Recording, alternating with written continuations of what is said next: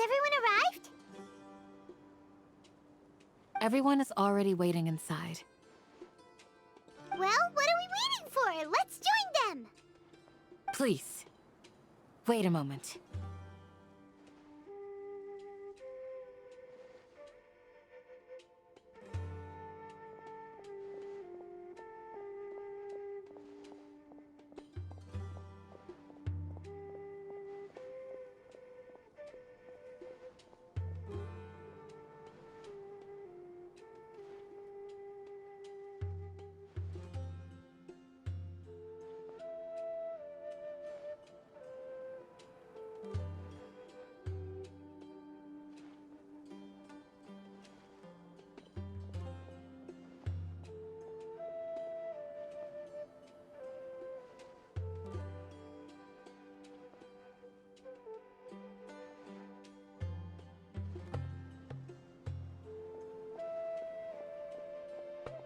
Before attending the meeting, I hope you can promise me one thing.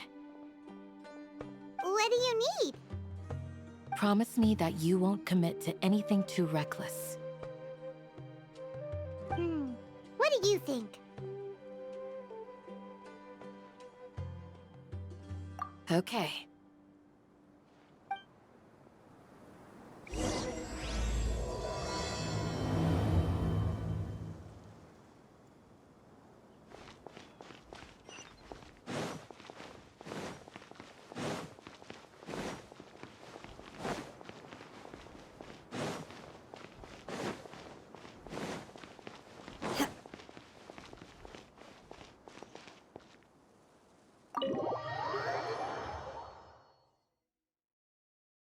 Everyone's here so early! But why isn't anybody talking? We already discussed things a bit. Hey, where have you been? I've missed you too. Are you ready? Very well.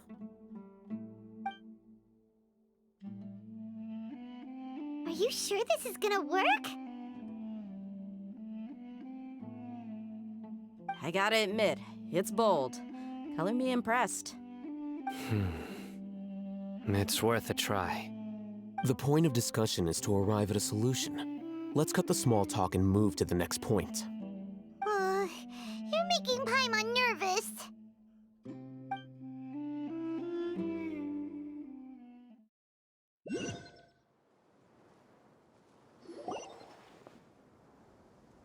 You're finally done. I have some other stuff to take care of. Catch you all later. Come on, don't give me that face. I know what you're going to say. I'll be careful. That's what I wanted to hear. Take care.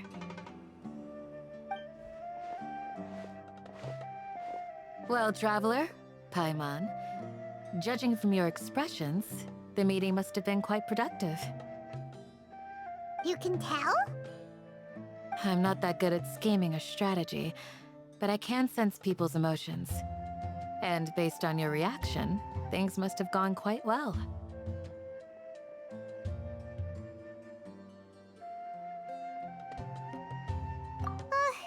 Paimon's a little worried. Hopefully nothing will go wrong. To be honest, I feel the same. But you're already some of the most capable people I know. So you have my trust.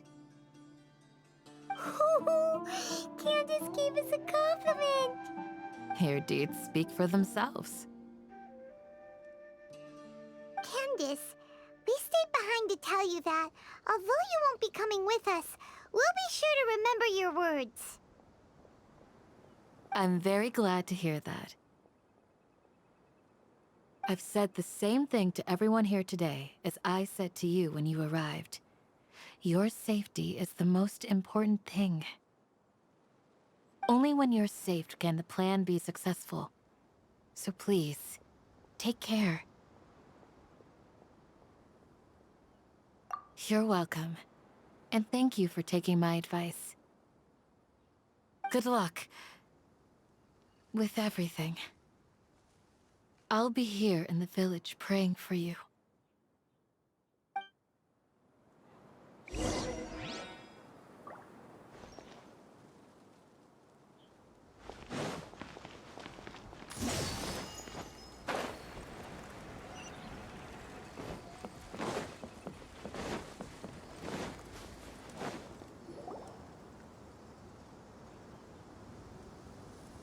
Sounds good.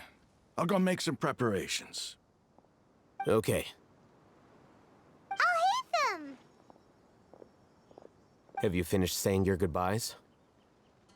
Yeah! Also, Candace told everyone to be careful. Yes, she did. But I think my point also bears repeating. Our plan is not child's play. We won't be able to achieve anything if we're simply careful. We must go beyond that and fully commit ourselves to it. I hope this is clear to you.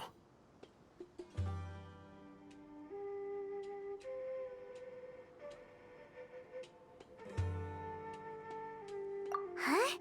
Shouldn't you be saying something more cheerful to boost our morale right now? Didn't we already do that during the meeting? You can never have enough words of encouragement. In that case, Candace can cuddle you to your heart's content while I continue to remind you of the seriousness of our situation. We all have our jobs to do, after all. It's like how some people can be put in charge of logistics while others will fight on the front lines.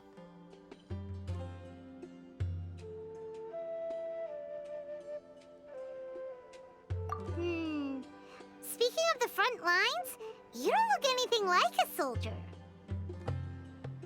Of course. Compared to the mercenaries, I'm merely a feeble scholar. But the advantage of not being a mercenary is that I get to stay in a safer place and offer my strategic insight. Just think about that mercenary who lost his mind. Mercenary groups are facing constant danger every single day. Well, being a scholar is also a high-risk occupation, and you are a scholar! I'm not like the rest of them. Even among members of the same species, some will exhibit far more potential than others. This guy. Paimon still remembers when those mercenaries in Port Ormos called you a lunatic. All intellectuals are lunatics in the eyes of fools. I'll take that as a compliment. That reminds me. Do you remember the record we saw in the King Deshret ruins? It mentioned forbidden knowledge.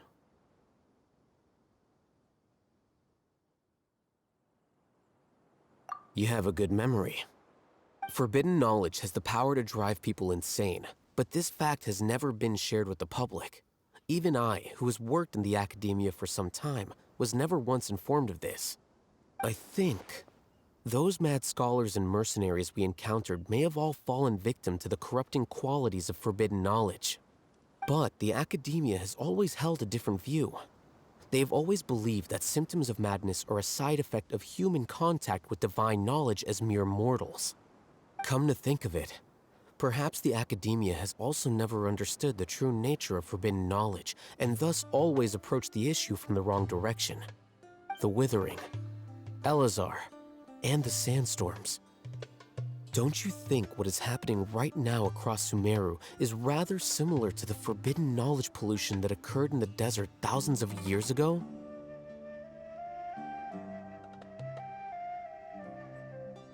But Paimon thought that Irminsul's disease is what caused the withering and the sandstorms. At least, that's what Tainari told us. Wait a second. Could it be that... Ah, you've connected the dots. The cause of Irminsul's illness may precisely be the pollution from forbidden knowledge. But if that's the case, what should we do? This is huge! Wait. Why do you think Lesser Lord Kusanali would have a solution to this situation?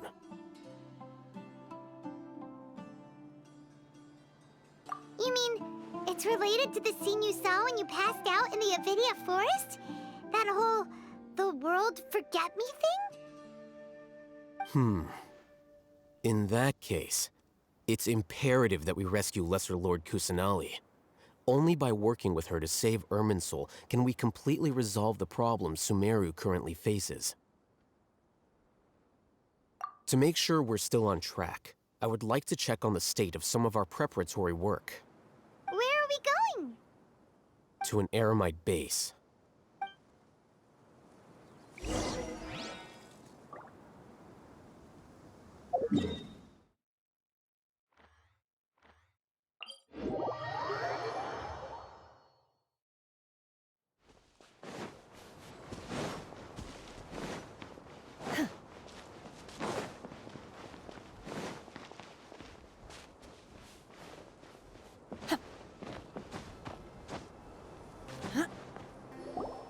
Ah, they're here. Huh? What are they doing here? I gave them some technical work to do. Ah, it's the scribe. And is that the traveler I see? How's the work going? Ah, yes! We have fixed the devices according to your instructions. One of them is already ready for use, while the others are still under repair. Aren't those devices for canned knowledge extraction? What are you doing with those? Look here. Huh? More canned knowledge? Are you going to put more weird stuff into her head again? What's that look on your face? Are you scared? Paimon's a little scared, but very, very furious. That's an interesting response. Anyway, we're not going to use this just yet. As I mentioned during the meeting, this knowledge capsule contains a decree I drew up in the past. The academia should also have their own copy. And according to the plan we just came up with, Traveler, I want you to record something into this capsule.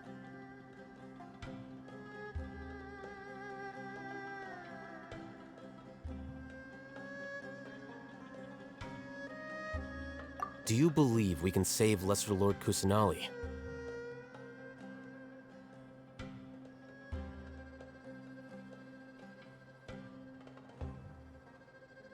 Good. Conviction is the most important part of all of this.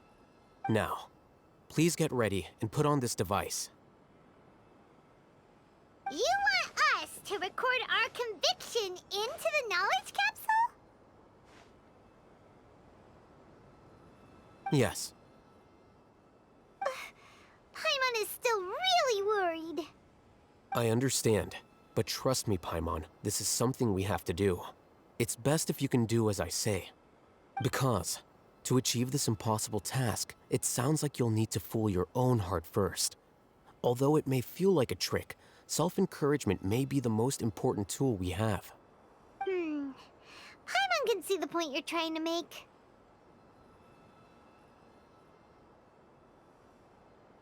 Imagine this. We have orchestrated our plan and successfully rescued Lesser Lord Kusanali.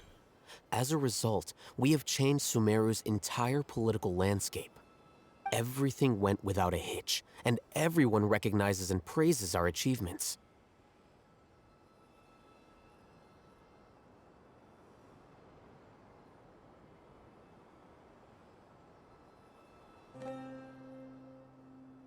Now, open your eyes. Here. What's this? Read it out loud.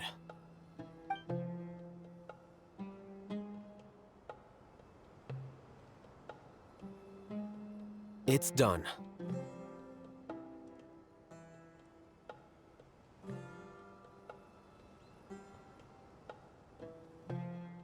Is your head okay? Does anything hurt?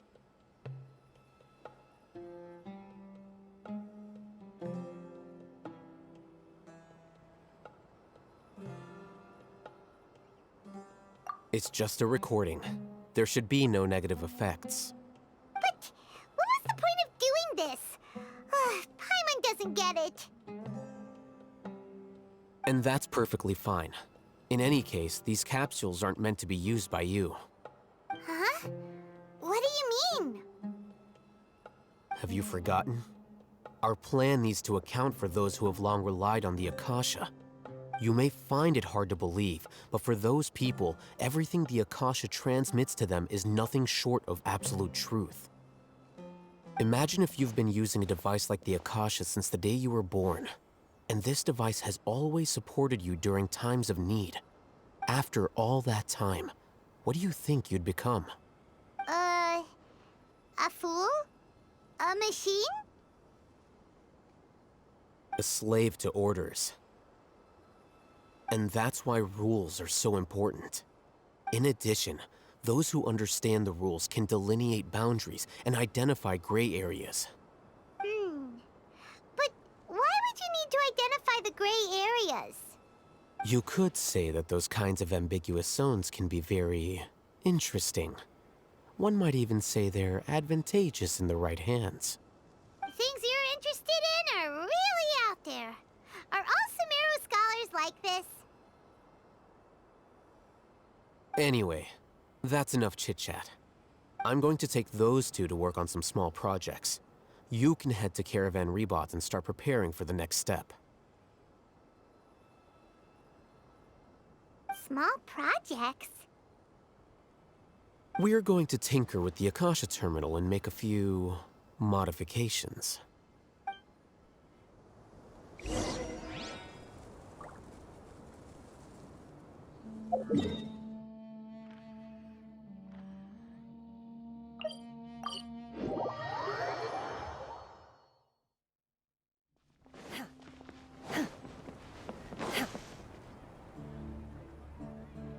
I thought we agreed on a plan. How can you go back on your word? The plan is too radical and carries a high risk for casualties. I've given it a lot of thought. And in the end, I still can't agree to it. But it's still the best plan we have. As a former Matra, you of all people should be able to see the bigger picture and recognize the innate advantages of our plan. I did. And that's how I saw the danger behind these so-called advantages. Hitham's plan is even more radical than I imagined. Huh? Why are you guys arguing? My friend, you're just in time. Why don't you help me persuade Sino? He's turned against our plan. We agreed to work out a plan at the meeting. As mercenaries, you're familiar with the local environment, so you'll take care of the specifics. But then, you went to Al-Haytham for suggestions. Had I known Al-Haytham would give you those kinds of suggestions, I would not have agreed to the plan. Look, you already know that we're all on the same side here, don't you? Mercenaries place a lot of importance on their bonds of friendship, but also will not hesitate to make sacrifices if they deem the situation to be sufficiently dire. I'm sorry, but as things stand, I can't accept your principles. Seems you really do understand the ways of the desert. Traveler, Paimon, this is also something you should know. Ramon's plan is to have me work with the Caravan Rebot guards in my capacity as a Matra. We will arrest the mercenaries and escort them into Sumeru City.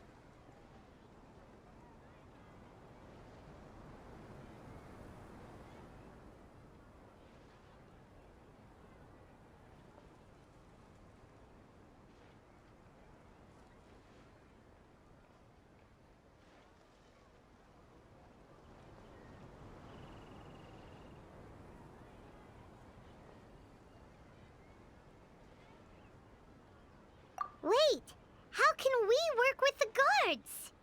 We can't get through that wall easily, remember? Caravan Rebot would never let so many unregistered members of the Eremites enter Sumeru City. My plan will clear us of any possible suspicion, and also let us enter the city as a big group. There is no better way. That also sounds like something Al-Haytham told you. Am I right? Doesn't Al-Haytham know how dangerous this plan is? Of course he does. He told me, there is no perfect plan, but this can get the job done. He also said that with the help of Sino and the Traveler, our chance of success would increase significantly. I never blindly trust anyone, and I've always had a good eye for people. I think he made a number of valid points. It's my own choice to trust you. If I make the arrests alone, I can control myself and prevent you from getting hurt. But I can't guarantee that kind of discipline from the guards. To make the whole thing more convincing, you'll need to resist to some degree. Casualties are inevitable once push comes to shove. I'm okay with the deaths of enemies. But now that we're allies, I'm against the meaningless loss of our own. I can't believe a Matra would actually care about us. I've lived a hard life, and I can say that people like you are hard to come by.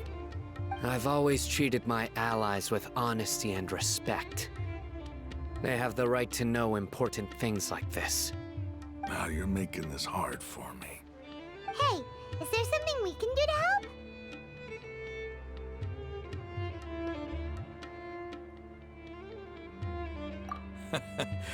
I knew you would say that.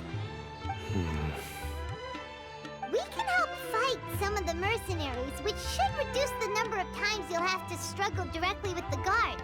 That should help at least a little bit.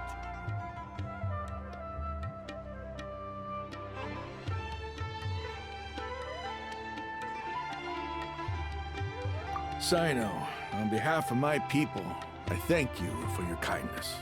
But this is a mission we cannot turn our backs on. We strongly value the lives of our friends, but the goal we are about to achieve is even more important. We have no fear of casualties, because we crave the spoils of victory. So please, lend us your support. We will show you the determination of us desert dwellers. Well, now that you've put it that way, I can no longer refuse. But remember, you need to follow the plan and not do anything reckless. Candace made it very clear that we can only achieve our goals if we can ensure our safety.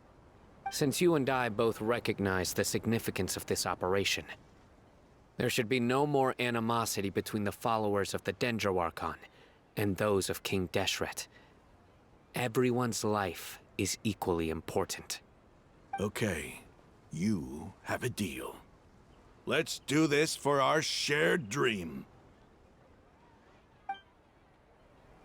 The guards should be stationed in the courtyard nearby. You can find them there.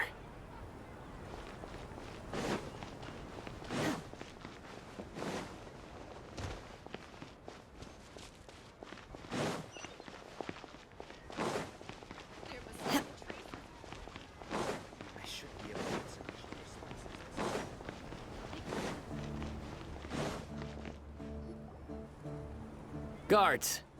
General Mahamatra! To what do we owe the honor? Keep your voice down. This is a secret operation. I'm going to arrest a large criminal gang near this location. According to the Academia's Guide and Regulations on Secret Operations, I have the right to ask for the cooperation of Caravan Rebot.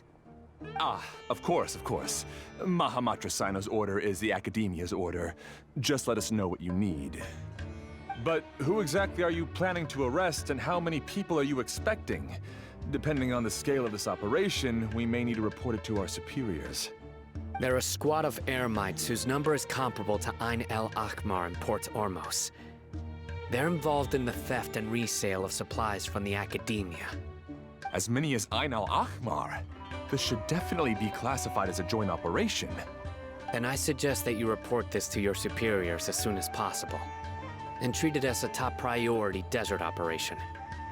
I will need personnel. Got it. Please wait a moment. I'll contact them immediately.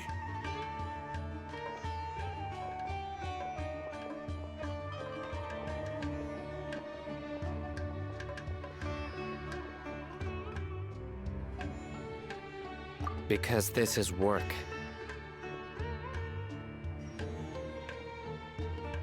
Because I trust you. Paimon can't believe you're still in the mood to chat. This whole thing has Paimon scared stiff. Aren't you even a little worried? What if these guards already know that you have betrayed the Academia and are no longer their General Mahamatra? Even if that guard doesn't know, their superiors might, right? We discussed this, remember? The Caravan Rebot operation is of great importance. But don't worry, the guards there shouldn't know that Sino has stepped down. How can you be so sure?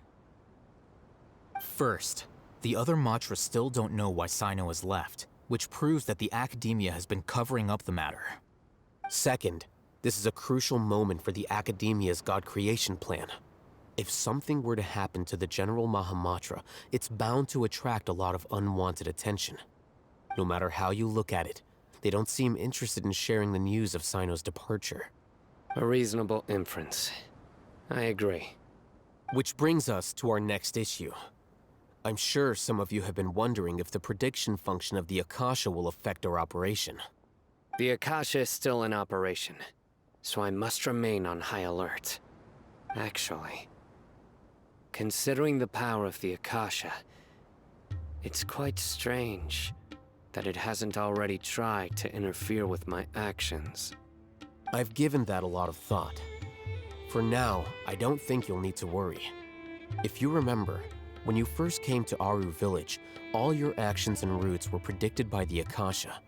It even gave that information to those who kidnapped the village keepers. But things like that never happened again after we met up with the Traveler. That's true. But why? Look at it from a different angle. Why do you think the Akasha will predict your actions? Because my personal data has been entered into the Akasha. That's true, but the key to this question is, how well can the Akasha make predictions about a person? Haven't you ever thought about it? Just how can it do this in the first place?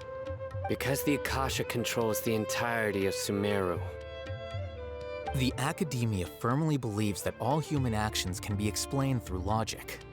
By sorting and analyzing entered data, the Akasha can derive behavioral logic and predict the actions of those who fit an existing logic model.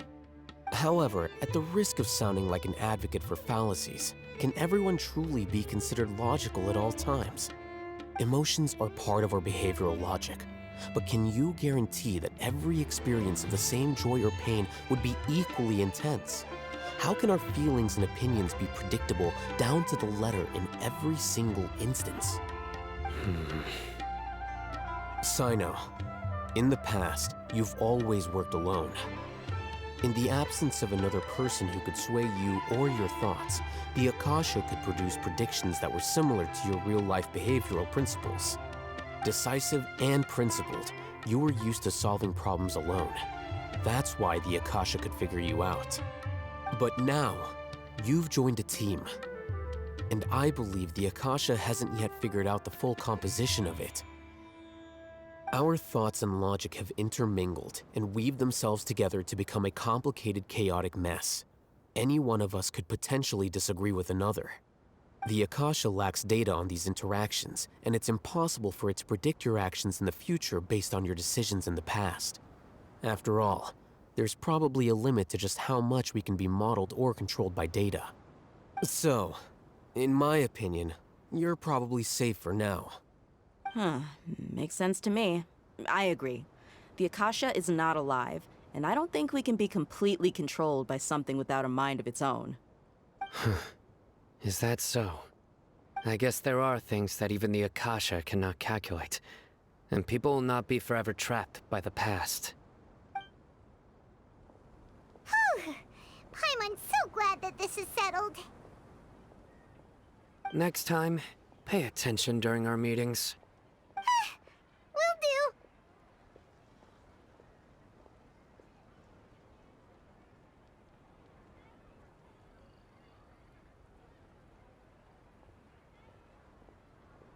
Just remember to stay vigilant. Footsteps! General Mahamatra, we were not expecting your presence here. I'm the security officer of the Great Red Sand District. My name is Luxembarbo. This is my assistant, the Traveler. She will be working with me. The construct next to her is for her work. Beep! Construct, beep! What a great honor to meet you. Your golden hair is as bright as the sun. And, is this the latest technology from the Academia? Have you made a decision regarding the matter I mentioned to your subordinate? It seems to be a dire situation, so of course you will have our full cooperation. To be perfectly honest, I've always longed to go on a mission with someone as well known as yourself. There's no need for flattery. Yes, sir. Take your most elite platoon and follow me to the eastern side of the district. We will carry out the operation there. Understood. Map. Hurry, bring the map!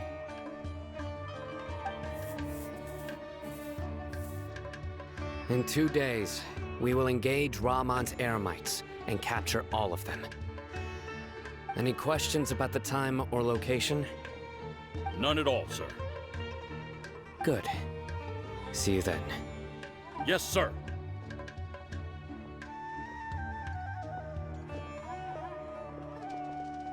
Maybe hanging around the General Mahamatra isn't so bad after all. Everyone's so respectful towards us.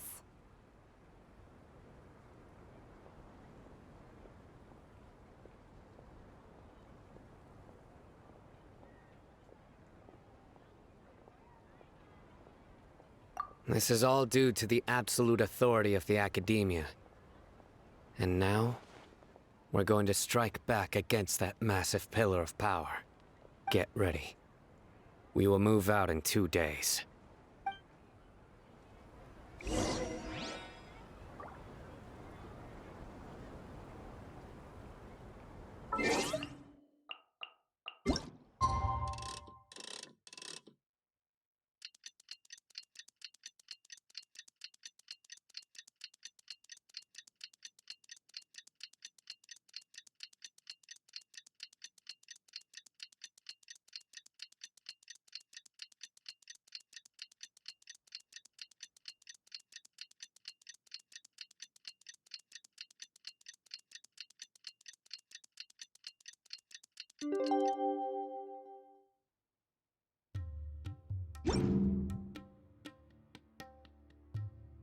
Mind be purged. It's time for the operation! Let's go meet Sino in the desert!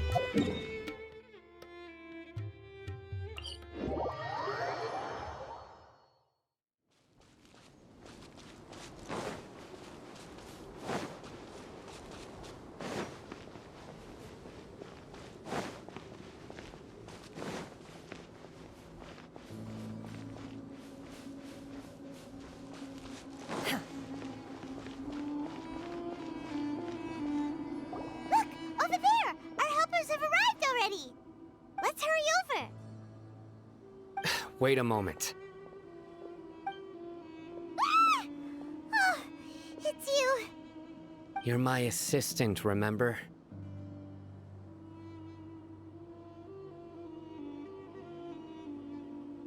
Being my assistant, you must stay with me. Now let's head over there. It's General Mahamatra and his assistants. We meet again. You're here early. It's to show how important we think the operation is. Since this is a big case for the Academia, we are prepared to give it our best. I'm glad to hear your sense of resolve. Remember, we must capture them alive. They are our only leads for the case. If they die, we will be unable to continue the investigation. Understood.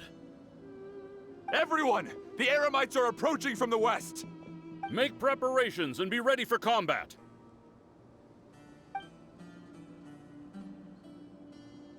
Halt! Oh? What a warm welcome! What do you want? Judging from those shiny weapons in your hands, it seems like you're not interested in a deal. Rahman, the Academia has caught wind of your smuggling and illicit sales. If you value your life, I advise you to surrender. Who are you supposed to be? A Matra from the Academia? I can't believe you came all this way just to catch us. I'm not here to talk. Oh. Nobody's given me this much time of day since I became a mercenary. Brothers! For that slight, let's wash our blades with their blood. Let's show them we Eremites are not to be messed with.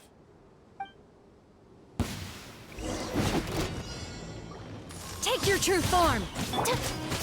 Take flight!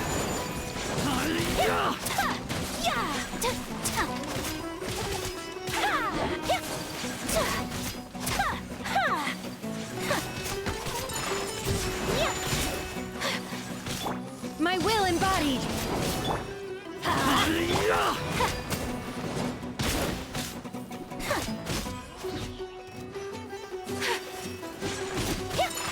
apologies!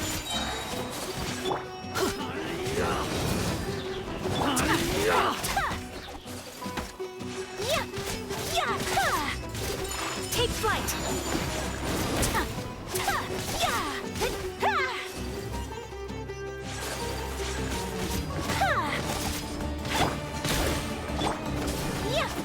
My apologies!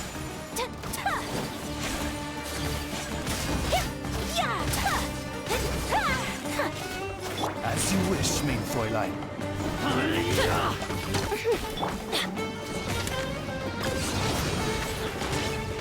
Why do they never... Take flight!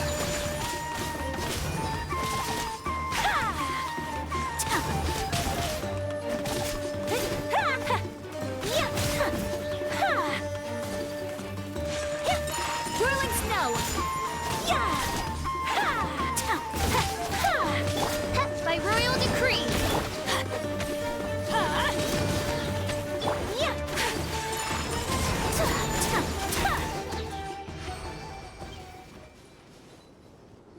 It's over. We have subdued them. The operation is now over. All Aramite mercenaries and related personnel in the area have been arrested. You pitiful Dendro Archon dogs! You'll regret this! I'm afraid you'll regret it first. King Jeshret will curse you, and you will all! Silence! Oh, Restrain them and take them back to Caravan Rebot. Count their numbers and send them to the Academia as instructed by the General Mahamatra. Yes, sir!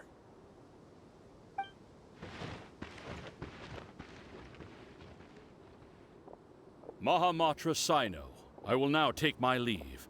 If you need further assistance, please come to Caravan Rebot and ask for me. Understood.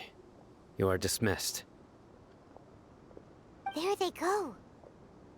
Let's talk elsewhere.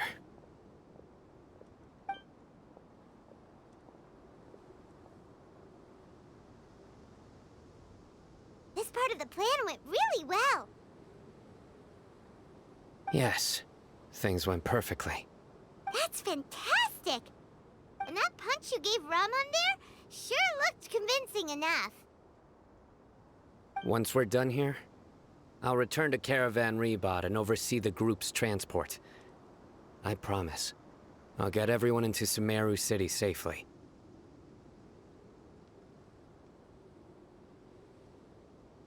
Yeah, you're the reason why everything went so well. It's not the time to celebrate yet. I believe Dia should already be waiting for you. Go join up with her. She will need you to introduce her to Tainari. Speaking of which, is it really okay for us not to share the full plan with Tainari? What if he'll feel miffed about it and refuse to work with us? I have a very close relationship with Tainari. Given how well we know each other, I believe my message alone should be enough to bring him to our side. He knows I won't make jokes about things like this. If we need help, Tainari is the best option. Get ready for the next phase of the plan. Don't keep them waiting.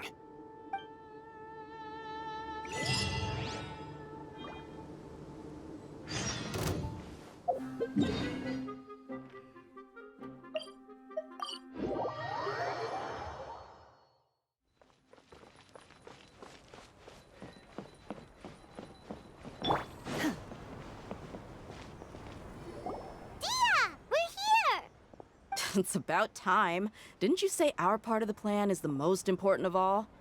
And here you come rolling in late. In the time it took you to get here, I already did 5 laps around the place, downed 7 drinks, and even did some clothes shopping. Sorry. We didn't mean to keep you waiting. I just wanted to fix your attitude and rub it in a little. After all, you took your sweet time getting here, and we've got important stuff to take care of. I just like seeing that serious look on your face. All right, I'll stop. All joking aside, I'm glad you're here. Let's get moving and take care of this as soon as possible. But where should we start? Our responsibility is to get a status update on the Fatui Harbinger known as the Doctor. We need to make sure he won't get in our way when we rescue Lesser Lord Kusanali. Dealing with an institution that controls all of Sumeru is already hard enough. If the Doctor were to crash the party, it would be next to impossible for us to achieve our goals. Yeah, we sure don't want him showing up. Ooh, he really gives Paimon the creeps. Right? Hearing his name just reminds me of those stuffy old geezers in the academia. I'd rather not have to deal with someone like that.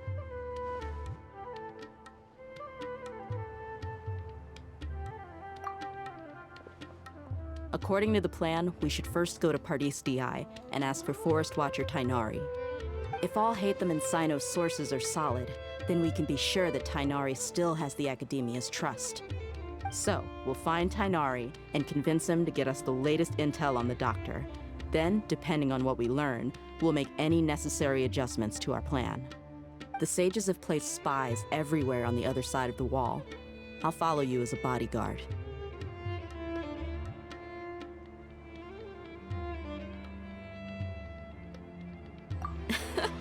You should be honored. I don't offer my services to just anyone you know. But Paimon thought mercenaries would do anything for Mora. That's certainly true. But when multiple employers are vying for your services, you should always go with the best offer.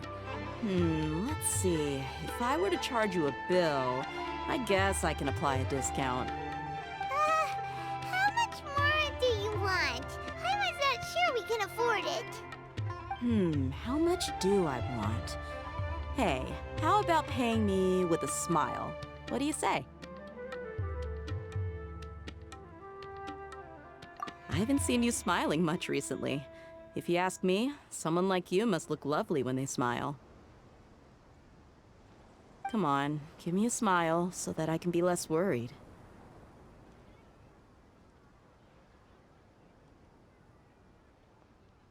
Looking good! I hope this pretty smile will become our lucky charm. There are many kinds of smiles, but only a truly joyous one can bring blessings to others.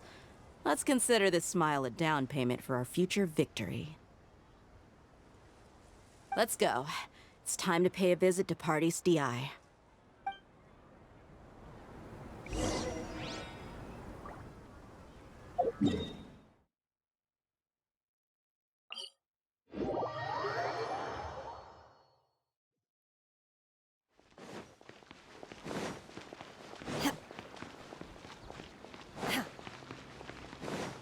He's over there! Let's go say hi! Tainari! Ah, traveler, Paimon. And you are? Hey there. This is our friend Dia. She's an Aramite mercenary. A mercenary? You must have some big news for me.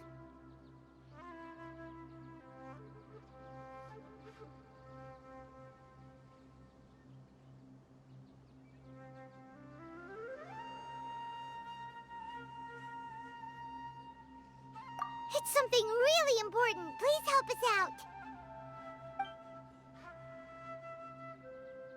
All right then, follow me.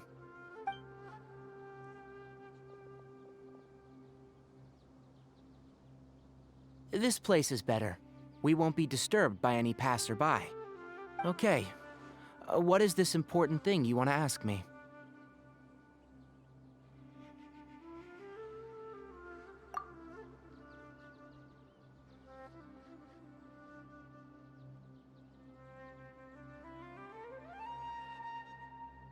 The doctor.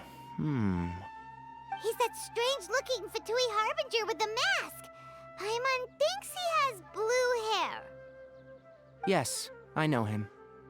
Actually, he left Pardis DI just a little while ago. He left already? Yeah, he came looking for me.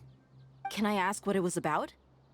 Sorry to ask you like this after having just met, but your answer is very important to us. For now, all we can share with you is that your friend Sino is working with us. Sino, you say?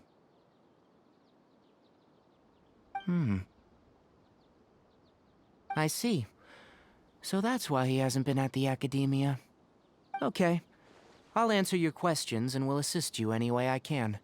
You don't have to tell me everything that's happened. Sino's name really does work wonders. You're not even a little worried that we might have made it all up? Despite having just met you, I can sense that you're the serious type. Between you, the Traveler, and Sino, none of you strike me as the type that would conspire to deceive me. You don't need to tell me anything you don't want to. I'll also get straight to the point. The Harbinger you mentioned came to me because he wanted to take the scholar Hypatia away with him. Hypatia? Why would he want her?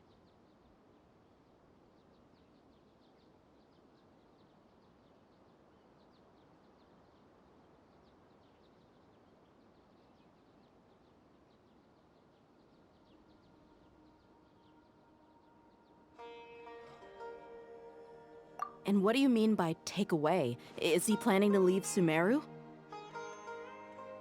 Yes. He told me his return to Snezhnaya is imminent. So you mean you're leaving this place soon? Indeed. Otherwise, we could have perhaps talked a little more. I was just about to set out when I remembered something important. To that end, I made a final trip to Pardis Di.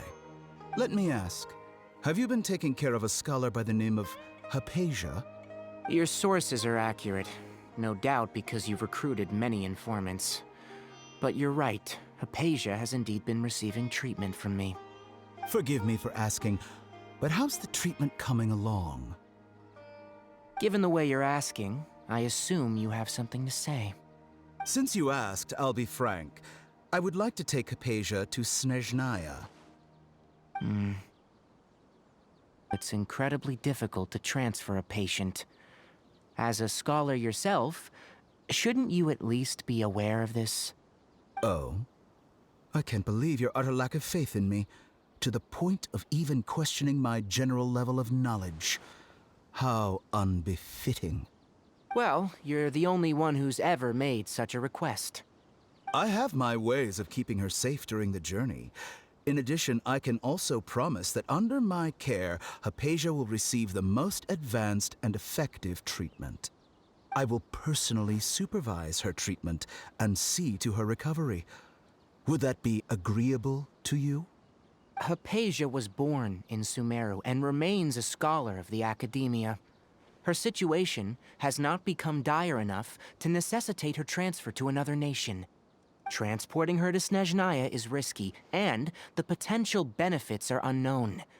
As the person currently responsible for her treatment, I cannot possibly sign off on this transfer. Your suggestion is rude and reckless. I'll pass. I don't know much about the doctor, but after talking with him, I realized that just like many other scholars, he possesses an aura of arrogance that I've come to detest. It's not so much that he's looking down on others, but more that he's confident in himself and his abilities to a point of near insanity. I would never refer a patient to someone like him.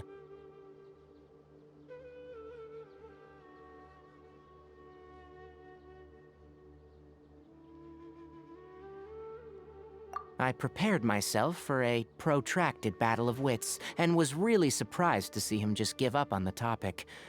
Still, his reaction really concerned me.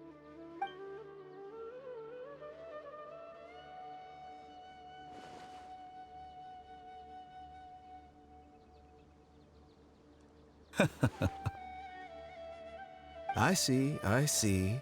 Of course, your opinion makes perfect sense. You're still young, but already quite stubborn. I must say, you are not like what I had expected. Under normal circumstances, I wouldn't just let you off the hook like this. But unfortunately, I'm in a hurry today, what with Her Most Noble Majesty the Tsaritsa calling for our return. Luckily, there is still some time left for me to take care of everything before I leave. It's just as the Academia said. You're a responsible and gifted scholar.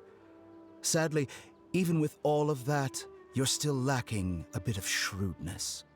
And that's also why people like you can never realize that sooner or later, everyone must pay the price for what they've learned.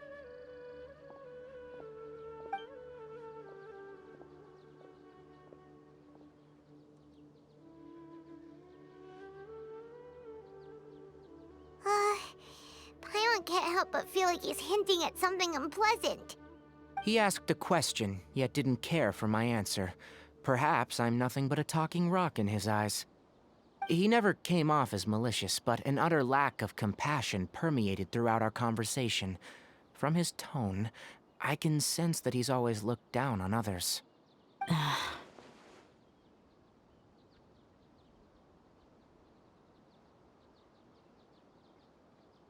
I can barely believe it myself.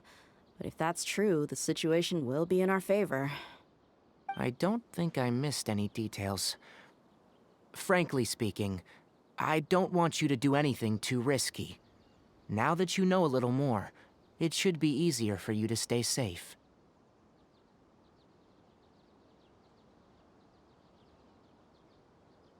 Sorry we can't tell you everything.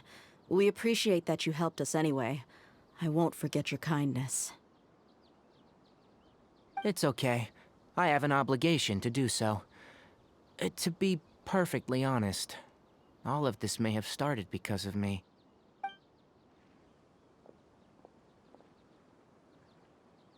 Recently, my master wrote several letters to me, asking me to return to the Academia and assist him with his research. Hasn't he already asked you several times before? Yes, but there's something off about this most recent batch of letters. The handwriting and the tone are both familiar, but some details have been omitted. My master will occasionally leave a few dots on the back of the letter. 1 dot means that he wrote the letter on a sunny day, and 3 dots stand for a rainy day. This has been a habit of his for many years, but I didn't find any dots in his recent letters. I believe something may have happened to him. I get it. Since you are always at Gandharvaville, you would like me, someone already working at the Academia, to investigate this matter, right? I'd like to ask you to do that for me, if you can keep yourself safe. Please withdraw immediately at the first hint of danger. I can do that, but I have a feeling it won't be that simple. The Academia has been working on a big project. I'm not quite sure what it is, but your master might be involved with it. If the higher-ups really are hiding something, then it will be difficult to remove myself from the situation once the investigation starts. If the situation becomes critical, I'll leave the Academia. If you don't see me there for an extended period, that's your cue. All right, we've got a plan. I'll stay at Gandharvaville to support you. If that scenario comes to pass, you must be extra vigilant. And be wary of any messages or direct requests from the Academia. I must say, I didn't expect a warning like this from the General Mahamatra. Being loyal to the Academia doesn't mean blindly doing whatever the sages say. I know what I'm doing. On that note, aren't you also being quite distrustful of your alma mater? The Academia, yes. But my master is a man of integrity. Even when I was a student, I was worried that he'd get in trouble for sticking to his beliefs. I suppose he's lucky to have lasted so long, but in the end, it's still caught up to him.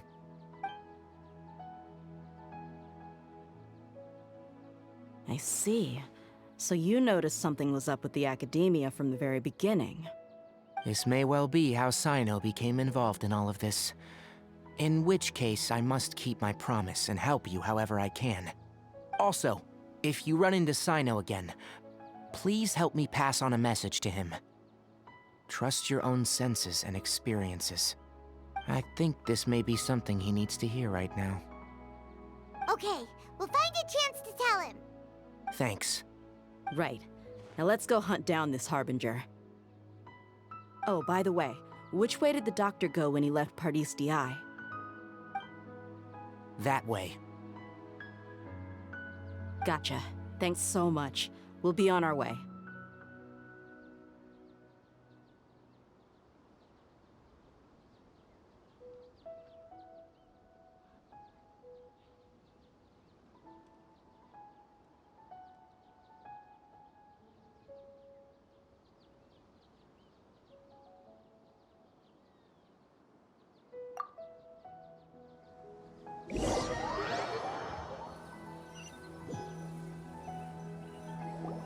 According to Tainari, the doctor is leaving Sumeru soon. I want to check if the doctor was actually telling the truth.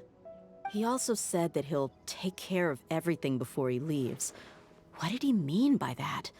We need to be extra careful when dealing with a person like him.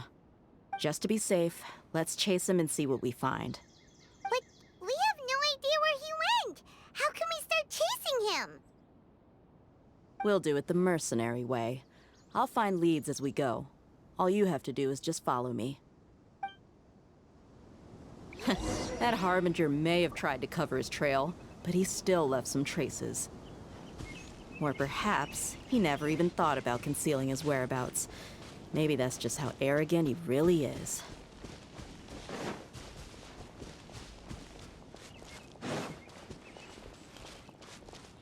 Yep, we're headed in the right direction. The traces are still fresh, but there's no sign of his entourage. Clearly, they're in a hurry. It's just as I thought.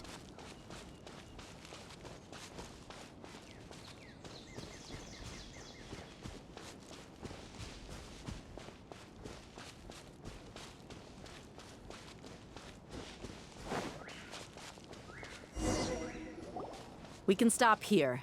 I think I know where the doctor went. To the south of here is Port Ormos, which seems to be where they're headed. Port Ormos? They're going to leave by boat? That's right. Let's go to the port and have a look for ourselves.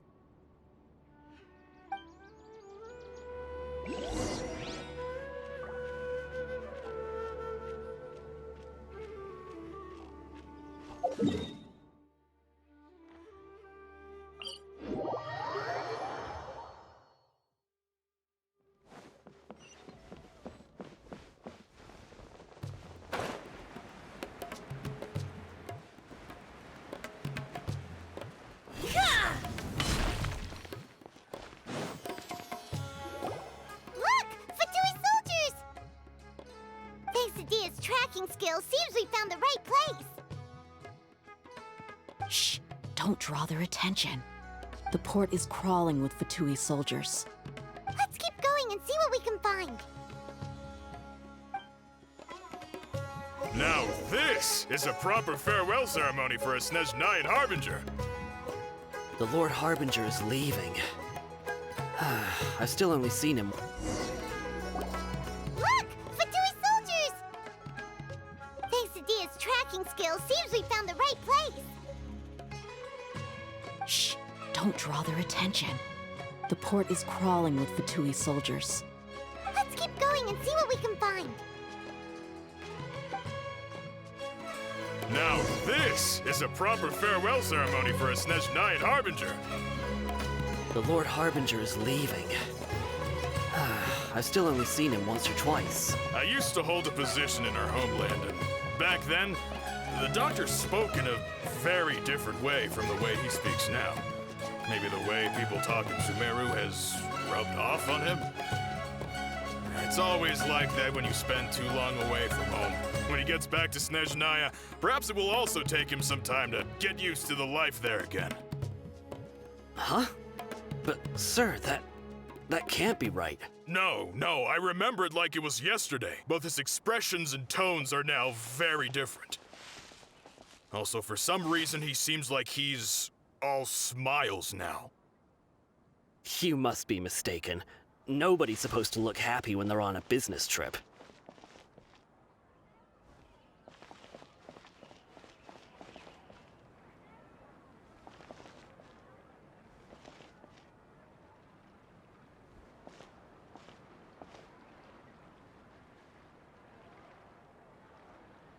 The doctor is on that boat. So he told the truth after all. He is actually leaving Sumeru. Let's get closer and find... This place will do. We can hide here while we keep an eye on the boat.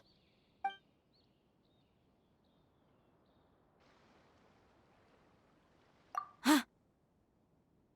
Uh-oh!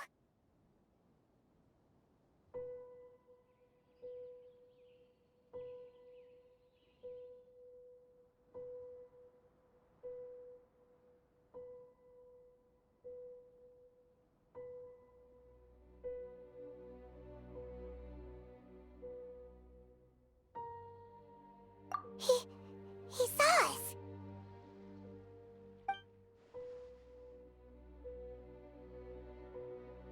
Huh? Is he waving at us? It's time to say goodbye. Wait, is he the only person on the boat? Huh?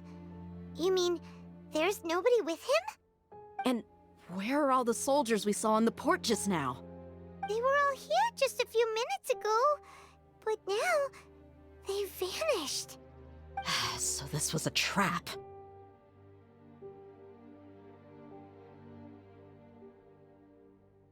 Wait, don't tell me that. Luckily, there is still some time left for me to take care of everything before I leave. Oh no. They might be after Hypatia. Let's get back to Pardis DI. Huh? What do you mean?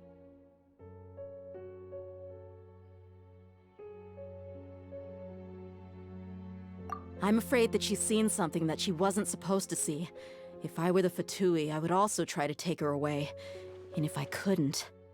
Oh no! Are you saying they're going to kill her? Let's go!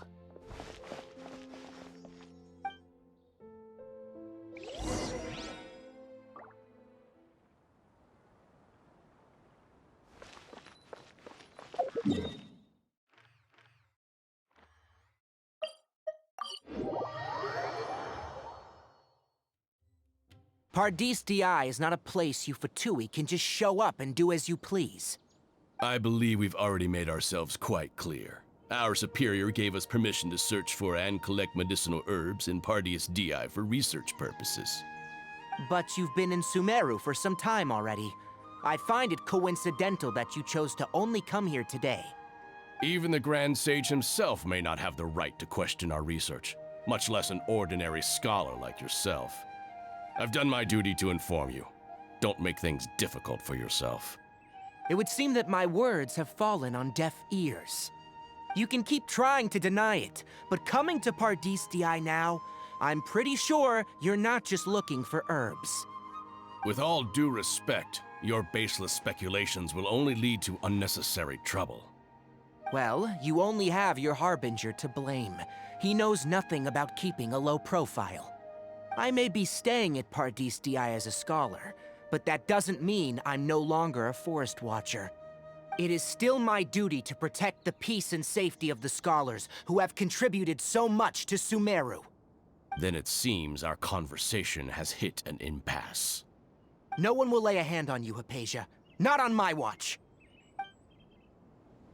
Tighnari, are you alright? I'm fine. These Fatui have really crossed the line. Time to teach them a lesson.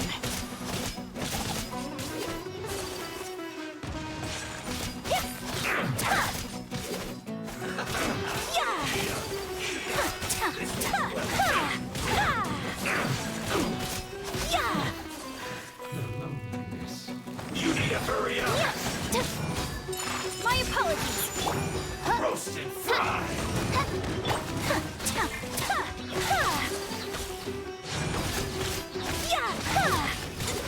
You need to hurry up! Embrace the ice. Take your true thieves. There's no use resisting!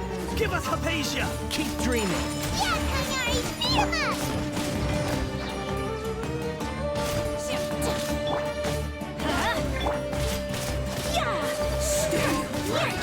Take flight. I stopped.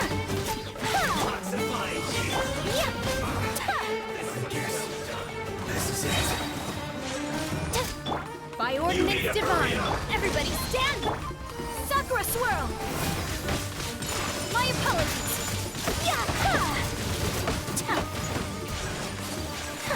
You need to hurry up! Get out of here! Transfigure it! Take flight! Oz revealed! The doctor's orders are absolute! Yeah? You've been someone's lapdog for so long that you don't know anything else now!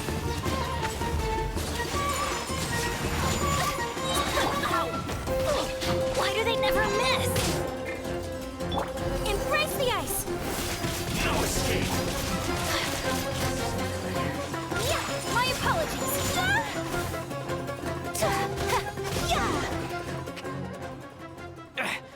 We're not getting anywhere. Traveler, Paimon, please go to Hypatia. We need to make sure they don't try to sneak around and attack from behind. Got it!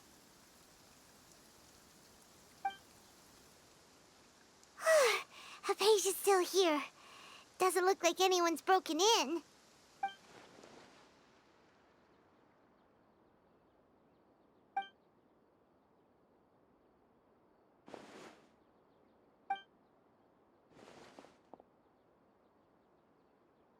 Well, how is she?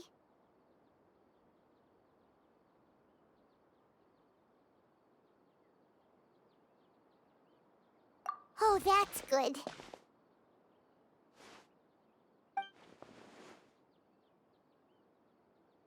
So, you think this is over?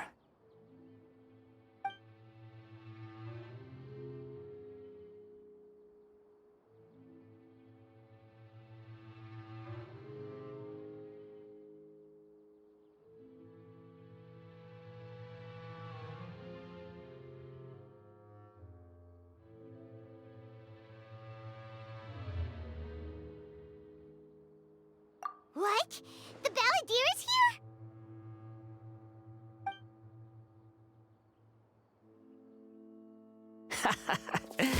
I've missed that look of abject horror. You've given me that look every time we meet. But, where is he?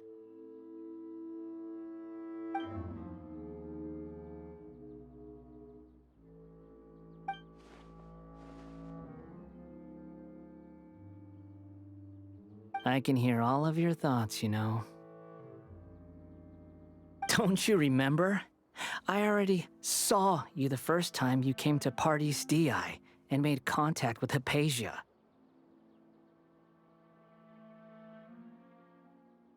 I didn't need to do anything. It is her honor to be able to connect her consciousness with me. Who are you talking to? It can't be the Balladeer, right? That's impossible. I know you must be curious. I might as well tell you that I decided to enter Hypatia's consciousness the moment I sensed your touch.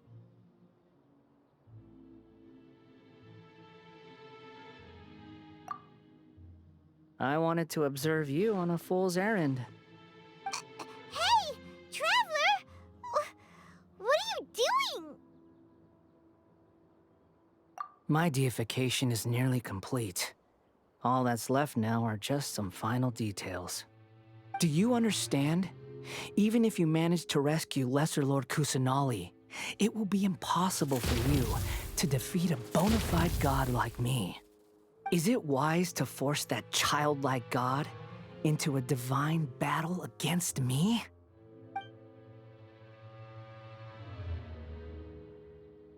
Scholars consider the God of Wisdom to be the sum total of their faith. It's how they can justify reverence for a god as they construct it. But this also shows that humanity's worship of gods is a combination of blasphemy and exaltation. It's truly laughable.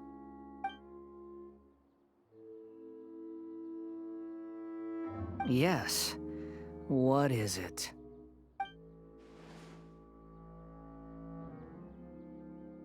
Yeah, I'm in a good mood, which is why I'm talking to you like this.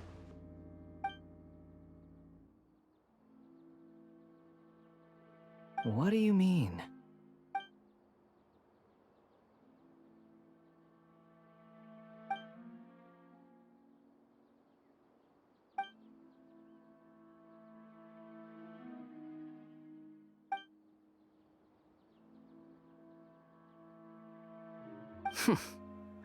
Those words almost make you sound like a friend who actually cares.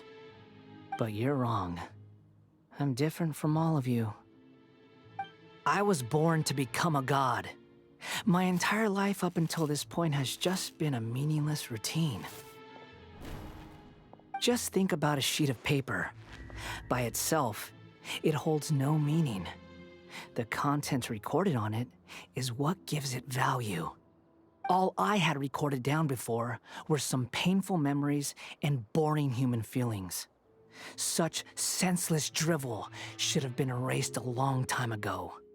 Indeed, to me, the sight of you fools in your futile struggles is far more amusing. Tell me, just what has this world done for you to protect it with such zest and conviction?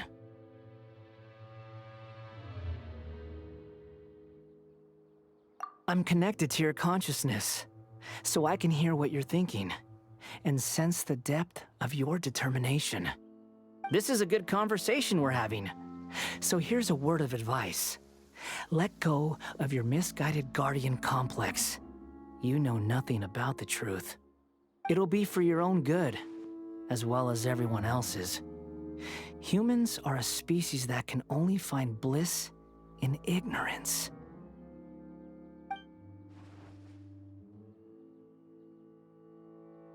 Ah, you've seen my affection for her. If you were in my position, I think you'd feel the same way. She peered into my consciousness and saw my past. Someone like that is qualified to become my first follower. All gods need followers. So Hypatia has been chosen. Her appearance heralds my imminent arrival at the throne of divinity, while her worship shall become my glory.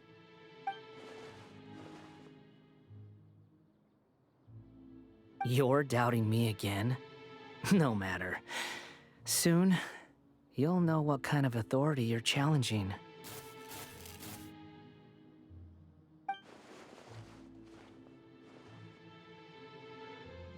Who wants to hurt my devout follower?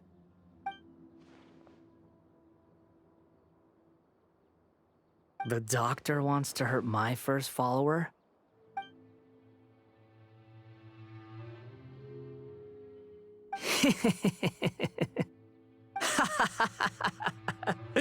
How very amusing.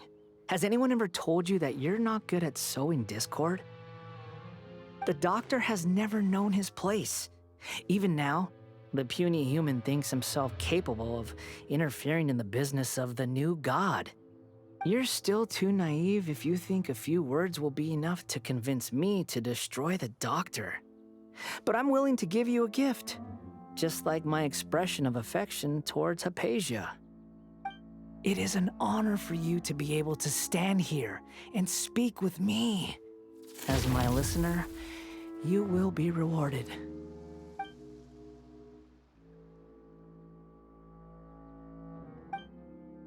Both good things and bad things can be called gifts. After all, gods have never needed to be reasonable. Ah! Paimon hears thunder!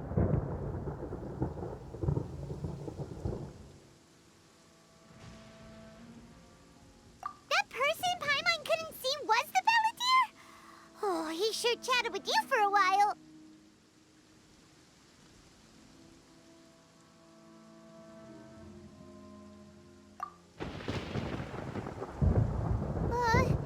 Where is the storm headed?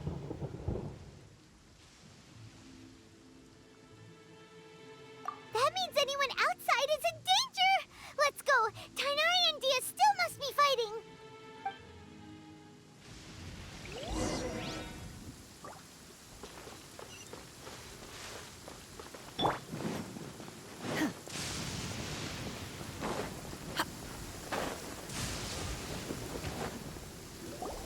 Oh! Have the Fatui retreated?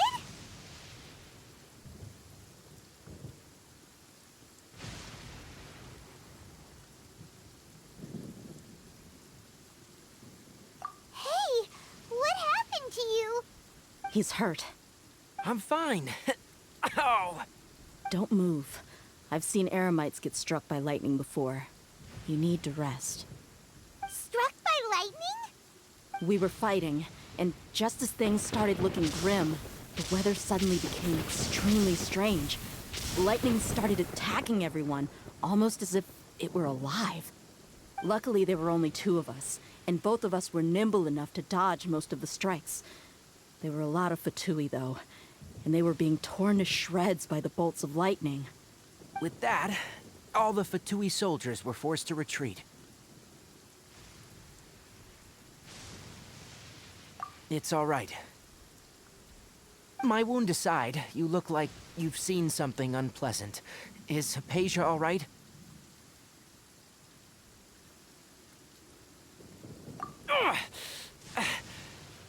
Hey, didn't I tell you not to move? Just in case.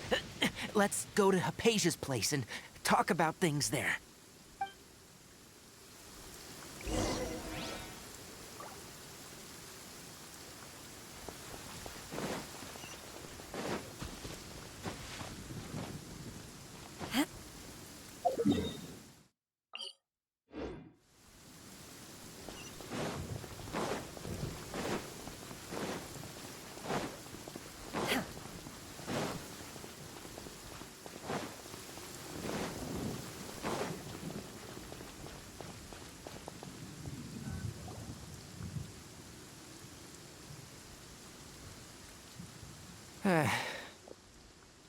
Thank goodness, she's fine. Hey, how about taking care of yourself first? I understand my condition. The wound is not fatal. I'll be all right. Ugh. The more you understand medicine, the worse of a patient you become. I know. They always think they can push through the pain. Oh, he sat down. Let me rest for a bit. Sorry, traveler. Now you may start.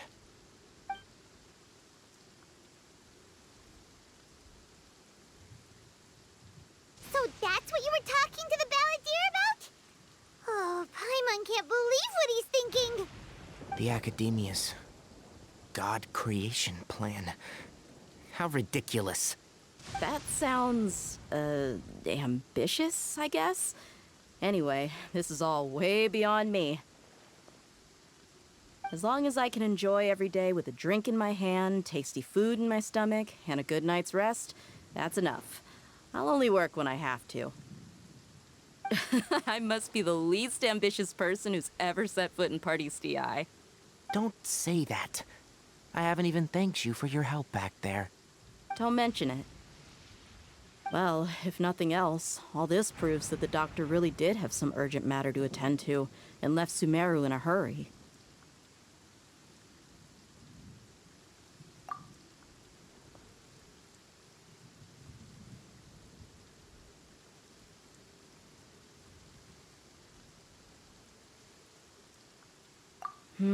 Maybe the Fatui want to cover up some secret of the Balladeer.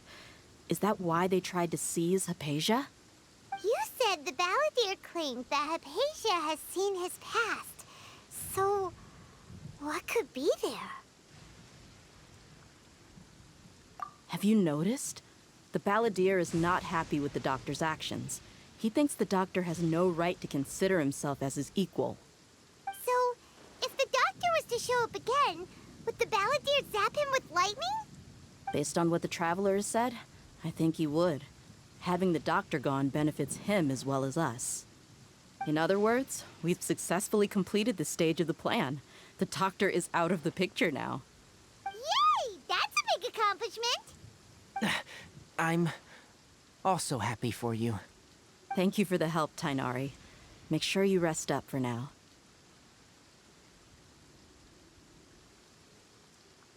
Yeah, all right. Okay, that wraps things up for us here at Party's DI.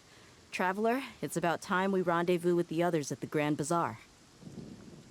Let's continue to keep a low profile. You can head there once you're ready.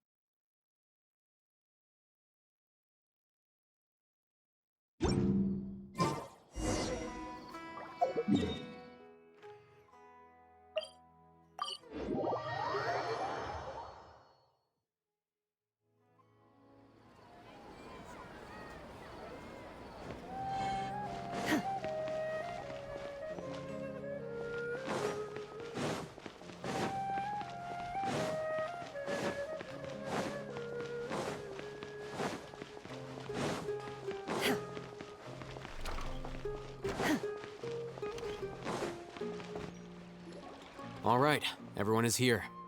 How did everything go? Any luck with your missions? Let's report back one by one. I'll start first. We've made the necessary modifications to the Akasha terminal. In addition, the props required are also ready. I'll go next. The Traveler and I went to Party's DI.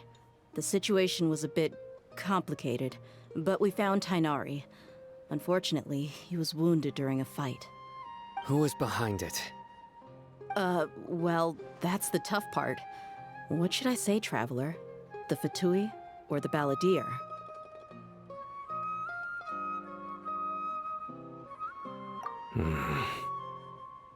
After some back and forth, we confirmed that the doctor has left Sumeru by boat. He has something urgent to attend to back in Snezhnaya. So, we've successfully removed the doctor from the picture. Also, Tainari's already resting, so he'll be okay. Good. Oh, Tainari also asked us to tell you this message. Trust your own senses and experiences. All right. I'll remember that. Everything also went smoothly on my side. The Eremites should have arrived at their destination by now. To avoid alerting the quarry, they will stay there for now. I can't believe you actually got so many Eremites into Sumeru City. It's all thanks to Rahman and his brave team, as well as their bold strategy. It appears to have been very effective. I'm glad to hear it. Well, is that everything? Okay, this meeting is adjourned. Huh? Wait, you mean that's it? Well, what else is there to discuss? Shouldn't you end with some words of encouragement? You know, to fire us up now? Personally, I'd rather we all go home and get some rest. I'll hate them. Ugh. Oh, and if you wanted someone to say something to that effect, then I must reiterate that I'm here to strategize and not to lead. So you should find someone more suitable to do that. But I thought all of you Academia big shots were great speakers.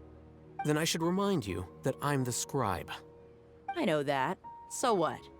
A scribe is responsible for recording meetings, not speaking. Fine, whatever.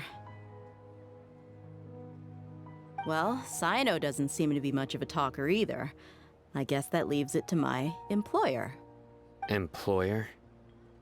Yep, the Traveler hired me.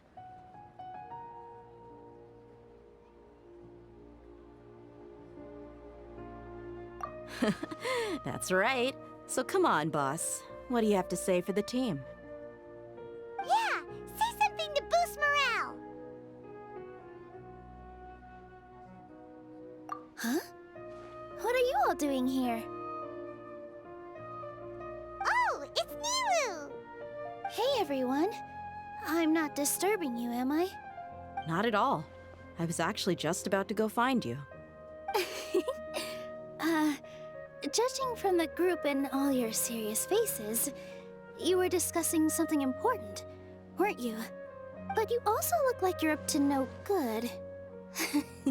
Seems pretty interesting. Welcome, Nilu. Would you like to join us? Huh? Join you? You mean, you also want to discuss something important with me? Yes, something very important. Nilu, are there any breaks in your performance schedule in the upcoming days? Huh? Wait, you're seriously inviting me?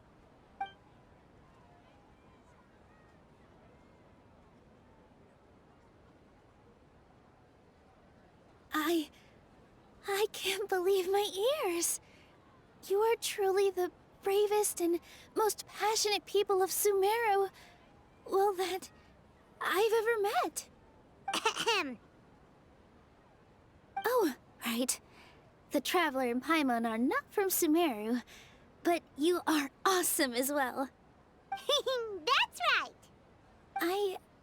I must admit that I'm a little scared, but I'll try my best for Lesser Lord Kusanali. If I can somehow use my abilities to help you, then count me in. Remember, believe in yourself. Okay. I'll get my friends at the Grand Bazaar to help us tomorrow. Just remember not to say too much. Be discreet. Yep, you got it. All the preparations are done. Now, can we finally conclude this meeting? So, have you thought up what you'd like to say, boss? Yep. It's a grand plan and we're all super awesome.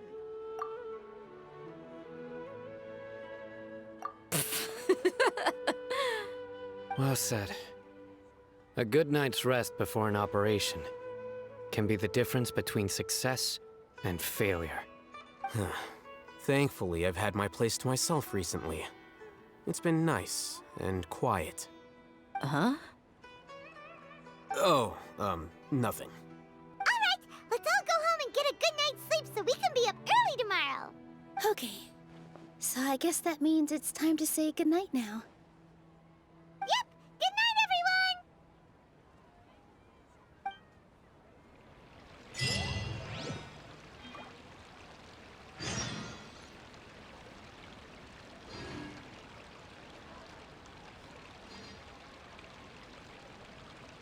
As a jeweler cherishes their gems.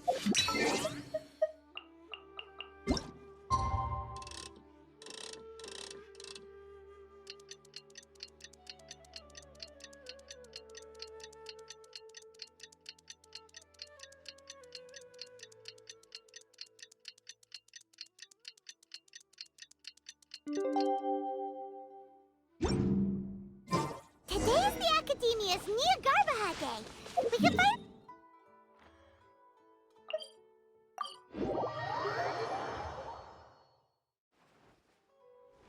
Haytham should be waiting for us. Let's go to the Academia and find him.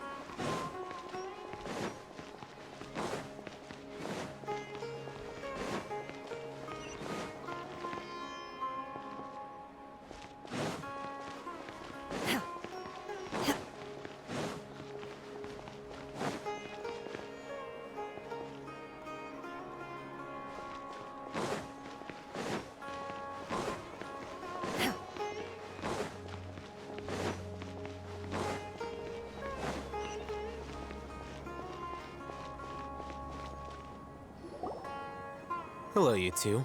Sleep well? Not really. Paimon got too nervous thinking about today and didn't fall asleep until the sun was almost up. What about you all, Haytham? Naturally, I slept just fine.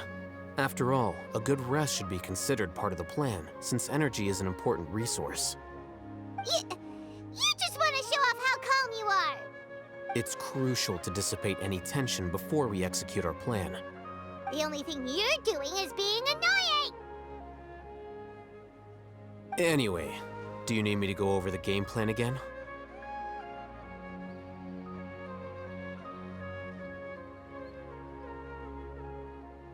Our target is Grand Sage Azar's office. Everyone in the Academia knows that's where the Grand Sage's console is. Only they can operate it. Many restricted commands and operations are executed via that console. I'm sure that console has a way to free Lesser Lord Kusanali. You know, Paimon's been thinking, what kind of technology could let the sages imprison even a god? That isn't something they could have accomplished with their scholarly talents alone. In the Sanctuary of Suristhana, there's a device of Greater Lord Rukkhadevata's that she once used to isolate herself while meditating. 500 years ago, the Grand Sage at the time modified the device so that it could no longer be controlled from the inside. They're effectively trapping one god with the power of another. So, how are we gonna get to the Grand Sage's office? Don't forget, today is Nyagarbha Day, arguably the most important day to the Academia. The sages and core Academia personnel are busy loading the latest batch of research developments and legal decrees into knowledge capsules so that they can be entered into the Akasha. All the Darshan's researchers have their noses to the grindstone, and the Academia's grounds are flowing with all sorts of people. It's the perfect time for an infiltration. When the Grand Sage leaves his office to supervise the entering process, that's our cue to access the console and free the Dendro Archon. Well, yes. That's just the visible side of our plan, after all. If precedence holds, the Academia should have already started preparing for Nyagarbha Day. Everyone should be in position. All that's left is for us to lead the charge. Let's go. So are we just gonna walk in through the front door, or...? Yes. Were you expecting a stealthier approach? Paimon can't think of a good comeback. Alright, it's all on Alhaitham if things go south.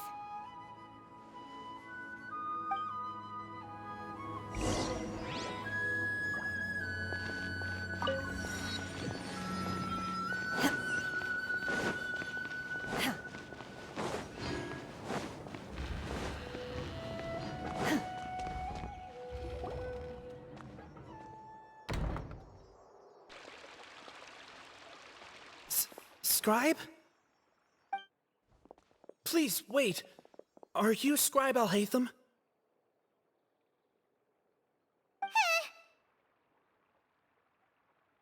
That's me. Is something the matter? I'm in a hurry. No. I was just surprised to see you here. I had heard that the sages were looking for you not long ago, but I didn't know what for. And, also, please don't bring outside guests into the Academia. Outside guests? How did you arrive at such a conclusion? Your groundless inference shames the Haravatat Darshan. What did you say? I'm the top student in Haravatat, and I earned 3rd place at the last Inter-Darshan debate. Don't look down on me! That wasn't my intention. As your Haravatat senior, I just assumed that you possessed a greater aptitude for critical thinking. Look, based on what you already know, the purpose of my return and the reason they're here should be obvious. Is that so? Wait a moment. Let me think. Don't tell me the answer. The sages search for you. A blonde-haired traveler. Outside guests. So, from the start, the sages weren't looking for you, but this traveler? And you were gone from the Academia for so long because... Hey, shh. Yes, you've proven yourself as the top student in Haravatat. I surmise you've arrived at the correct conclusion. As I expected. Please, forgive me. I wasn't thinking clearly just now. Thank you for getting me back on track. It's nothing. We'll be on our way then. All right. Thank you for your contributions to the Academia, Scribe.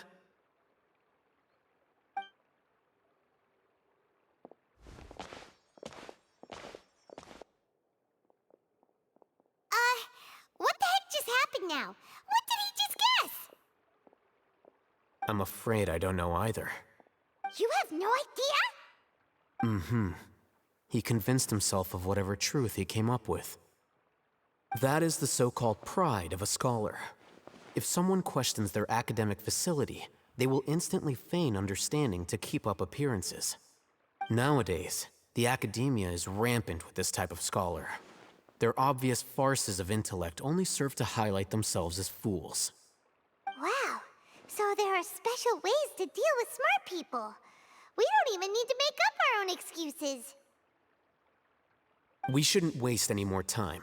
It would be problematic if we missed our window of opportunity. Let's go.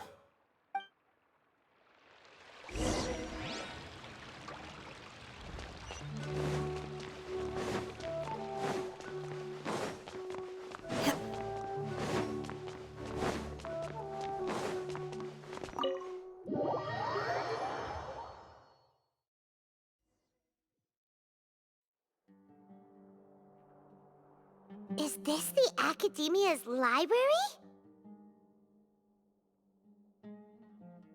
Indeed.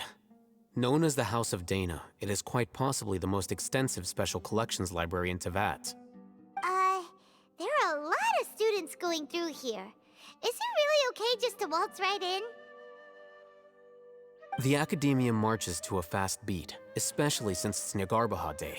They're all occupied with their own matters. Just act natural. Now, hurry along.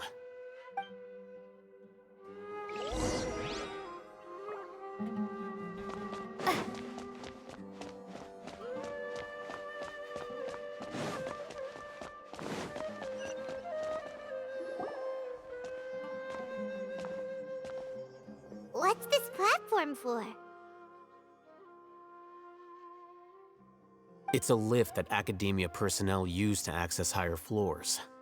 Are we gonna take it then? The Grand Sage's office is up there somewhere. No, not right now. We can't guarantee that we won't run into the Grand Sage. Let's step back and observe for now.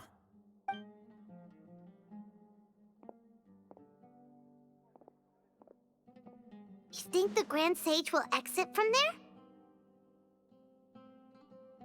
And after he does, we'd sneak past him? Oh, Paimon thinks that's really dangerous. Who knows? However, if we can confirm Azar's current location, our operation will be much safer if we... Allow me to offer you a hint. If you wish to know his location, look behind you.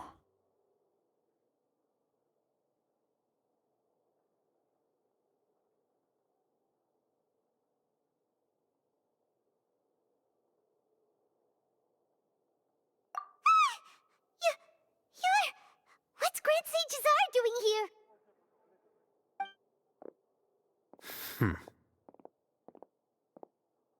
Do not tell me you believed the Academia would not grow suspicious of you after such a prolonged absence, scribe. An eyewitness had informed me of your whereabouts, so I came to personally welcome you. Grand Sage, I didn't expect you to care so much about me. I'm truly flattered. I'm sure, but compared to you, I am far more interested in these two unexpected guests. You are the Traveler and Paimon, correct? It's a pity that only now have I been afforded the opportunity to formally meet two of Sumeru's most esteemed guests. I do apologize for my lack of decorum.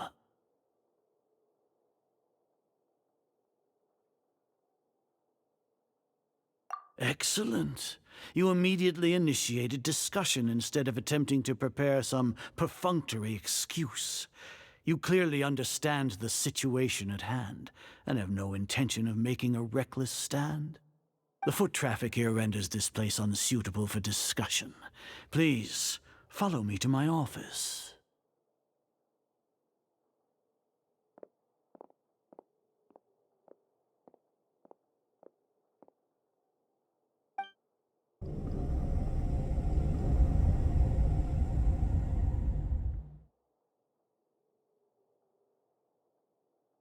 This place is crawling with guards. There's no way out for us. All right then, Traveler. What did you wish to discuss with me? Today is Nagarbaha Day, so I still have many responsibilities to attend to. There is little time for idle chit-chat before I detain you all.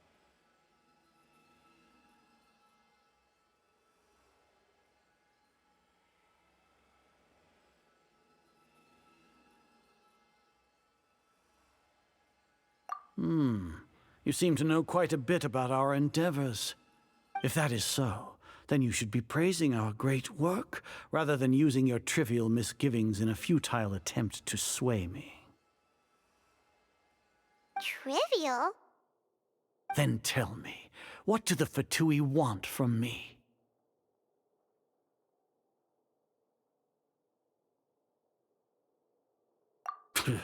Worthless. Those are all completely worthless. Benefits, divine power. These materialistic words do nothing but debase our great work. Creating a god. Yes, we are using human wisdom to create a god. If humanity cannot attain omniscience and omnipotence, then we shall create a god to reveal them. This is the pinnacle of human wisdom. We shall regain a god's guidance at long last. No longer will we flounder in the interminable void of consciousness and knowledge. Even Ermin's soul will be freed from its plight. For our nation of scholars, this is the ultimate aspiration. No cost is too great to realize it. You will never understand the rapture of having a god be born within your very hands. With your degree of knowledge, you cannot even comprehend such an emotion.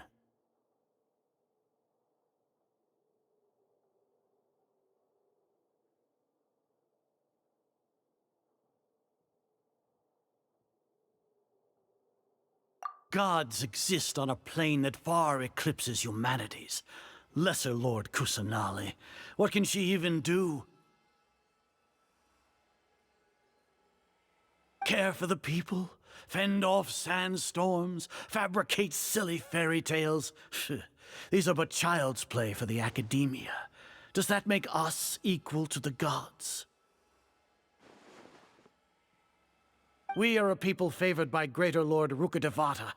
Though I may have personally not seen it, our forefathers bore witness to true wisdom. The ascension of the Lesser Lord has brought nothing but bewilderment to the scholars. They all ask, is that truly what true wisdom is supposed to look like? With that in mind, it is better to keep her isolated in the sanctuary of Suristhana, so our academy will not become embroiled in turmoil. Justification. Do you really think that only the super smart or powerful should be able to call themselves? As per your judgment, Grand Sage, they are indeed dangerous individuals. Not only are they acting against the academia, but their ideologies have the potential to lead scholars astray. Looks like there really was merit in my assignment. Oh, Hatham? Are you talking about us? Anyway, I've brought them to the academia as ordered. But it took some time and trouble. Oh, that reminds me. Here's the investigation report you had requested. It's a summary of my time spent with the Traveler, an array of information about her ready for your perusal. Oh, Hatham! So you're still on the Academia side! We finally started to trust you!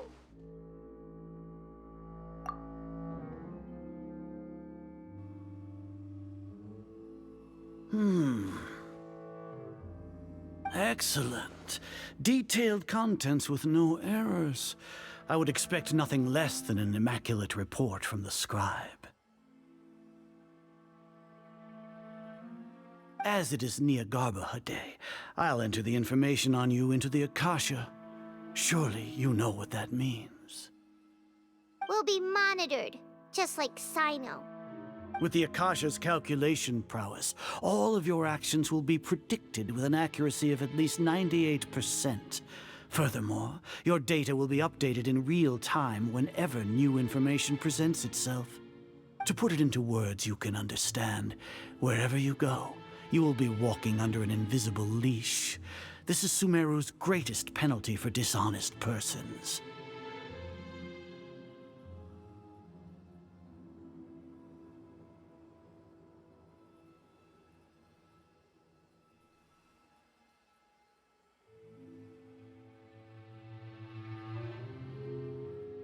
Are you not familiar with the concept that great responsibility begets an equally great suspicion?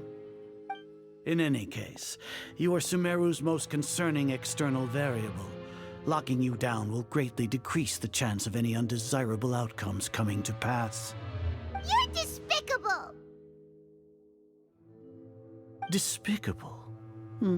Perhaps from your perspective, but I suppose you had mentally prepared yourselves for this, no? Your ploy was to sacrifice the Traveler here. was it not? Lord Azar, I know what you're trying to say, but I've been following your plan this entire time. Why are you doubting me at this juncture? Must I delineate your entire plan? Very well, I will spell things out. First off, I received an eyewitness report that you were spotted with the Traveler at Caravan Ribat. However, you immediately departed for the desert and escaped surveillance range. Judging by the time, you all likely encountered the truant General Mahamatra in the desert. Am I correct? Maybe Paimon shouldn't have mentioned Sino just now. The Academia had not received correspondence from its scribe for a prolonged time. You were also in the company of the Traveler, a close associate of Lesser Lord Kusanali and General Mahamatra Sino, who had defected from the Academia. With their instigation, what was the probability that you would betray the Academia? Rationally speaking, 50%? 70%? What do you think? Regardless, that's only a guess. The facts are that I've brought the Traveler right before you, and I gave you my report. Indeed, your boldness deserves praise. To think that despite status as an outlander, the Traveler is still willing to sacrifice for the sake of your plan. If I'm correct, you have a contingency plan to save Lesser Lord Kusanali and ruin our great work. Sneak into the Academia on Nia Garbaha Day, using Alhaitham's status as the scribe, for there is a good chance that an opportunity to save the Lesser Lord will arise. Should your intentions be discovered, Alhaitham will turn traitor and sacrifice the Traveler, thus proving his innocence. He can then stay inside the Academia and continue searching for a way to proceed forward. As for Sino, according to the Akasha's calculations, he will soon return to the Academia and confront me in person. I suppose this is also a part of your plan?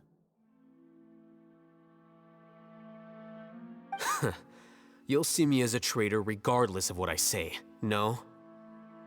Even if you impugn me, it would have little effect on you all. You misunderstand. Losing our scribe would irreparably damage the Academia's regular operations and the development of Sumeru's future academic systems. However, under the current circumstances, even that is trivial compared to what we stand to gain from our great work. You said that I betrayed the Academia, but you, Azar, you've betrayed all of Sumeru, betrayed its Archon. So flight has turned to fight at long last. Guards!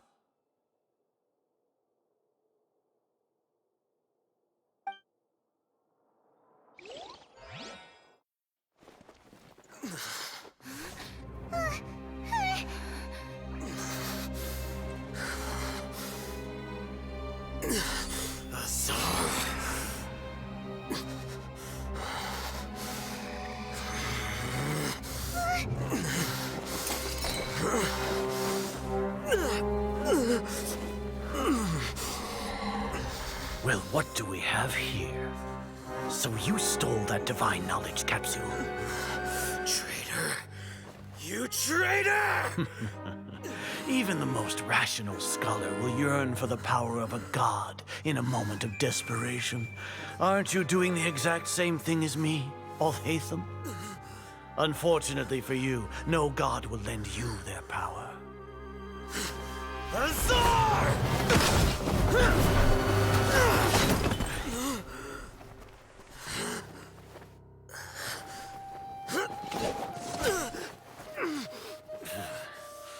He has gone completely insane.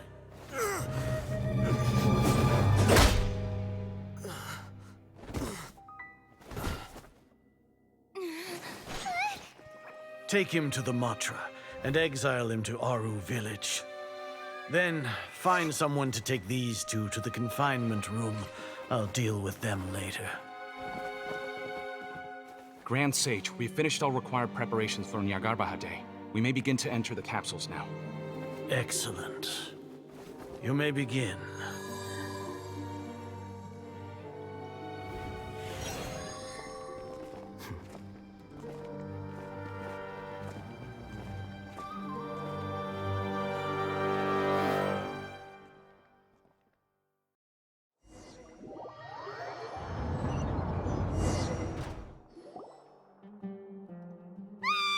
Don't lock us up! Let us out!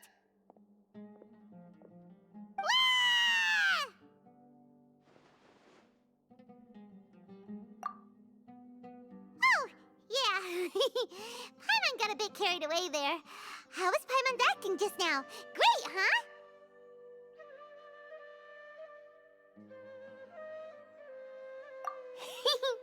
Everything's going according to plan so far. We made it into confinement, and Alhaitham's probably done with his part too. We even managed to trick Grand Sage Azar. Alhaitham sure knows how to cook up a plan. What are we doing next? Paimon has trouble remembering things when she's worked up. Right. Paimon thinks it went something like this. Apart from that, we still have yet another goal in the first stage of our operation, which is to send the Traveler to the confinement room. What? Why do we want to get her locked up on purpose? She's always been the person the sages are most afraid of, as well as the greatest obstacle to the successful implementation of their plan. They are very aware of the risk she poses to them. Once the Traveler is imprisoned, the sages will likely think that everything is under control. And with their guard down, the next phase of our plan will have a much higher chance of success. I can already see the pompous looks on their faces. Oh, that's a super tricky plan. But Paimon still thinks it's not really worth it. That isn't the only reason, of course. She has a more important task once she's in confinement. According to the Academia scholars in Ramon's custody, Lesser Lord Kusanali has sealed off her consciousness in the Akasha ever since she was captured by the Doctor. That way, they can't pry any more information from her. Even if we break into the sanctuary of Surasthana, it will take time to awaken Lesser Lord Kusanali's consciousness. We need to do that in advance.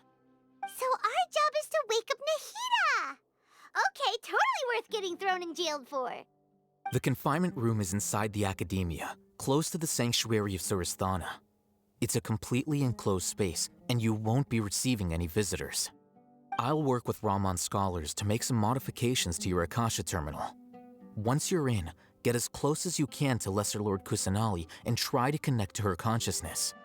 However, as for whether she'll actually wake up, that will depend on our luck.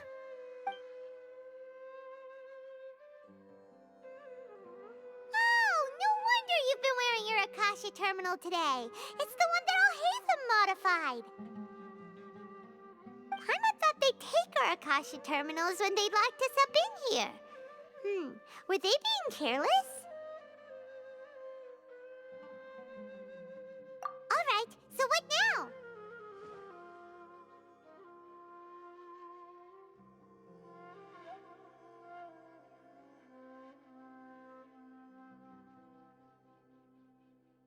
Sounds easy enough. We can finally talk with Nahida after all this time. Let's do it.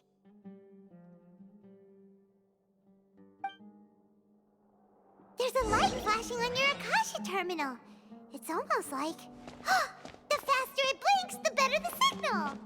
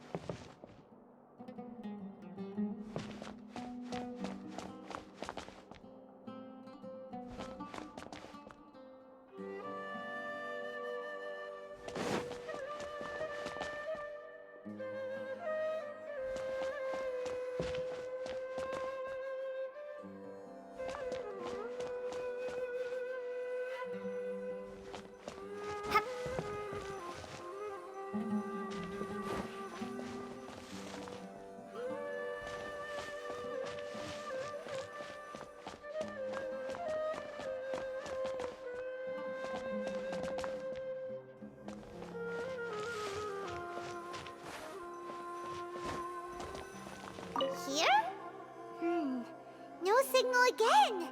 Is it getting jammed?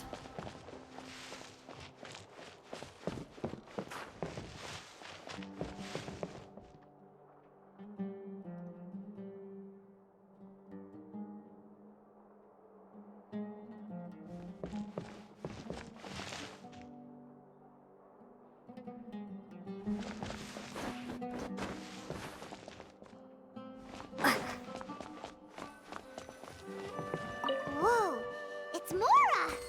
Ooh, Mora! No, Paimon, we're not here to hunt for treasure. Here? No signal again. Is it getting jammed?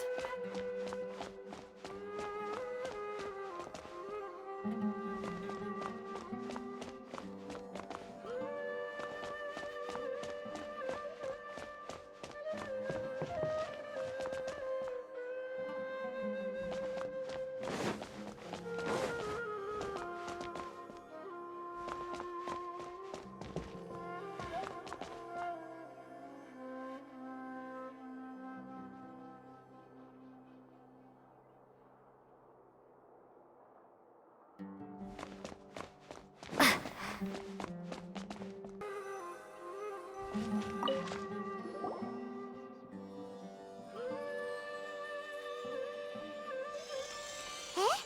Is this the right spot? Are you getting anything?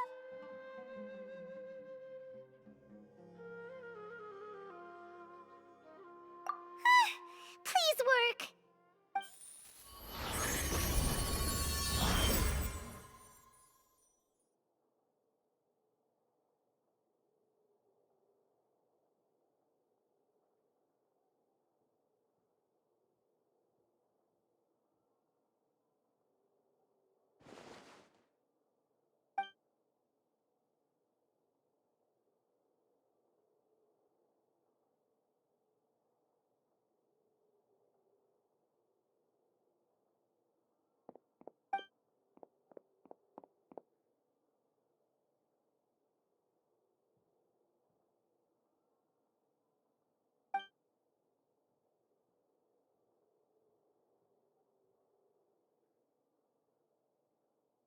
Nahida!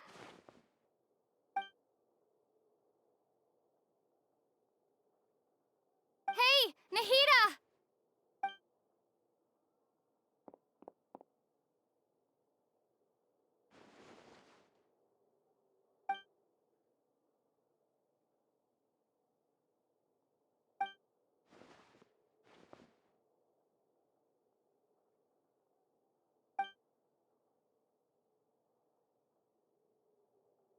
When did it first start? Oh, right. It started from the moment I was born.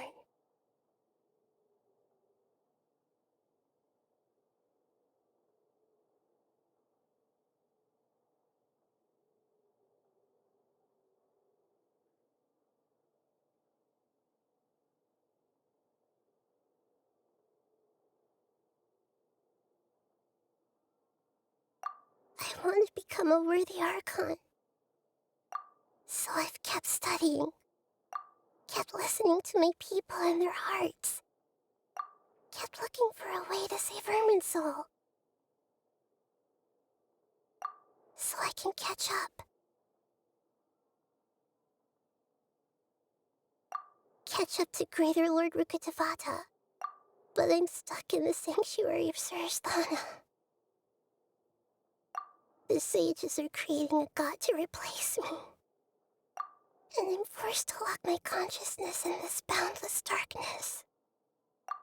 Nahida!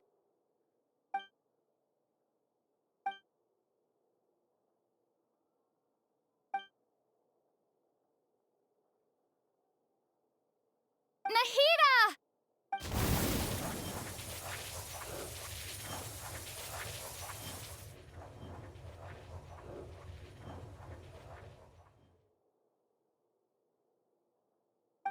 It's so quiet here.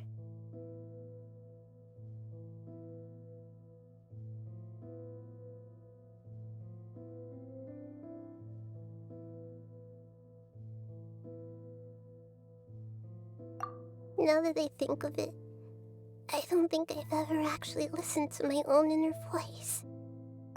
Do Archons have them? Should Archons have them? Have I been doing the right thing? Am I really not needed? How do I really feel about all of this? It's so quiet here. Since you're the god of wisdom, you've known the answers to all these questions since the very beginning, haven't you?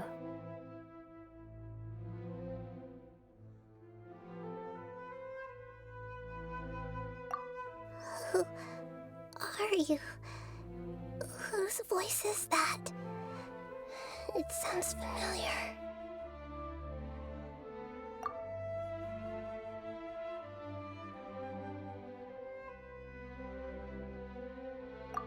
You're right, though.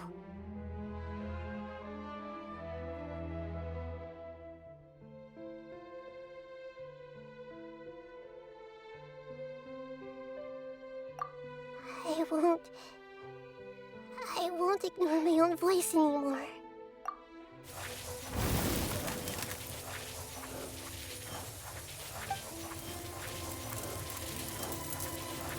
Nahida!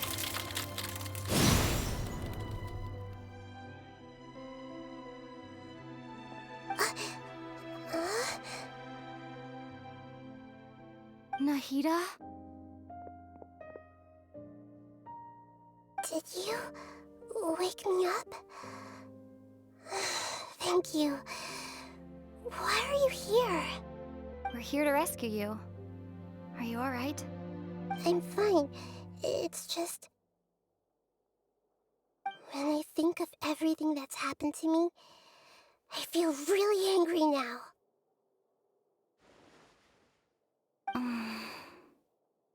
You should have been angry ages ago.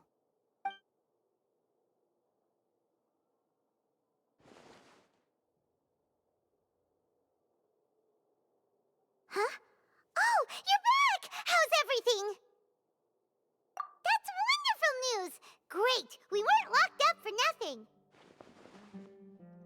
When you went to wake up Nahida, Paimon was listening for any sounds outside. You were out for a long time. There are fewer and fewer scholars going about now. You think everyone's done with their Nya Garba Hade stuff? Yep, so that means our next act is Nilu's performance!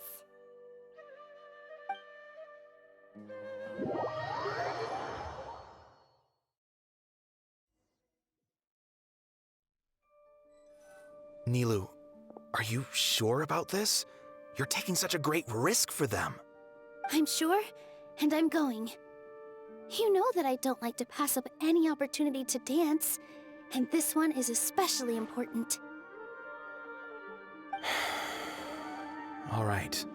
You seem to have a lot of trust in them, so I won't say more on the subject. But if anything happens, the few of us here may not be able to help you. Don't worry. They've been through worse. Everything's going to be fine. All right. You know, if you really do get arrested, we'll do everything we can to get you back. Be careful, even if it's only for our sakes. Thanks, Mr. Zubair. You're so very kind.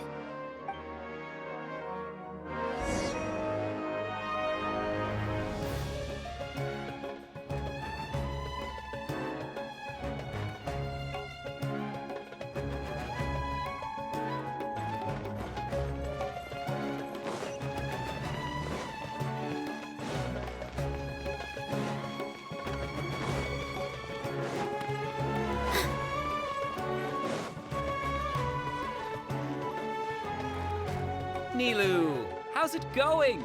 Nervous? Definitely more than usual. But it's because I'm worried I won't dance well enough. It's okay. Just focus on your performance. We'll take care of everything else. You sure know how to talk. Taking all the credit, even though we came here together to help out.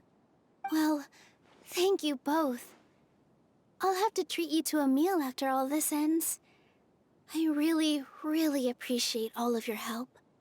Ooh, that sounds great. Huh? How can we say no to that? All right, let's get back to business. Nilu, we'll be here to keep people from going to the Academia so they don't interrupt your performance. I was planning on telling them something like, the Academia's been conducting a weird experiment, and some of their test subjects escaped. It's really dangerous there, so stay away. Oh, you couldn't think of anything better? Oh well, I guess it does sound like something the Academia would do. I think it sounds great. I'm counting on you guys. Don't worry, it'll be a piece of cake.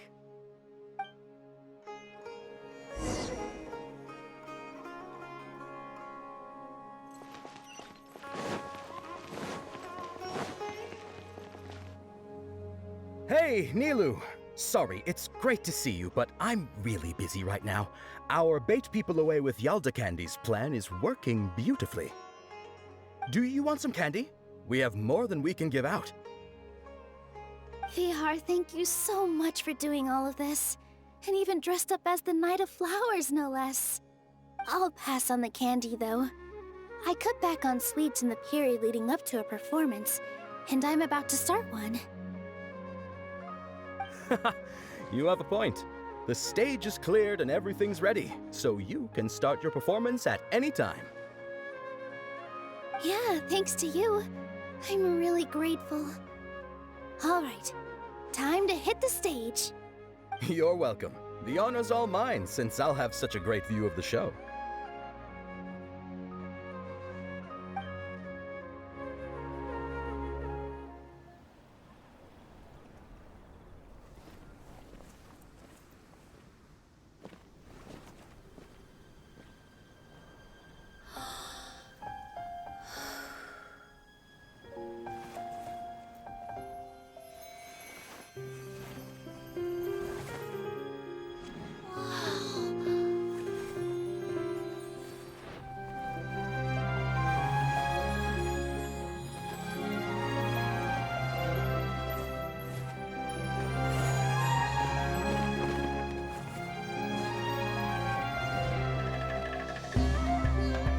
I've never seen a performance like this. This is incredible. Yeah, but I heard that public performances like these have been banned. I can't believe she's doing this here.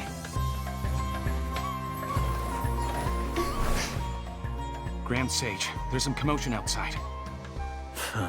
How uninteresting. Issue the new Prohibition Act from the Akasha to the guards. They'll know what to do. Do you think we should, like, stop her? Let's just watch for a little bit longer.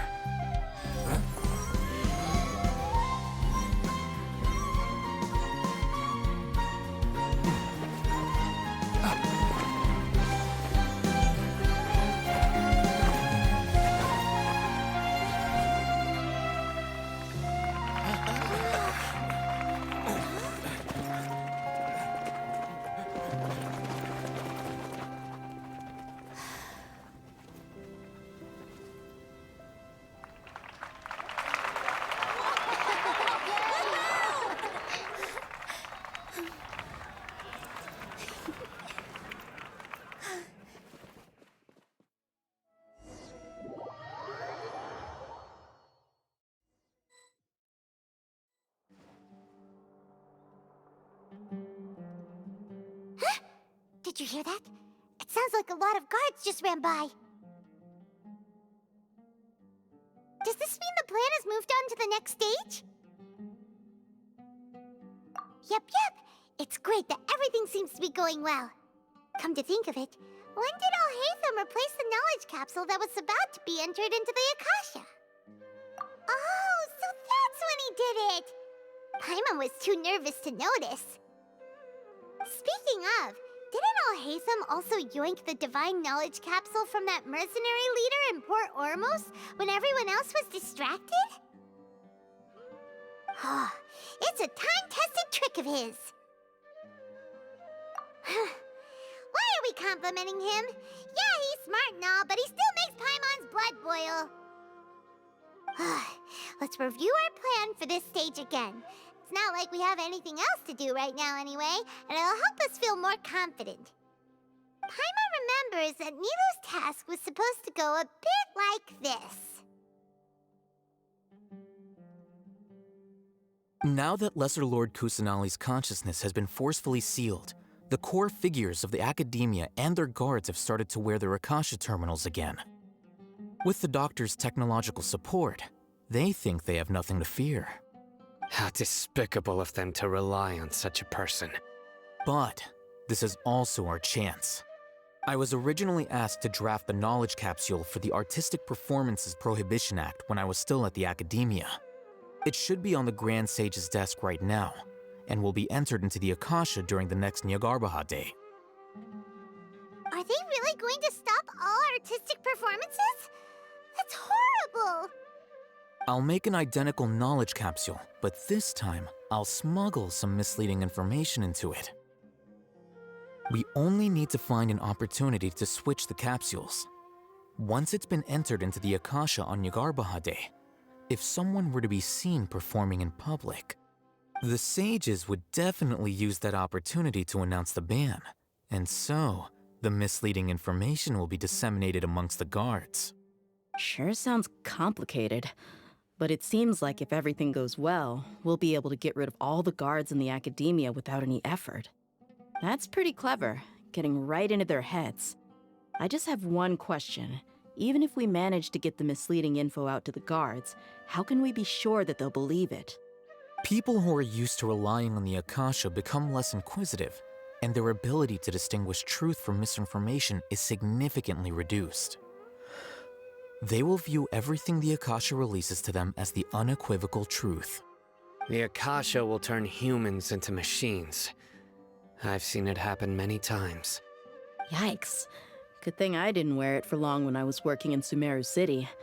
At first, I thought it was a good thing too.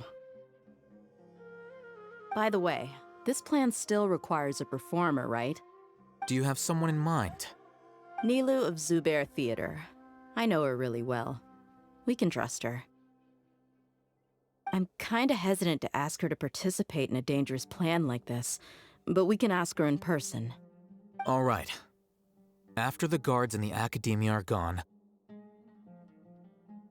then it'll be time for me and my stowaway brothers to shine.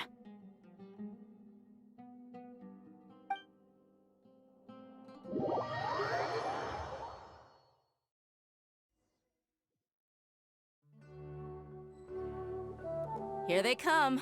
Did you see that, Raman? They came out from the Academia in droves.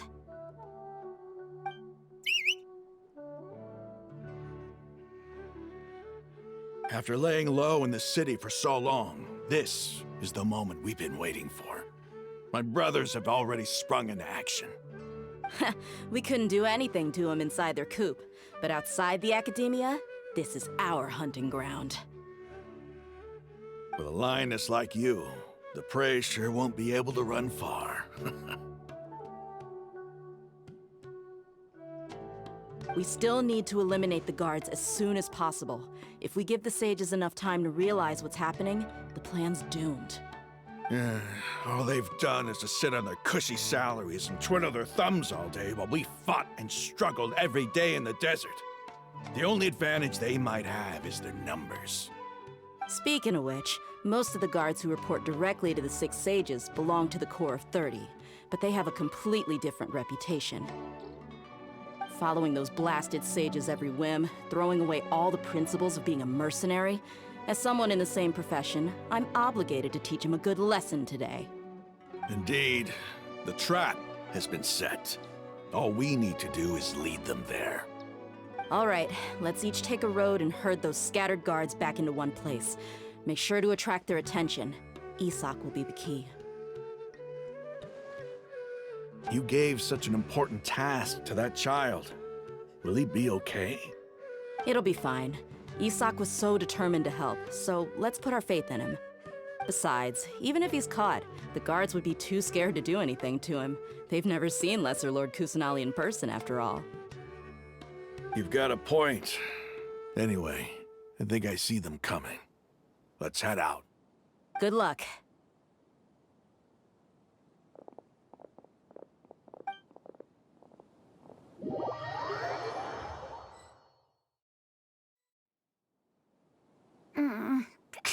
This outfit. Hey, do you remember what you need to do, Isaac? When the guards get here, you'll pretend to be Lesser Lord Kusanali and run away from them. Oh, yeah, I remember. Of course I do. I'm just a little nervous. Relax. Don't think about getting caught. Even if that happens, we won't leave you behind. You only need to think about getting the guards' attention and leading them to the Grand Bazaar. Leave the rest to us. Okay, got it. I'm here to pay back Lesser Lord Kusanali for helping Grandpa. I won't get cold feet. Hey, they're here. I can see the Academia guards.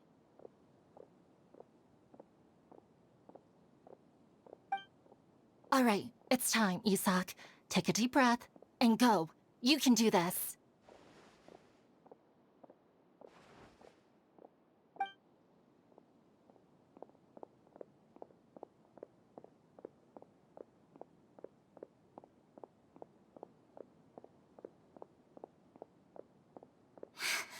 Why is there a guard over there?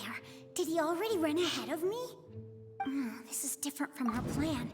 But there's no time. I need to make a choice.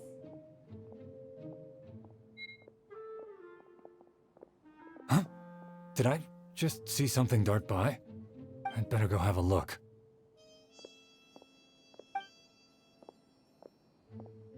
Were my eyes playing tricks on me?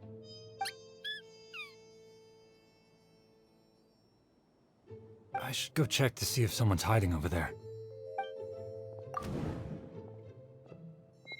There seems to be nothing here. Just... Good thing they didn't find me. I was close. I'd better hurry and keep going.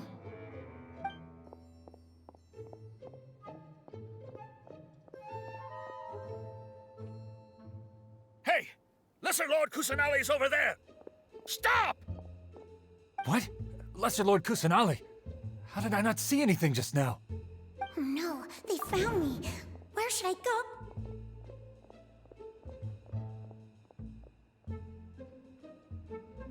Hey! Lesser Lord Kusanali's over there! Stop! What? Lesser Lord Kusanali? How did I not see anything just now? Oh no, they found me. The target suspected to be Lesser Lord Kusanali has escaped into the Grand Bazaar. Assemble and arrest her!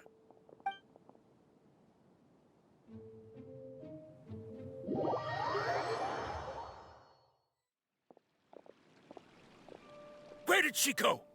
How did she disappear? Did we lose her? Hurry up and find her! Hey, why is your team here? Didn't we say to split up our search? Hurry! Hurry! This place is... Why are you all here? Yeah, isn't it one heck of a coincidence? Everybody's here. What on earth is going on? I suppose that's all of you? Who are you? Did you set us up? What are you planning? Phew, that was rough. I almost got caught. Little brat! So you're not actually Lesser Lord Kusanali.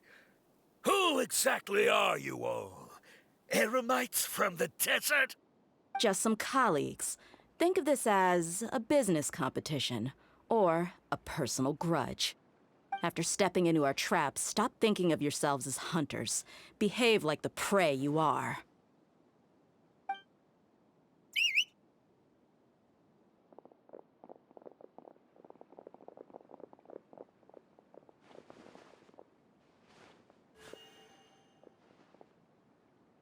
An ambush? How's that possible? This is Sumeru City, but mercenaries from the desert somehow ambushed us! You've spent all your time hiding away in the academia. This place has long since become our hunting ground. Brace yourselves!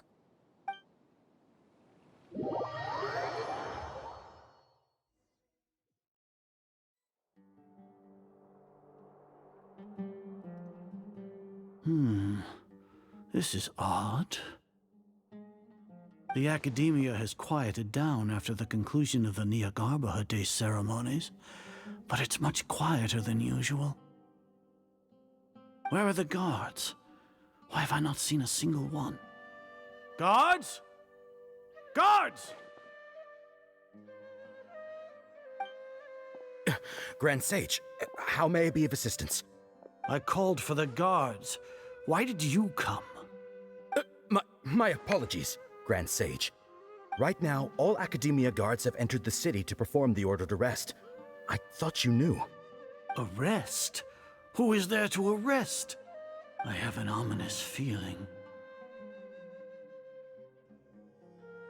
Arrest Lesser Lord Kusanali, right?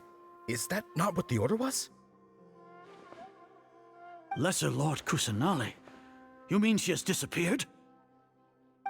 Yes. I wouldn't dare make up something like that. Right now, everyone is in a panic, and many are saying that Lesser Lord Kusanali will take revenge on us. What happened? Just what is going on? Lesser Lord Kusanali somehow escaped? Was it Alhaitham and his party that freed her? That's impossible. The Academia is heavily guarded today, and any order to release Lesser Lord Kusanali would be strictly confidential. Besides, Alhaitham and the Traveler are already in our hands. What manner of trickery did they employ? How could Lesser Lord Kusanali disappear into thin air? Disappear? Wait. How was the arrest order distributed to the guards?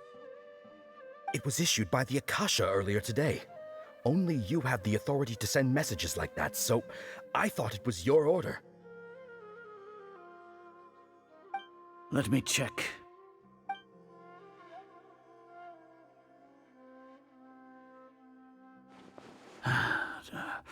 Here.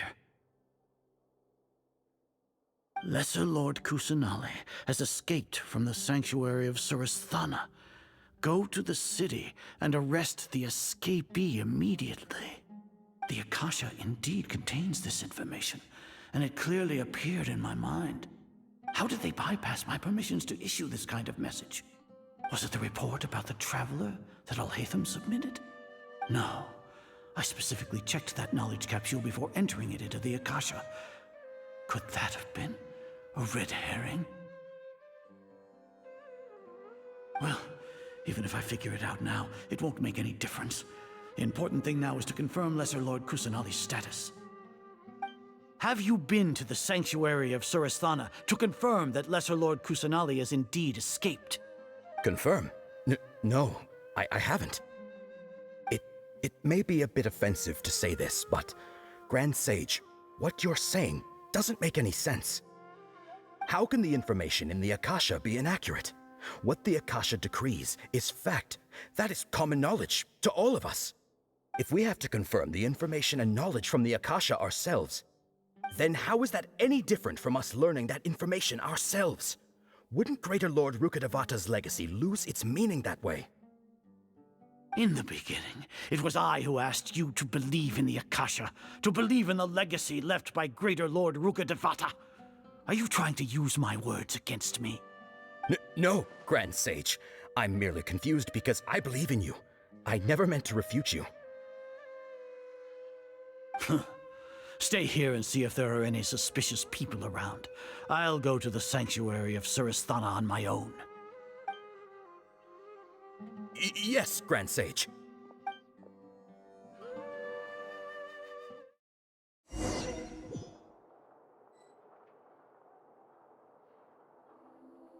Lesser Lord Kusanali has escaped from the sanctuary of Suristhana. Go to the city and arrest the escapee immediately. How can that be? Stop thinking about it. Stop. It must be a trick of theirs. As long as I personally confirm it.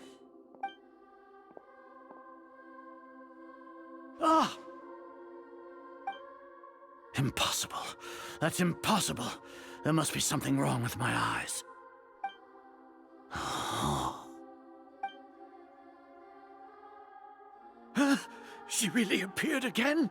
What is the meaning of this? What a comical sight, Azar. Ah! Once the Akasha has put certain thoughts into your head, even the Grand Sage can no longer see what's right in front of him. You all can only see the world in your mind, the one you think you know.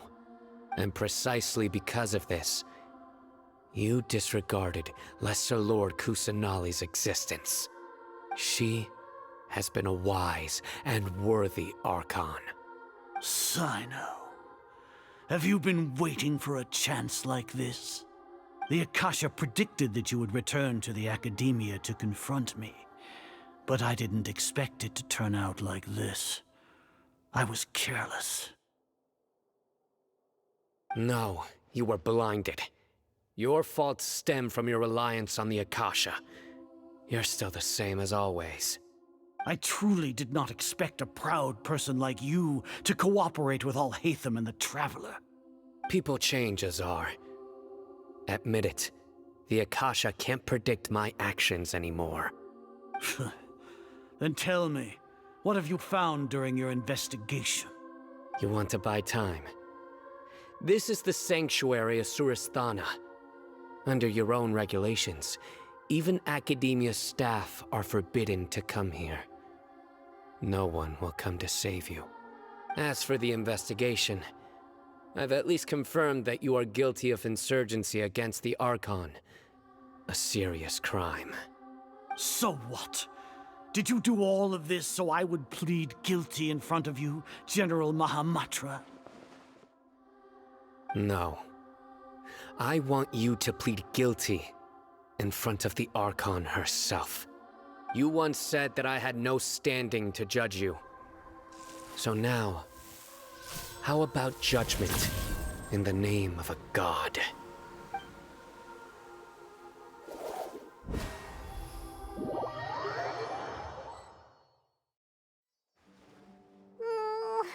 How long do we have to wait? Paimon wants to know how things are going out there. Paimon hasn't heard any sounds outside for a while. Hopefully something bad didn't happen.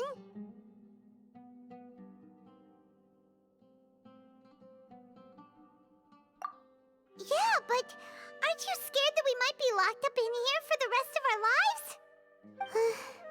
Thinking about it, at least Paimon has you. We could still chat like this. When Paimon thinks of Nahida being imprisoned alone in the sanctuary of Suristhana, Paimon can't help but feel sorry for her.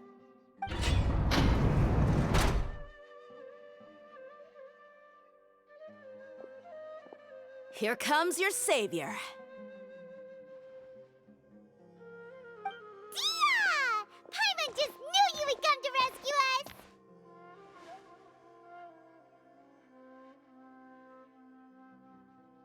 You two really owe me some big thanks.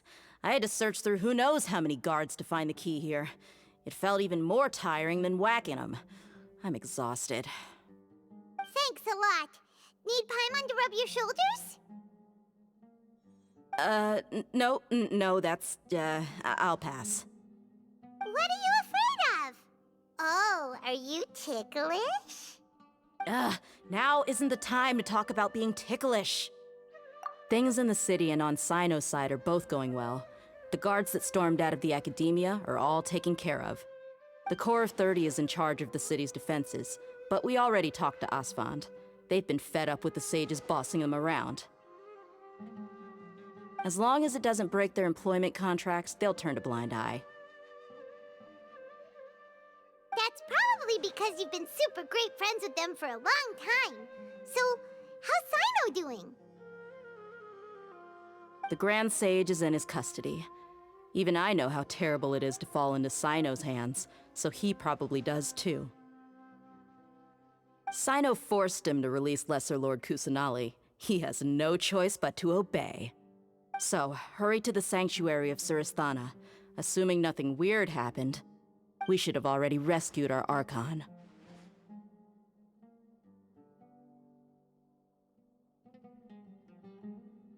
Honestly, I didn't expect our ragtag bunch to do this well.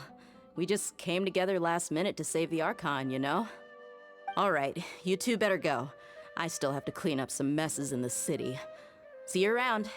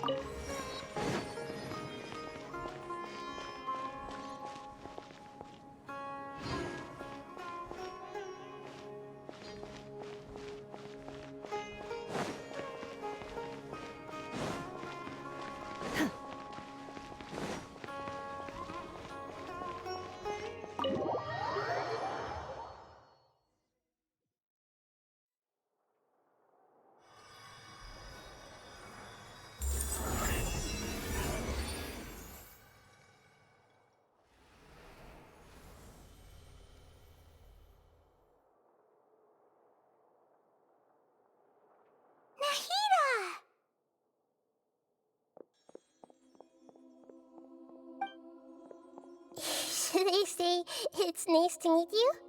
This is the first time we've met in real life.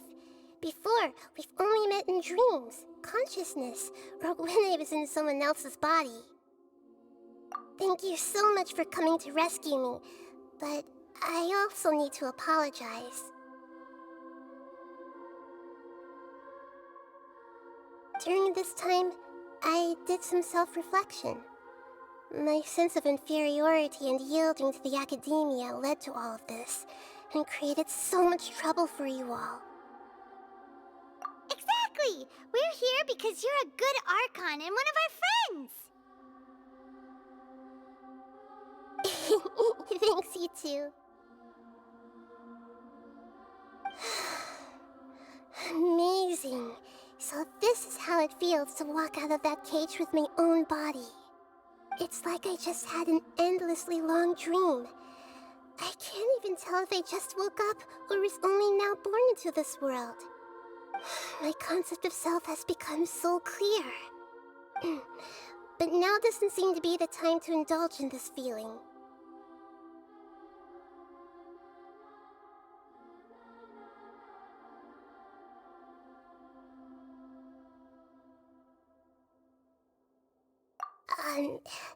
This is really embarrassing. You all just rescued an Archon, and now she needs your help to save her country, and even the entire world. It's okay. With you here, Paimon's sure that everything will work out. There's one more thing. What is it? For all the things the Academia did to me, and for all the folly it committed in the name of wisdom, as their Archon, I will make them pay. Ah! Wow! That's the spirit! You're finally standing up for yourself and not letting people walk all over you! I understand now. To be a better Archon, I first need to better myself. If you haven't even figured out how to be a caterpillar, how can you be a butterfly?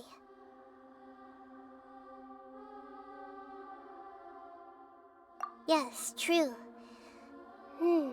That reminds me. I wonder how far along the Academia is with their god creation plan.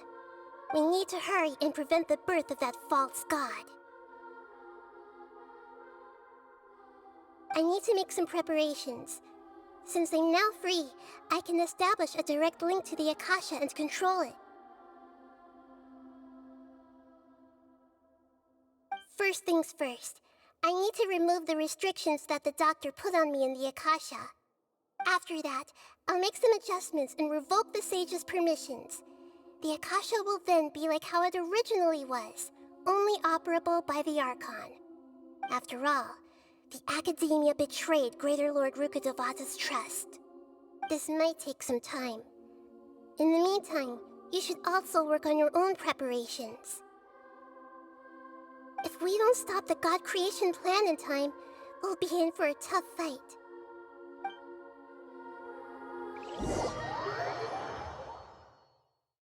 We might as well prepare for a fight. When we're done, we can take a walk around. After all, we missed out on a lot of stuff when we were walking.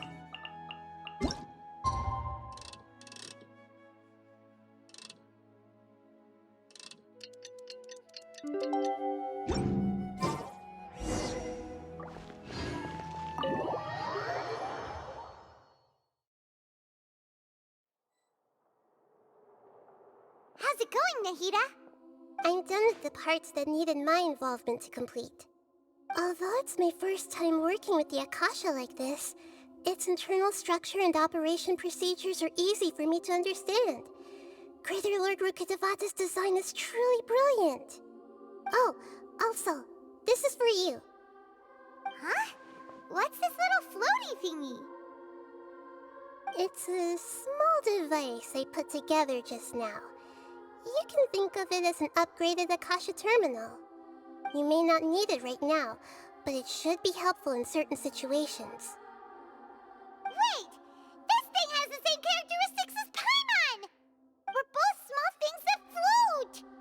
Oh, all the things that make Paimon special got copied! When Paimon appears with the Traveler from now on, people won't remember Paimon because she isn't unique anymore!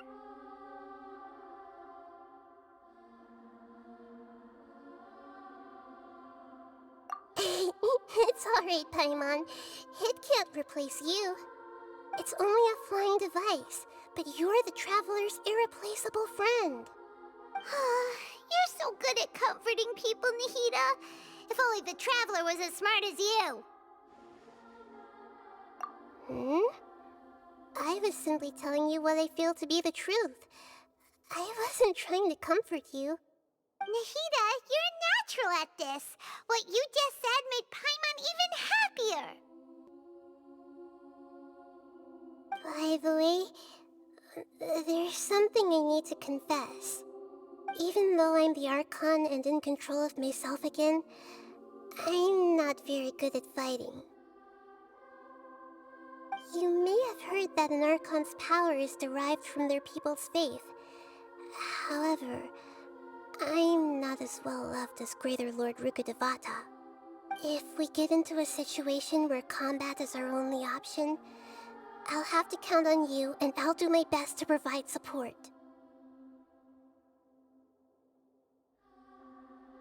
I'm glad I can rely on you.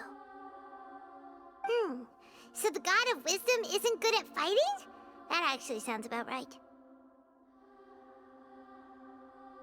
I've located where the false god is. Time is of the essence, so let's skip to it.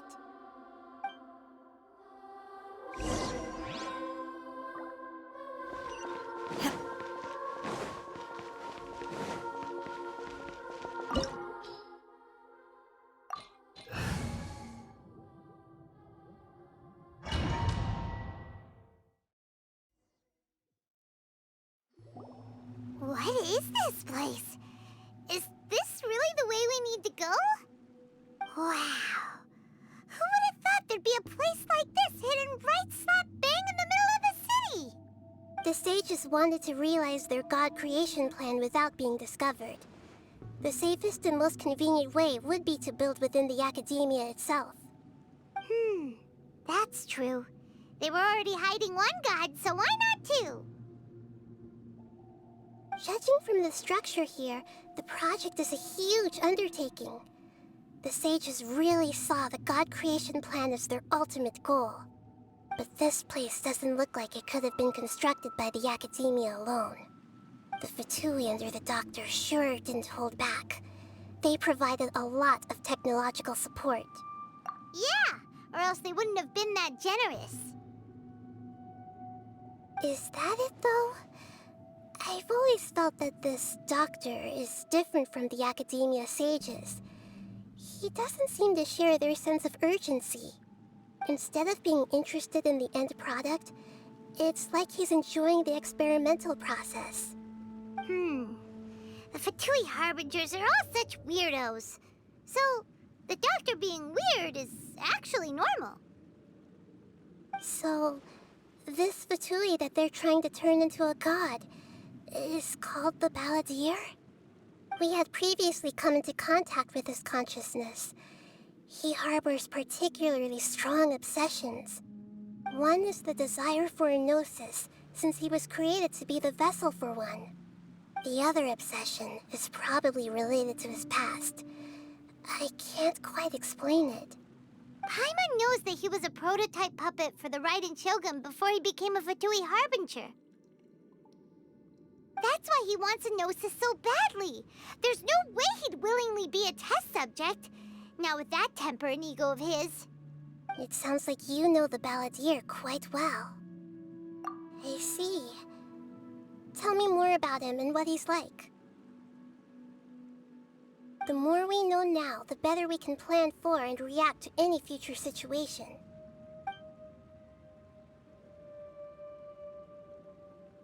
Ah, I see. How fascinating. Alright, time to go. Let's get through here and meet him in person.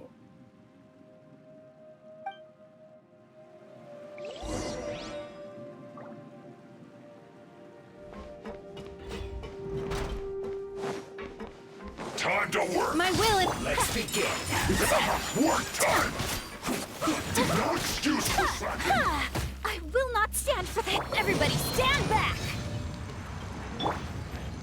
I will end you. My apologies. This is bad.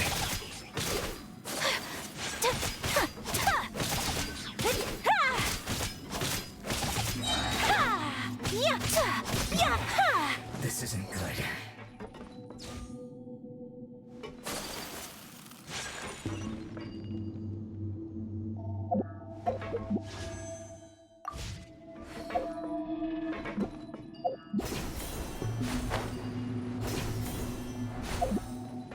It looks like we can climb up these pipes.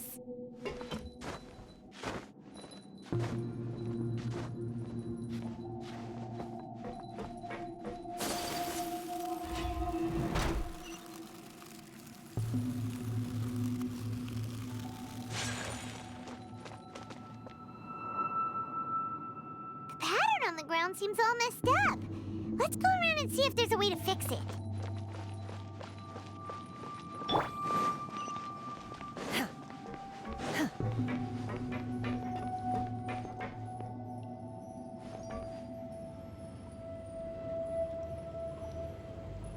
It seems to have stopped.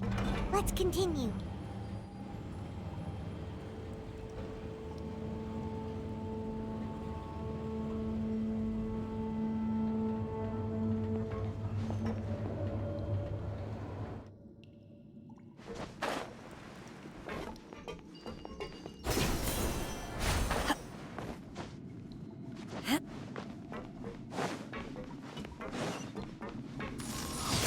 No more words. Take flight!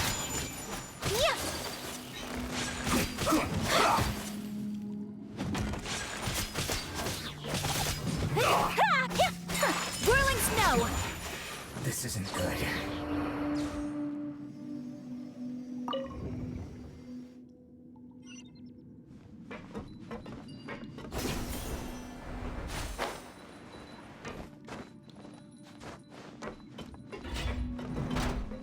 You'll get frostbite. Frozen. Crisp. Freshness preserved. Chill to the bone. Off we go! Adventure time!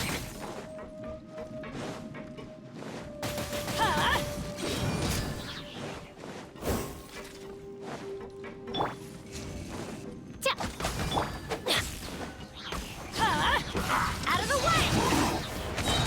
It's no problem. Take flight! Cooked food. Disgusting. Sakura swirl! Unthinkable! Can't run from death.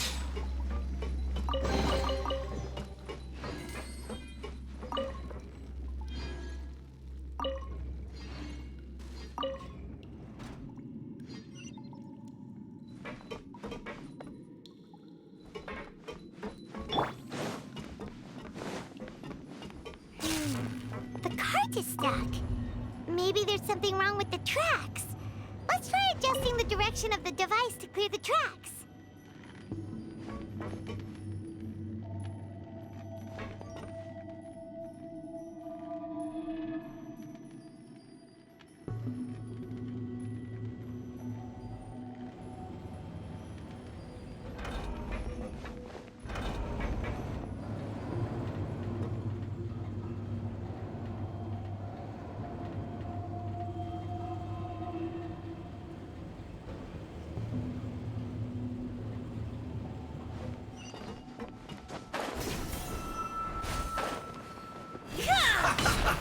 Take your true form! My apologies!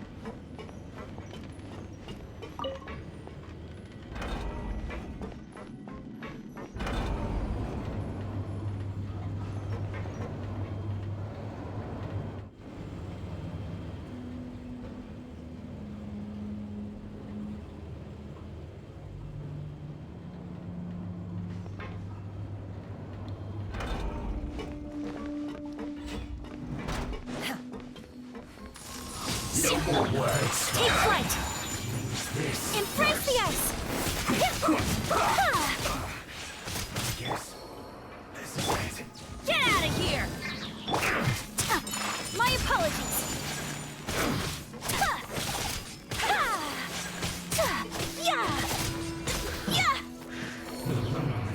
Come at me. Do your master's bidding! I'm going in! Let's move. Whirling snow! Killjoy. We've only just begun.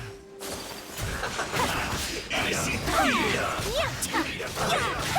just calculated.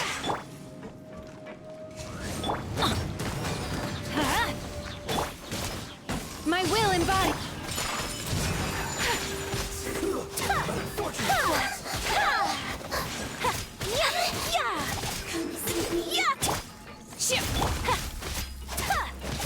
My apologies.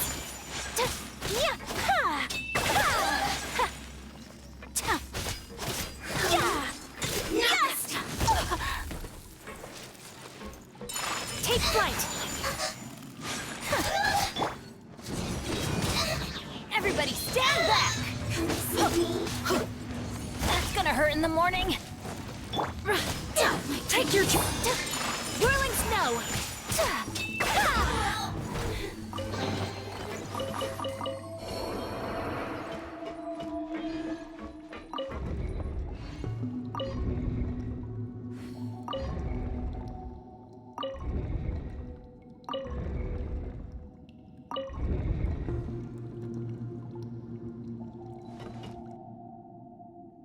Much remains unfinished.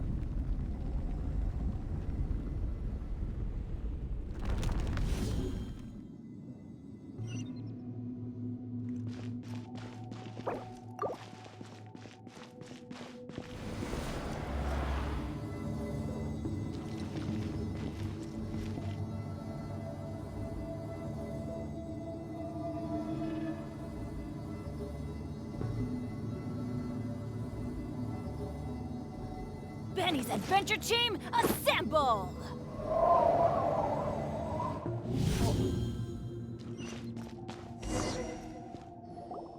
Looking at its operational status, we must prepare for the worst. The god they wanted to create is likely close to completion or already completed. Oh no! What should we do? Paimon can't imagine how hard it would be to fight against a Fatui Harbinger with a Gnosis. Are you nervous, Paimon? If you really want to know, of course Paimon Paimon's nervous. Aren't you too, Nahida? Yes, I am. This is probably the first time I faced with a calamity of this degree since my birth.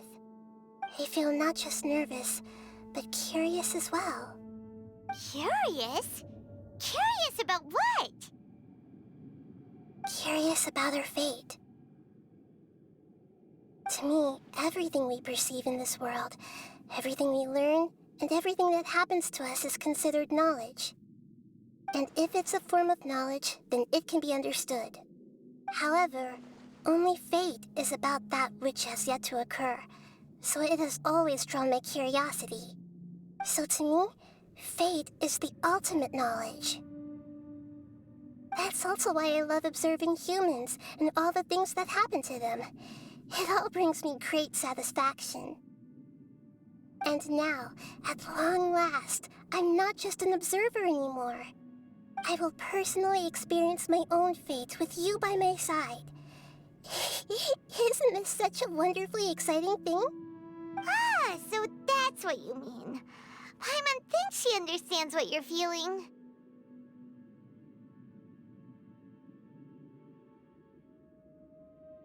Agreed.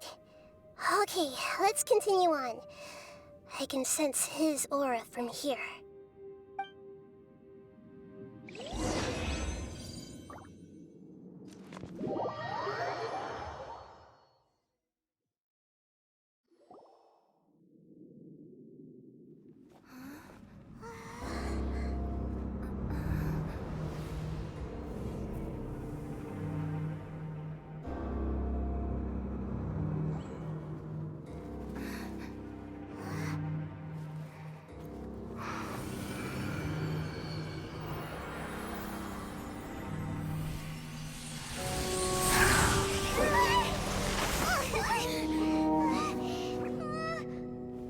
Who would have thought the world would be so eager for my birth?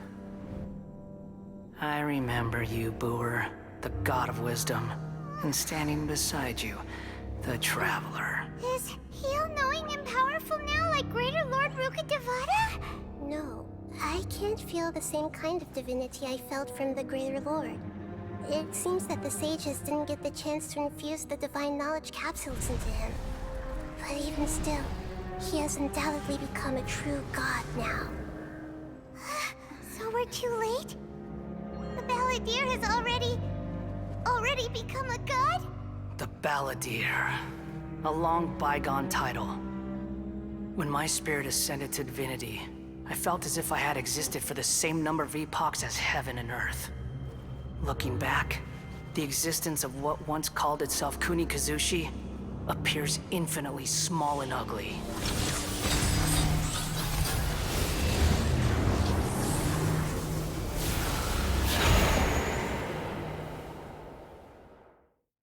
This imposing aura, it really feels like the gods!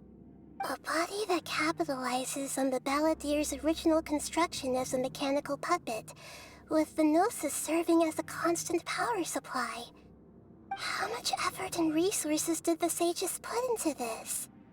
From a purely technological perspective, it's a commendable achievement indeed. It's no exaggeration to say, this is the culmination of human wisdom. You sure are something! Dishing out compliments at a time like this? But I don't think he's reached the spiritual height of a god.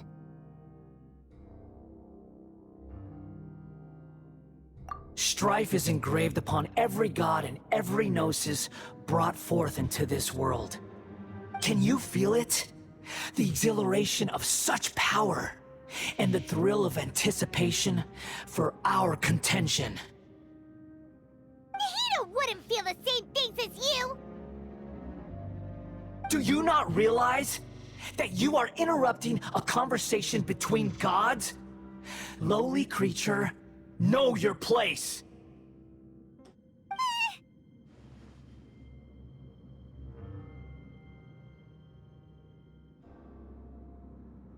The strife engraved upon a Gnosis. You're talking about the Archon War. Tevat's current peace was not easily won. I didn't personally participate in the Archon War, but the way I see it, all those losses were meaningless, driven by the demands of the laws. There's no point in bringing it up again. Is that so? Yet I am deeply disappointed that I was never allowed the fortuity to personally participate in the Archon War. This is a first. Encountering a god in this world who does not crave power. No wonder your own people have abandoned you, God of Wisdom.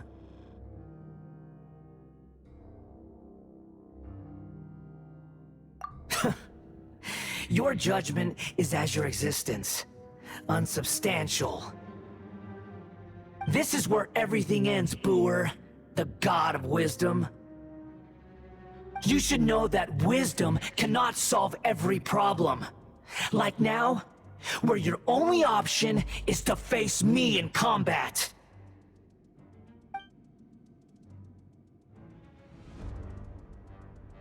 Come! Let us reenact a scene of the Archon War. Come and inaugurate my birth as a god.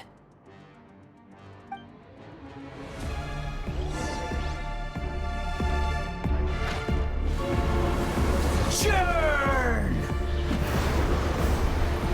Off we go! Get out of here! Why do they never miss? My will and body. My apologies.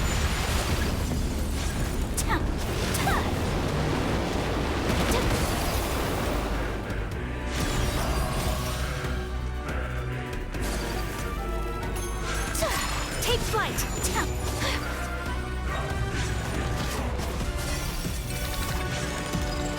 At my command, you shall fall.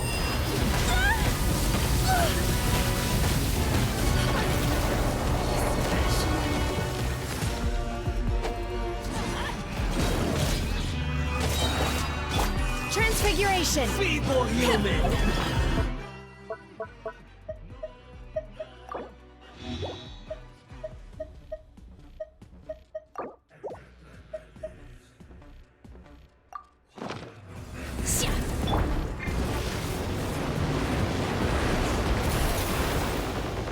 Teamwork is strength.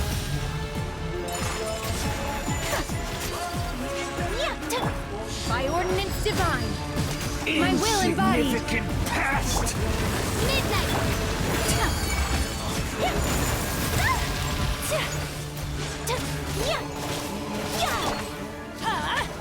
Take cover. My endless cycle begins.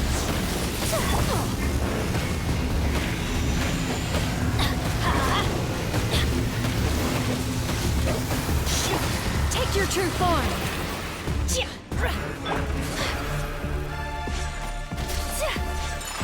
Feeble human.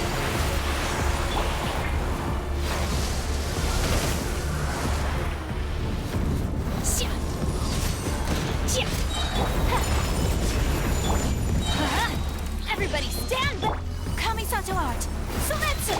Do your master.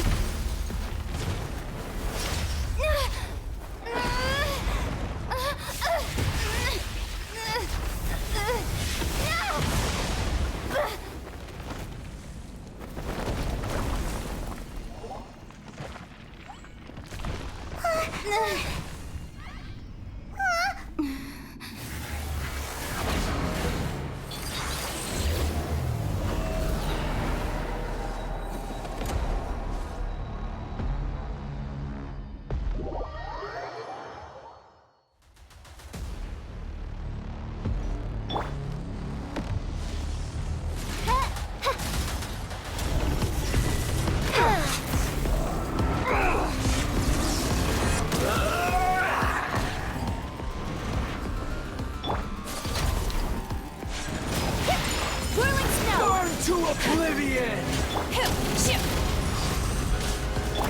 Oz revealed by... My apologies. Kneel! So rude. Remarkable! Adventure time!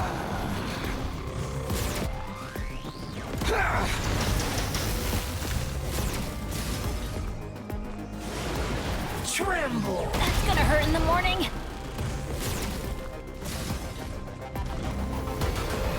Reality is pain!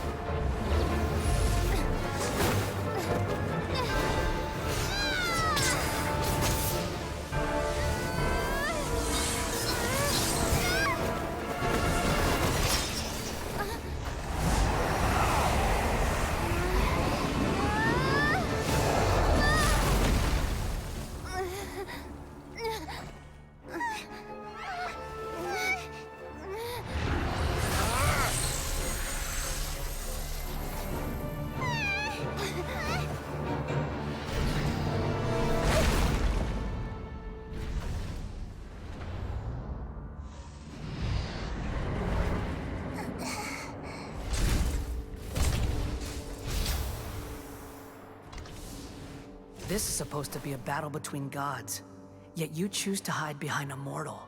And now, you're acting like you'd sacrifice yourself for a human. Are you having fun proving a false sense of heroism to yourself, Boor?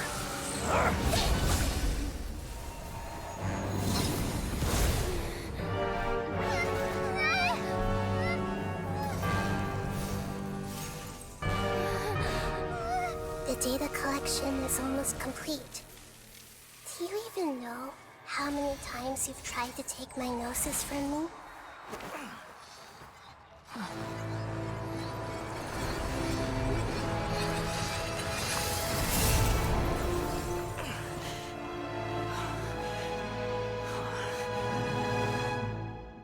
We just concluded the 168th loop. Did you know that in the effort to create you, the people of Sumeru were forced to live through the exact same number of Sabzeruz festivals and Samsara cycles?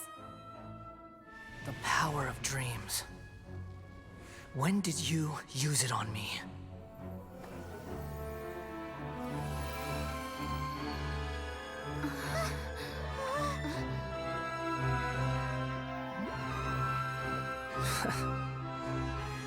You can't even defeat me in a dream. What do you hope to achieve with this little trick? Come, Traveler. Just like before. Allow me to awaken the memories in your dreams. All that battle experience! It's more than that. Compile everyone's wisdom in the name of the Archon. That is the original function of the Akasha. I've sent everything that happened just now to the people of Sumeru in the form of knowledge. I've asked them to help you find a way to defeat the false god.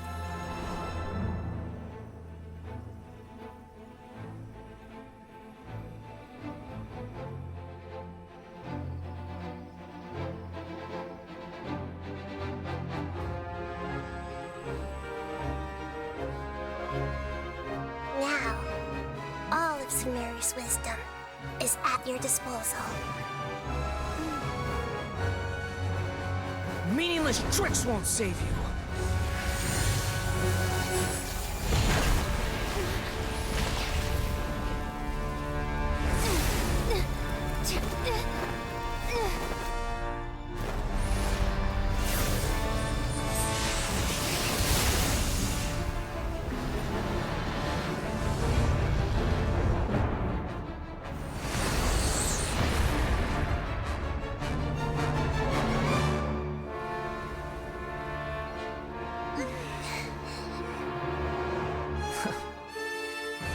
Are you done with your tricks? Can I finally take this as a real battle between gods? I'll leave this to you, the first sage of Boor.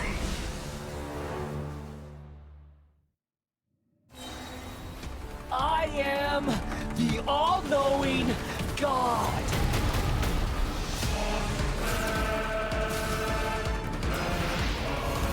Into oblivion! Everyone hold hands! Kneel!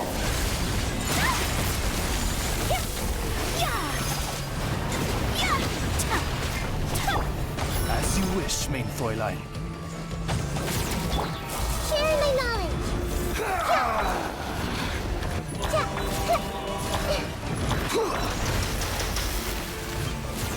Hey!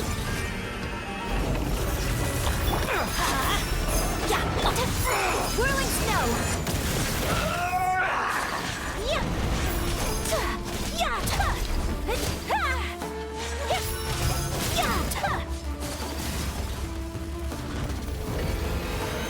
Reality is pain! Take flight!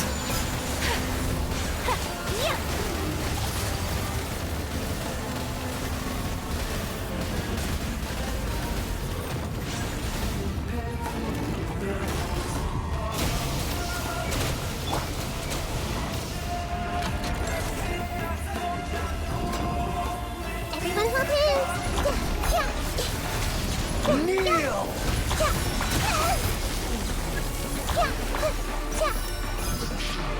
I see everything!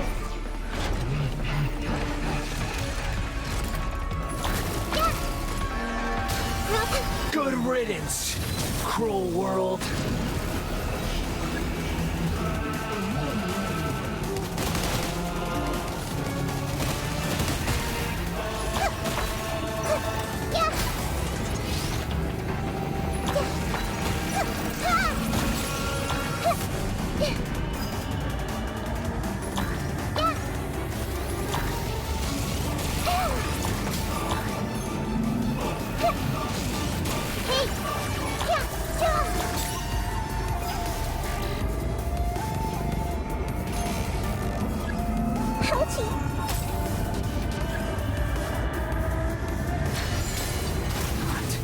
Possible.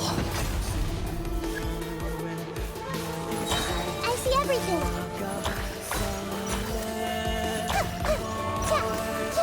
Make yourselves at home! Teamwork is dreamwork! Cryo incarnate!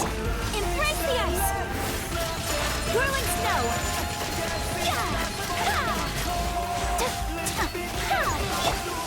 Everyone hold hands!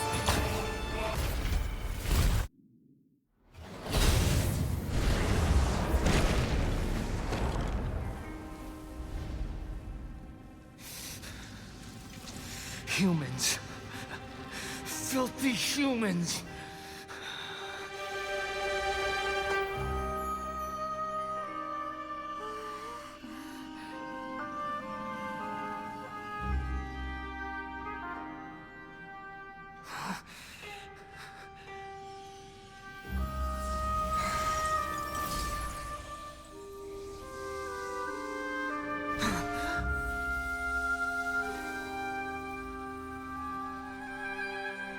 No! Wait! Please! Anything but the Gnosis!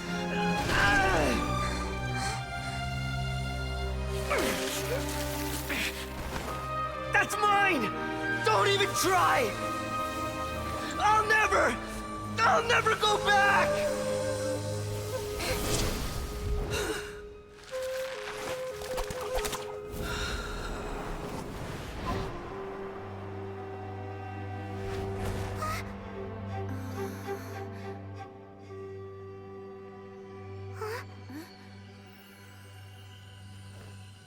We haven't yet found the answer to the most important mystery. Irminsul is still waiting to be saved. With the power of another Gnosis, we may now finally understand the last memory of Greater Lord Rukkhadevata.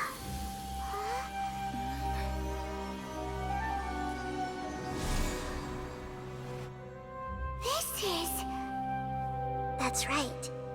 This is the last memory of my predecessor.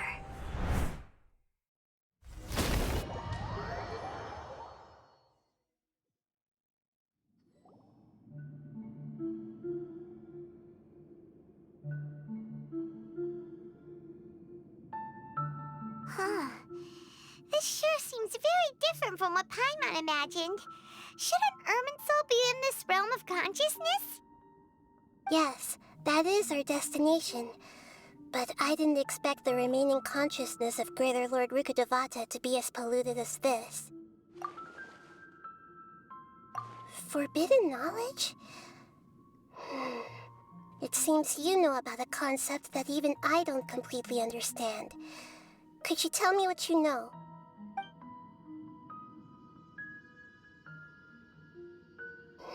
Your inference seems logical enough. Forbidden knowledge once polluted the desert thousands of years ago, but was successfully repelled thanks to King Deshret's self-sacrifice, and Greater Lord Rukkhadevata nearly exhausting her power. Then, a second instance of forbidden knowledge pollution occurred during the Conria Cataclysm 500 years ago. But I'm afraid it is much more serious this time, with Irminsul itself already in danger. So, if we're in the remaining consciousness of Greater Lord Rukkhadevata, and it's also been affected by forbidden knowledge pollution, then does that mean, in order to save us, Greater Lord Rukkhadevata? Yes. It's very possible that she sacrificed her life in the fight against forbidden knowledge. She didn't completely eradicate forbidden knowledge, but if it weren't for her actions, the pollution would have been far more rampant over these past 500 years. The way that everyone, including me, has forgotten everything about forbidden knowledge may very well be due to her restoration of Irminsul. Aww.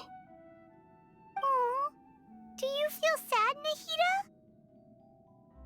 I'm just sharing her pain. The pollution of her consciousness here is severe. There is madness, chaos, and pain all around us. Did she fight to resist the forbidden knowledge pollution in such terrible conditions, all the way up to her last breath? She even used her last remnant of lucid consciousness to leave a clue for us to follow.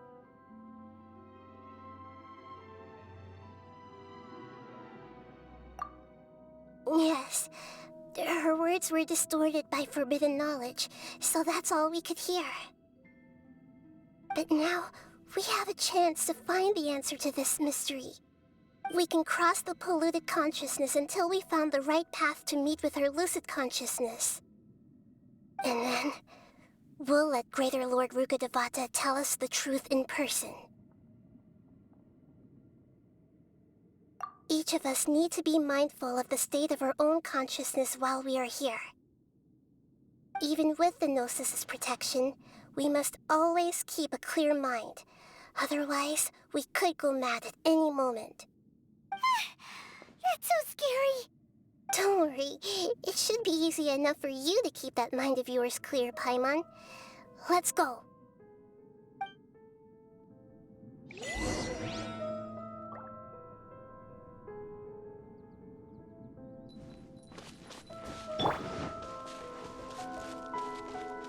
Are we in the air? Then why is there a huge boat? That's the boat of consciousness, which Wow. What are these? The monsters seem to have been affected by them. My apologies. Yeah.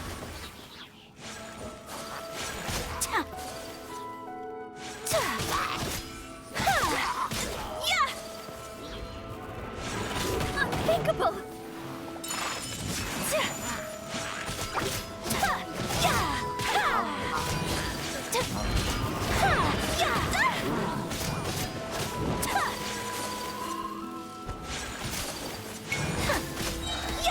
Take flight.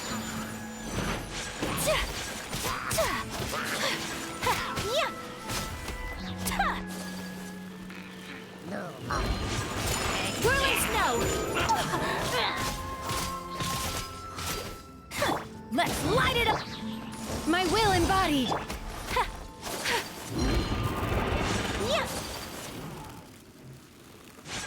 My apologies.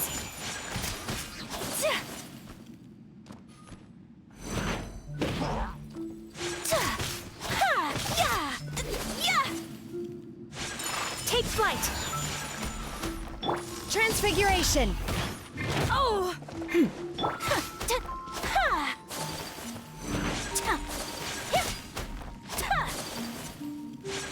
My apologies.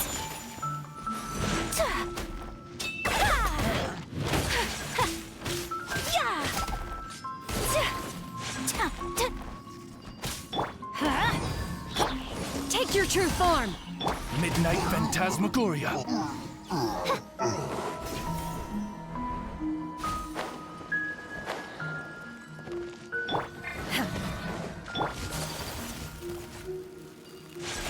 Sakura swirl. We have to end this. Take flight. I'm going in.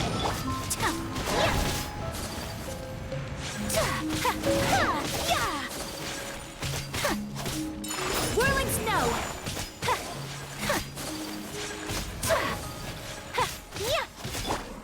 Transfiguration.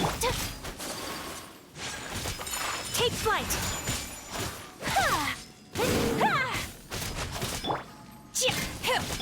By royal my apologies. Kami-sato art. Sometsu. Look! Four-leaf sigils have appeared in the sky!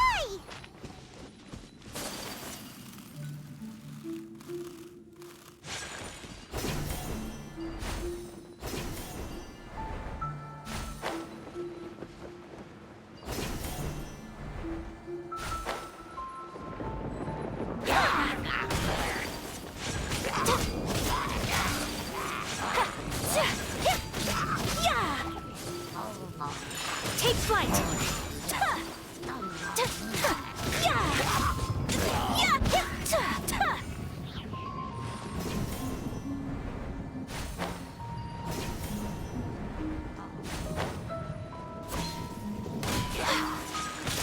My apologies. Take your true form by ordinance divine. Teamwork is dreamwork.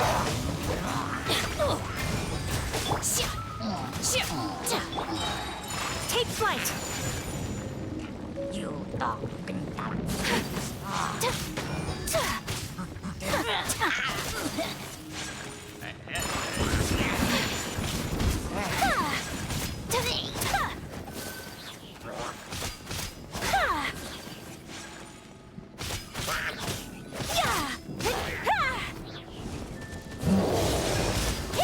Sakura swirl.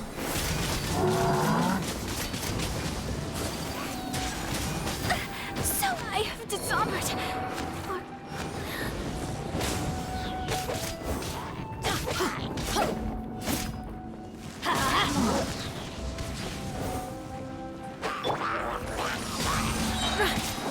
Cryo incarnate. Let's light it up. I'm going in. Why do they never miss? Adventure time.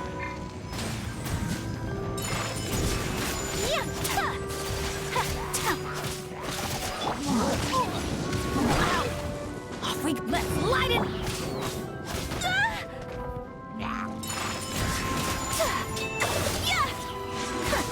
Unthinkable.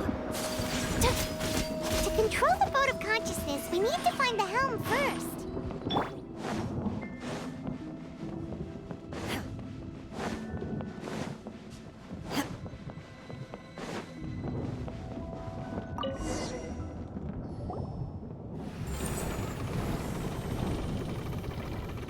We changed direction.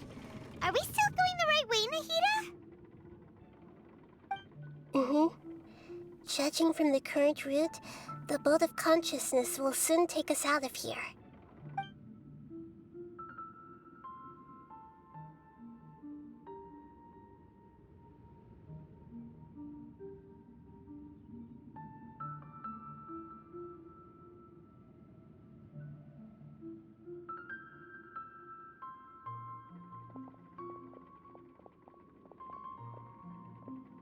We'll be arriving at our destination soon.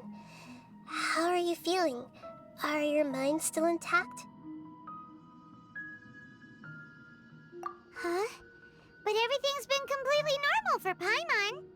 Hopefully there won't be any more interruptions. This time, we should be able to meet Greater Lord Rukkhadevata. Are you saying you've never met Greater Lord Rukkhadevata before? No. It seems that my birth and her death took place at the same time. Otherwise, I think she would have given me a little more guidance, and I could have done a better job. Hey, you've done a great job, Nahida. Let's get out of this creepy place and go meet her.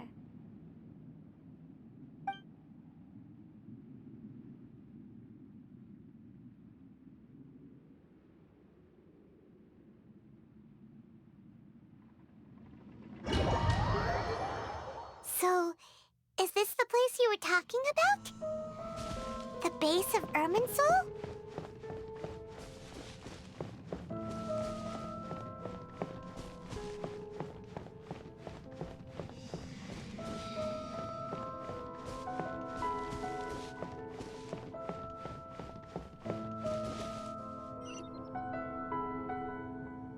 Well, this is the place.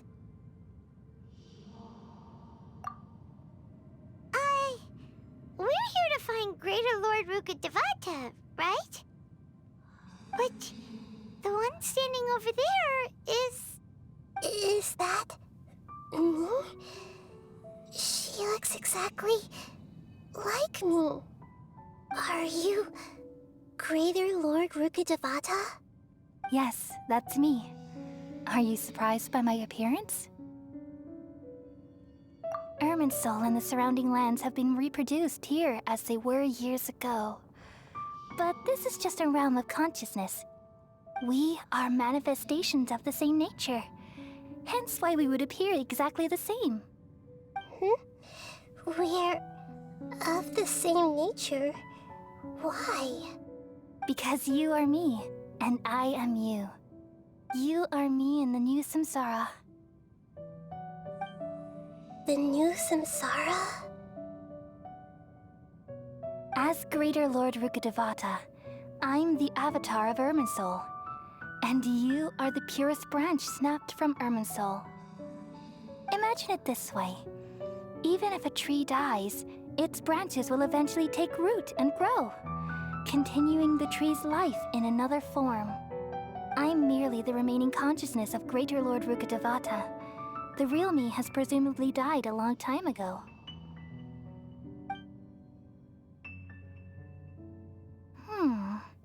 Judging from your appearance, I've probably been dead for 500 years. But you're finally here. My new self in the samsara.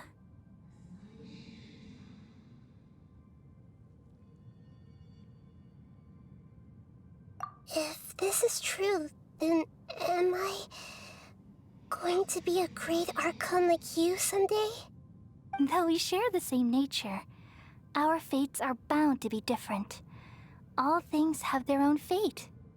When a branch grows into a mature tree, it won't be the same as the original tree. That's why fate is the ultimate knowledge, isn't it?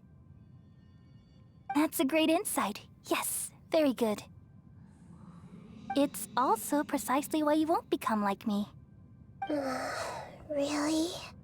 But perhaps you may become an even greater Archon than I.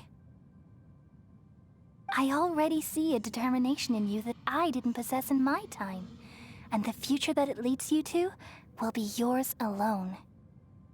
Along with the blessings from your past experiences. Don't worry. The growth of wisdom is like that of a plant. You only need to wait quietly for the flower to bloom. Come to think of it, the sages never had the faintest inkling of the meaning of wisdom. Thank you. Nothing makes me happier than discovering that the Archon I always admired was in fact myself in another fate. It's so nice to speak with you, Greater Lord Rukkhadevata.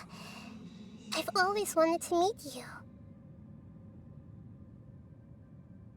The feeling is mutual. From the moment I snapped the branch off Irminsul and created you, I've also looked forward to talking with you. Could you tell me why you wanted to create me? And what exactly happened when you died?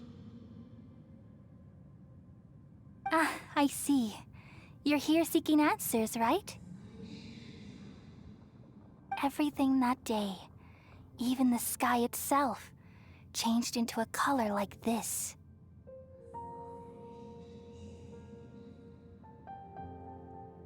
At that time, the seven were all summoned to the nation of Conria.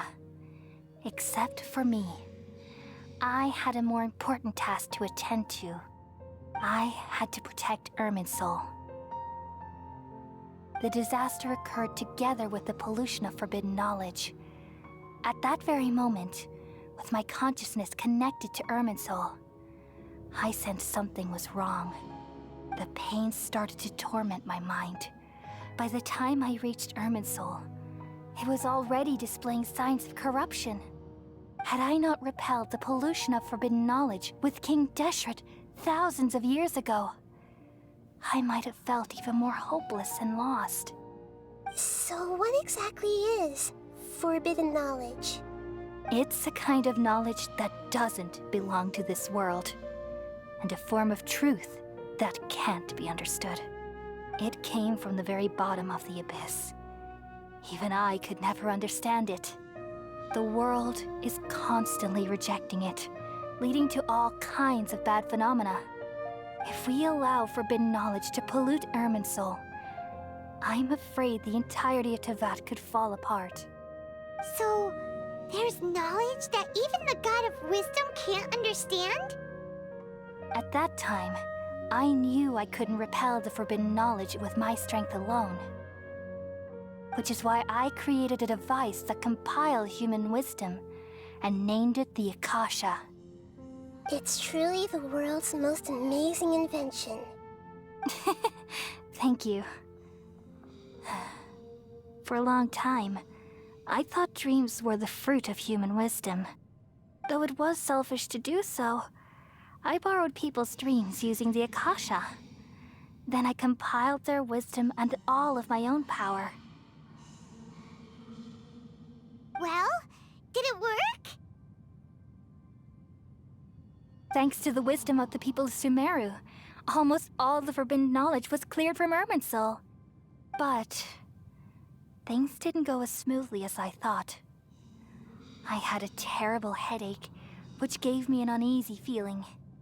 And then I remembered that my consciousness was also connected with Irminsul. It brought me knowledge and wisdom, but vile corruption as well. From the very beginning, my existence had been polluted by the forbidden knowledge. Oh no. How could that happen? I've experienced that pain in your consciousness. It must have been a horrible experience. Yes, but my feelings weren't important. The important thing was that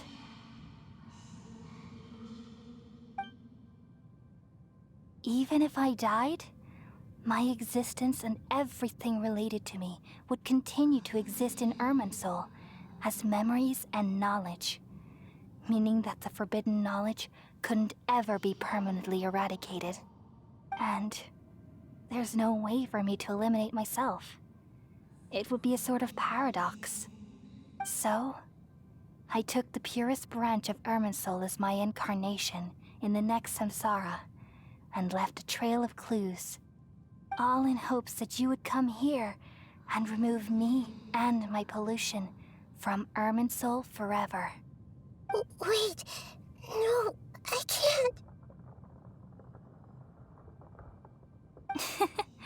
So you realize what that implies? You are very smart indeed. Irminsul has all the knowledge and memories of this world. And as you've realized just now, removing me from Irminsul means I essentially will never have existed in this world. But this is the only way to save Irminsul.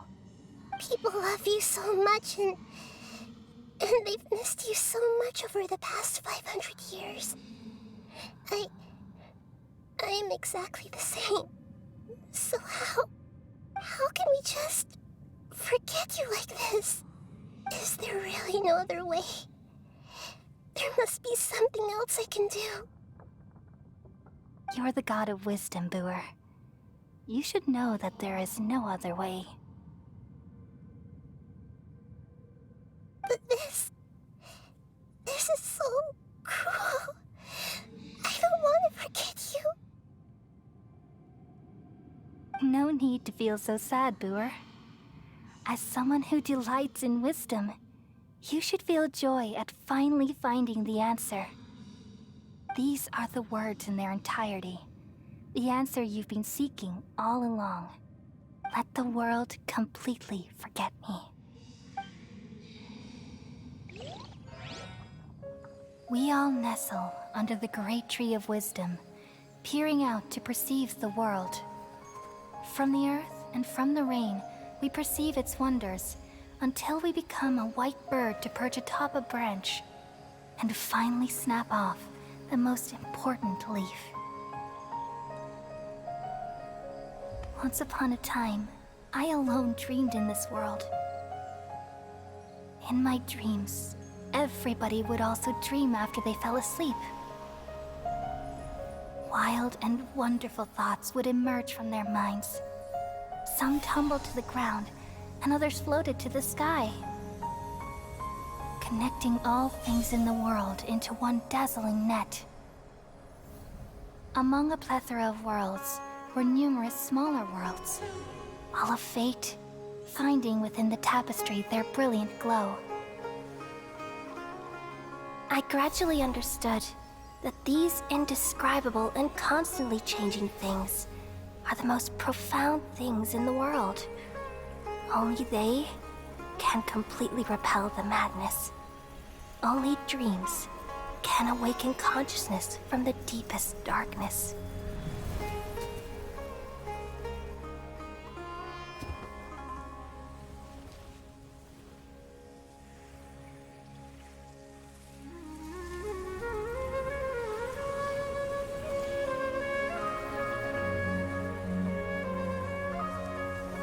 I'm the one who posed this question, yet also the one who sought a solution. Saving the world with the dreams of the people used to be my answer. And now, you've also found your own answer, and I shall return all the dreams to the people.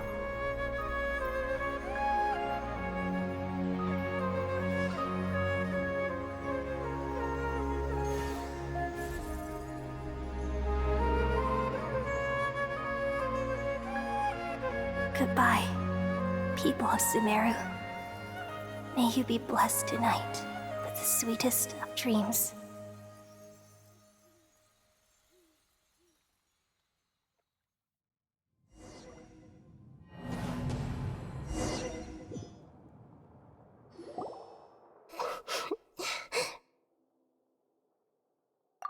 I'm alright.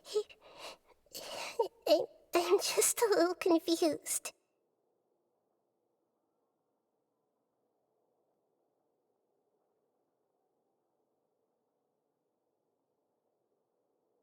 We've just saved the world, right?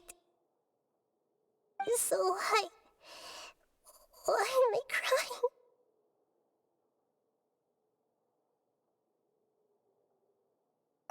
I don't know where this feeling inside of me is coming from, but I feel very sad. Just now, we used the power of two gnosis to successfully connect with the Irminsul consciousness from 500 years ago. Then, we removed the remaining pollution from Irminsul.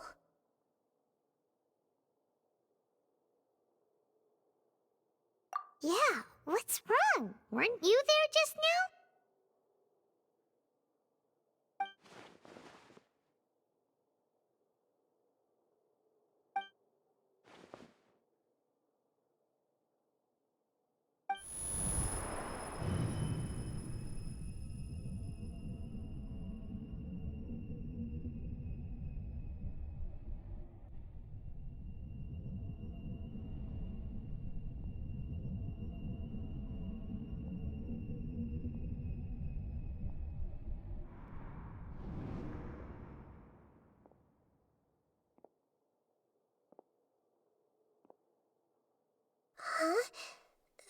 sound.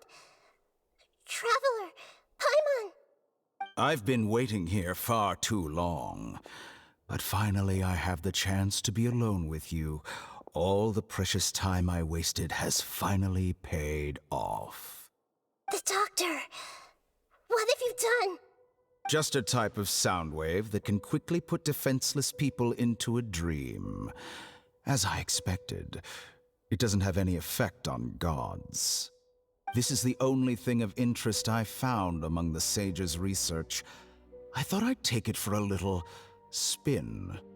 Don't worry. I know you would never forgive me if I actually killed them. I'm here to negotiate with you. Naturally, I won't do anything dangerous that could potentially damage our relationship. Negotiate with me? I heard you had already left Sumeru. Why are you here again now?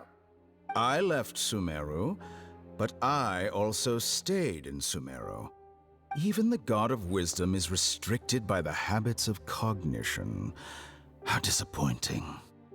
You mean there are many different versions of you in this world? An astute guess. Even the same individual will have different cognitions at different ages. A long time ago, I made a major decision in hopes of preserving all my perspectives of how I observed the world. Observation is the first step of any experiment, but observing the current world doesn't satisfy me. It lacks an important dimension, that of time. So I saved segments of all my ages and made them into independent individuals. That's all there is to it. Indulge me. How does the God of Wisdom find my method of seeking knowledge? It's an insult to the very concept of life. Life inherently has many rules and restrictions, each with its own significance and reason to exist. They can't be broken on a whim. Good. Amazing, even. Indeed, it's difficult for humans to make peace with themselves, not to mention oneself from a different period. Since you were in the academia, why wait until now to show up? You could very well have stopped us and helped that fake god. Simple. Let me ask you this. Would any staff member ever help the subject in the middle of an experiment? It was my experiment. So why should I interfere with the results? The academia saw the plan to create a god as their ultimate goal, yet you only saw it as an ordinary experiment.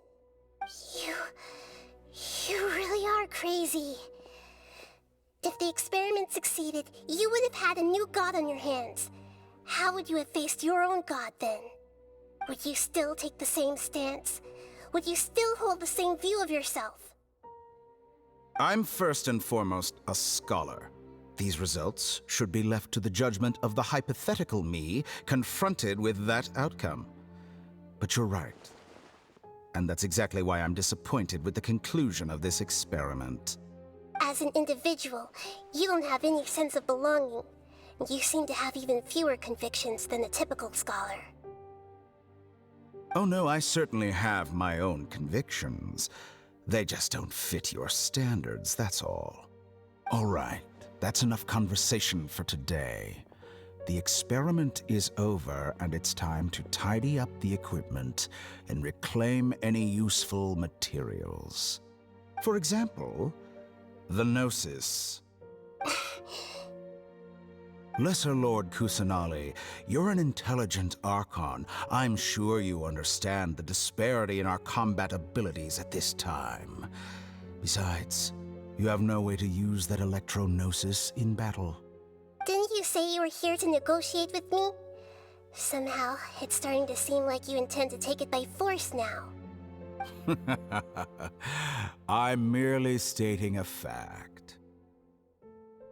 After all, I'm also a scholar. Naturally, I hope to show proper respect and dignity to the God of Wisdom. Your hypocrisy is built on absolute confidence. I understand your scheme, but... what if I were to destroy the Gnosis now and awaken the heavenly principles? Awaken the heavenly principles? Do you think that's really possible? The heavenly principles have been silent for many years, but the Gnosis are symbols of their control over Tevat and all the laws. Will the destruction of a Gnosis attract the attention of the heavenly principles?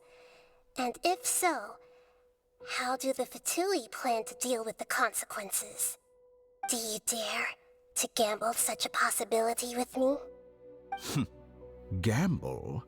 How surprising. I thought you would show evidence or use rigorous reasoning to prove your point. The word gamble is the last thing I expected to hear from the god of wisdom. But this is a clever move. You must have seen through me when I first captured your consciousness. As a scholar, I respect all possibilities. This has always been my principle and is an essential trait as an experimenter. Indeed, I can't ignore this possibility. So tell me then, what are your conditions? This foreign Gnosis will only lead to disaster if it stays in Sumeru. But this Electro-Gnosis is the prize I obtained after defeating one of your fellow Harbingers. Now, as the one who initiated this cascade of events, shouldn't you pay the corresponding price? Price? Interesting. What price would you have me pay? How about erasing all your other segments? So this is how you wish to restrict me, the most threatening opponent of the Nation of Wisdom. What you request of me is like plucking out the eyes I have placed in the dimension of time. Segments are extraordinarily difficult to make. They require extremely rare resources and enormous amounts of time and effort, requiring me to destroy them all here and now. Bravo. A suitably wise decision on your part. Yes, how very interesting. Can I assume that you have long been wary of me? Among all the versions of me, this segment you see now is the most selfish. If it weren't me, your idea wouldn't have worked. What did you see when you were imprisoned? You were observing me, and that's how you know I've long grown tired of their doubts and endless arguments. Like you said, it's difficult to make peace with yourself.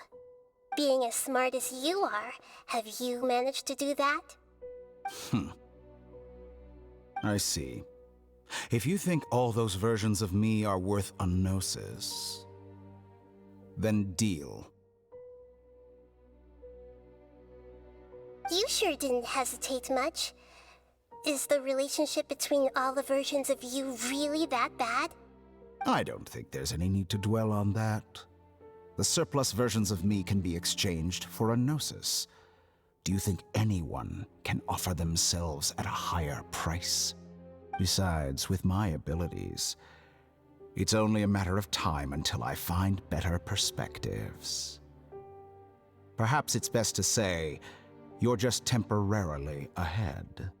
But what I'd like to know is, how can you be sure that I've really erased them? I can see your remaining honesty.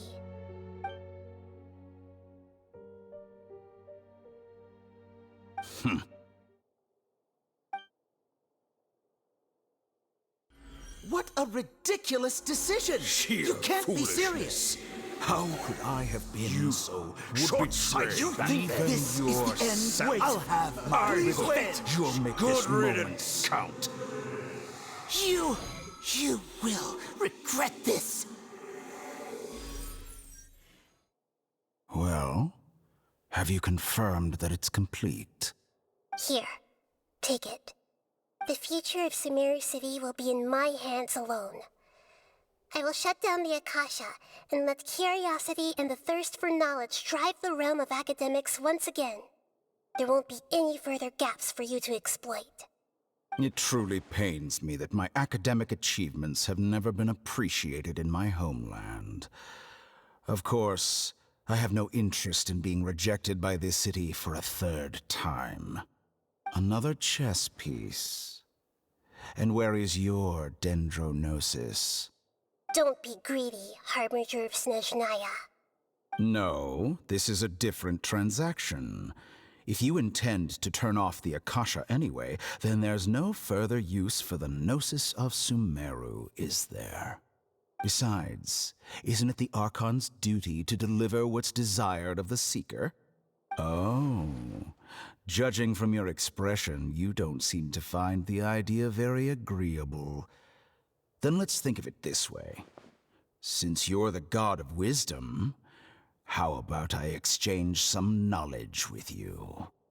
People exchanging knowledge with the God of Wisdom is the stuff of legends. Yet here you wish to exchange knowledge for the God of Wisdom's property. Arrogant as that is, it has piqued my interest.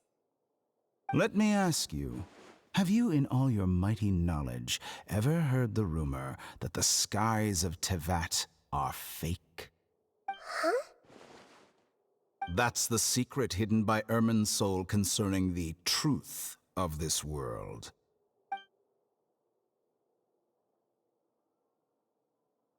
Once I finish telling you about this, it will be time for me to say goodbye. With negotiations, we've all gotten what we wanted. I'm very glad I got to meet you like this. Your arrogance may know no bounds, and convictions may mean nothing to you. But I'll still listen to what you have to say.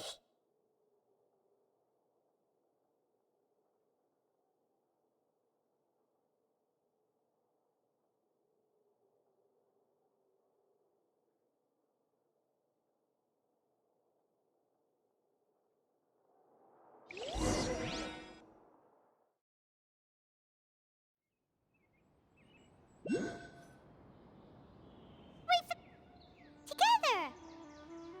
Okay, wake her up.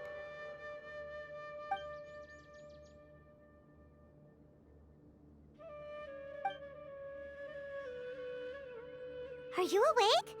Kali says it's time for breakfast. Come on, get up! Good morning! How are you feeling today? Good to hear. It looks like we've recovered pretty well. Not even Tainari could stop us from going out now, right?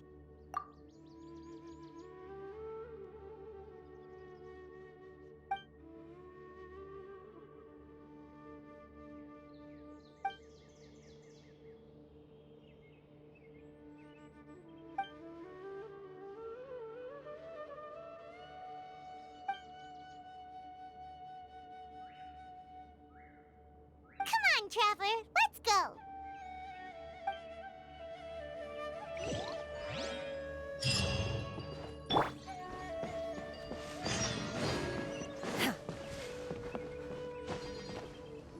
Good morning. Looks like you're awake.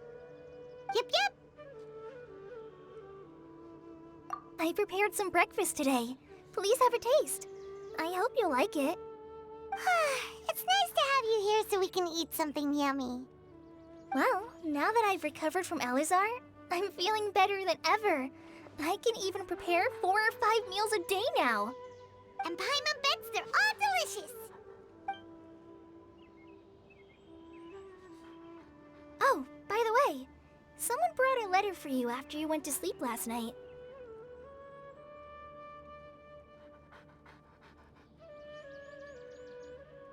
Nope. Paimon wanted to read the letter with you after you woke up, so Paimon didn't open it. All right, let's read it now. Oh, it's from Nilu. Ahem. We're going to hold a feast at the Grand Bazaar and celebrate Cyano's reinstatement as the General Mahamatra. As heroes of Sumeru, please be sure to attend. I'll wait for you. The date of the banquet is written on the back. It's in 2 days. Oh, I've also heard that you've become heroes here as well. That's amazing. Everyone's aware of your abilities. There's no need to be modest. Anyway, let's go to the Grand Bazaar to have a look. Oh, before you leave, be sure to inform Master Tainari.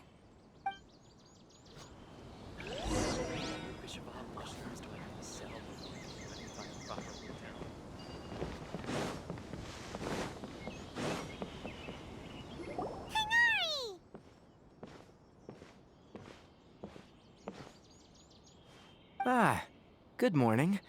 How do you feel today? We feel much better. How about you? I'm recovering well, thanks for asking. But from the looks of it, you seem to be already busy with work again. It's fine. I'm not that busy, really. The Elazar patients have recovered, as well as Hypatia. For now, I only need to tend to my Forest Watcher duties. It seems once Irminsul started getting better, everything else started to recover too. Yes, but there are still some residual effects. The withering is one example. Though it won't spread anymore, the existing zones won't just disappear. We forest rangers will still need to do the work.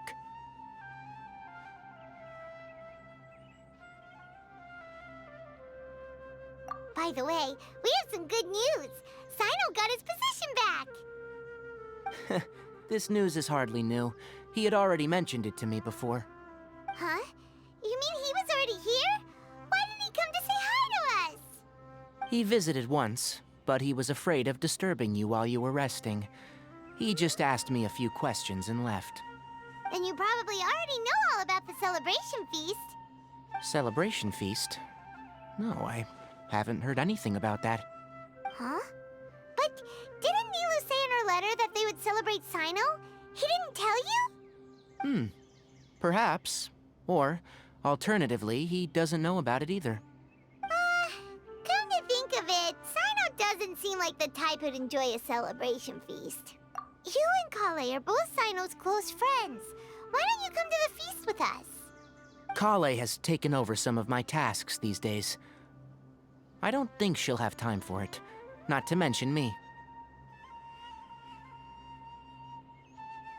You see, some VIPs have come to the forest recently. Huh? VIPs? Very important Paimons? Well, technically speaking, they are former VIPs. The sages involved in recent incidents have begun their training in the Avidia Forest, and the people they had previously imprisoned have all been released. Huh?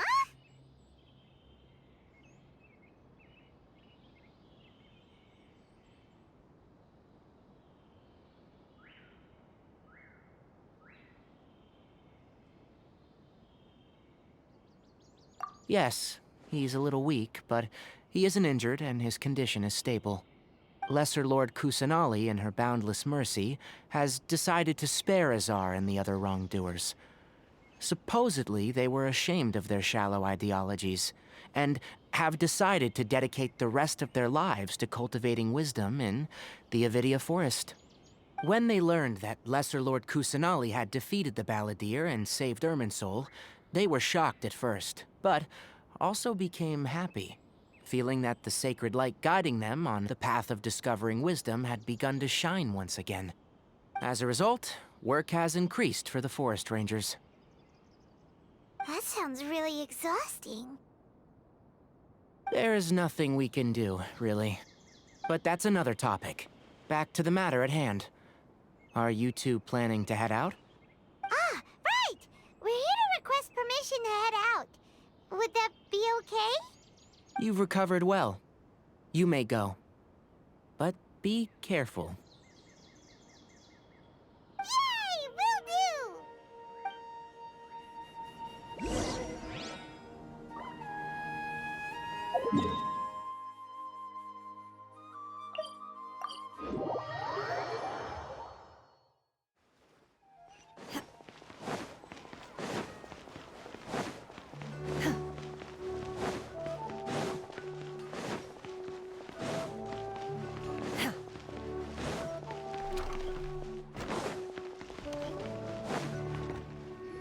Well, there won't be any problems if the feast starts at that time. Everything has already been prepared. Mr. Zubair, I finished tallying things up here. Well, except for the guests. Is a simple reply really that much to ask of our guests? It's affecting our arrangements! Oh, it'll be fine. Besides, it never hurts to get things ready in advance. I was thinking the same thing. The feast will be held sooner or later, right? Hey, Nilu! Traveler, Paimon!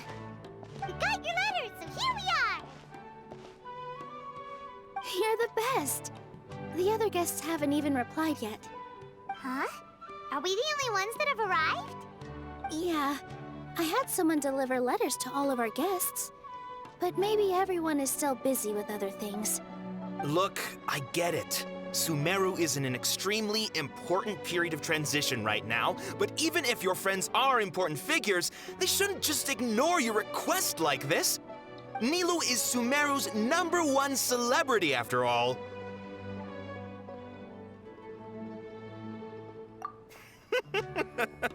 You have no idea how happy I am to talk to people with good taste. If you consider enjoying Nilou's dances having good taste, then almost everybody has good taste. Because Paimon thinks everybody will love her performance. That's right. We all think she's amazing too. Nilou is an absolute favorite among those of us who frequent the Grand Bazaar. For Outlanders, you have a great eye. Master Zubair, let's have a vote for the most outstanding audience members next time. I think these two may win. Nonsense! It is not for us to determine the value of an audience. But indeed, we could try giving gifts to people with particularly good taste. I heard there's a device in Fontaine called a camera that can record people's appearances as pictures. Such pictures would make superb gifts. Ooh, good idea. I wonder where we can find one. You guys are so funny. There's really no need for that. I'm satisfied just being able to perform here. There's always a lot going on at the Grand Bazaar. Yeah, and that's why I love it here. Traveler and Paimon, could you help confirm if the letters were actually delivered? If for some reason they didn't receive the letters, then please tell everyone that there will be a feast here.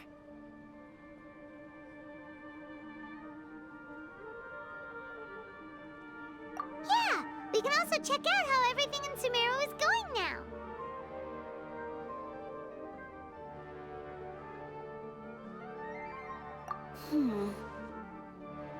When I wrote the letters, I heard that Dia was in Port Ormos, and Alhaitham was at the Academia. As for Sino, we've only heard that he appears at the Academia from time to time. I'm not too sure about Ramon's whereabouts. My guess is that he's with Dia. As for Dunyarzad, I just hope she's feeling better. I sent her a letter, but I was afraid of disturbing her. If you have time, please ask about her for me. Okay, got it. Let's go, Traveler.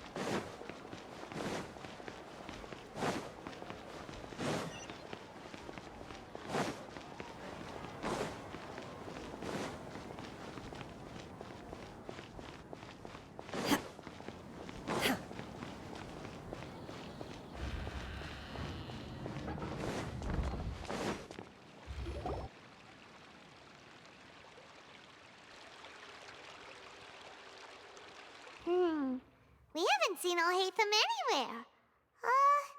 Let's ask that person over there.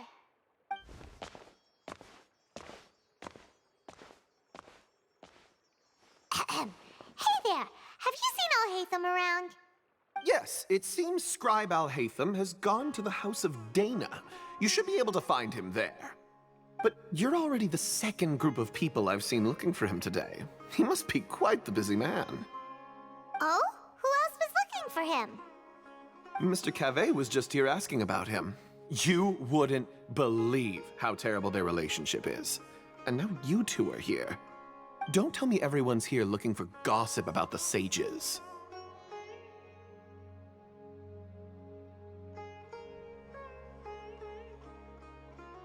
No way! We're strictly here on business. Ah, I see. Sorry, I thought maybe everyone's as interested in rumors about the sages as I am.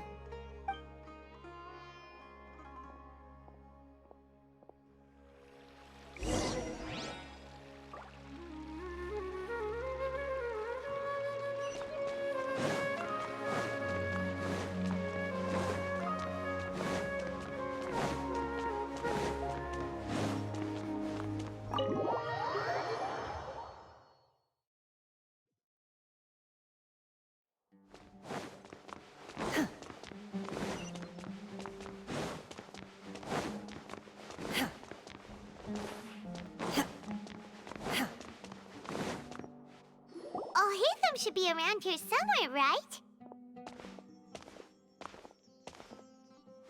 Oh, he's over there! But it looks like he might not have time for us.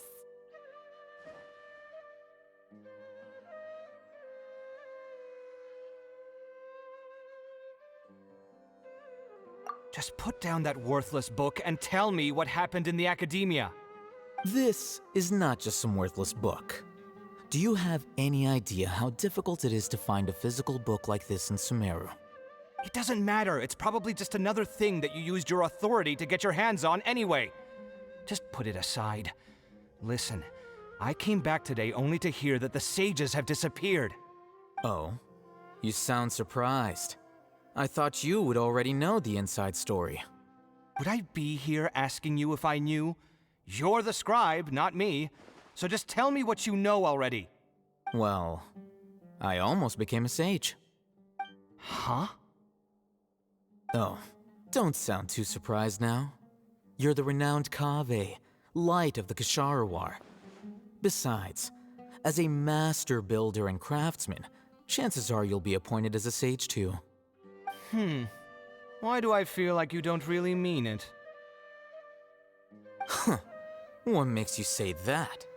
Why would you question my heartfelt sincerity? Maybe it's because you've never said anything good about me before.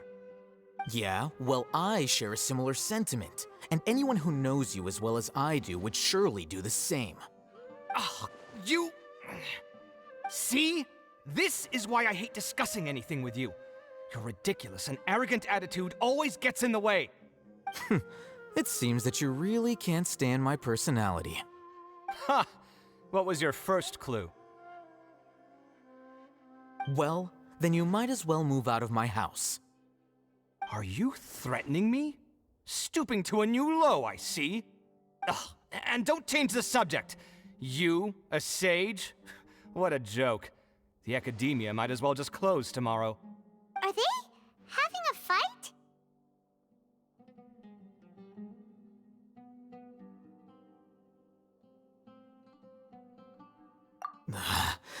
Forget what's going on with the academia. Haven't you been busy with your construction project? Tell me, when are you going to build yourself a mansion? Don't get me started. I get angry just thinking about it. So, what great building did our master architect work on this time? Like I need to tell you. Keep your nose out of my business. No, I think we deserve to know. Where were you when Sumeru needed you most? I was in the desert for a large project, but considering Haravatat's utter ignorance of architectural and aesthetic matters, you probably wouldn't understand. Which is truly unfortunate. I can only pity the man who doesn't understand the first thing about beauty and romance. Unlike a true... hold on, wait a second. What do you mean by when Sumeru needed me most? Well, while you were out fiddling around in the desert, many people came together to save Sumeru from a crisis. Ha! And you think I'd believe that?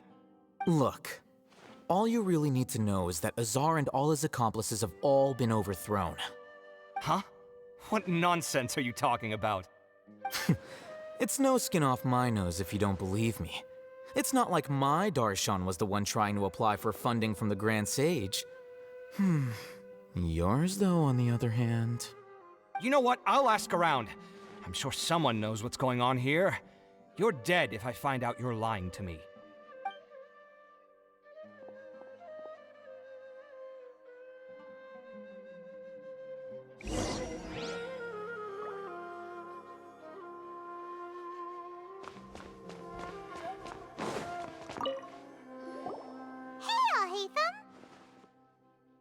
Oh, it's you two. What's the matter? We're running some errands for Nilu. Have you received her letter? Letter? Nilu said she sent out a letter inviting everyone to a celebration feast in 2 days at the Grand Bazaar. We'll also be celebrating Zino's reinstatement as General Mahamatra. If she addressed the letter to all Hatham of the Academia, then the letter should have gone to my office. I've been busy these days, so I haven't had time to check for any new mail at my office. I only now have some free time to attend to personal matters. Have you always been so busy with your work? Of course not. I'm only busy these days because several sages have been dismissed recently and the whole Academia was practically turned upside down. Kainari told us they all went to train in the Avidia Forest. Apparently they will spend the rest of their lives there. That is already the best possible ending for the likes of them. 4 of the 6 great sages were possessed by their desire for power and attempted to create a new god. In order to pull it off, they even imprisoned the other 2 rational sages. To imagine such things could take place in the Academia. I don't know where to begin.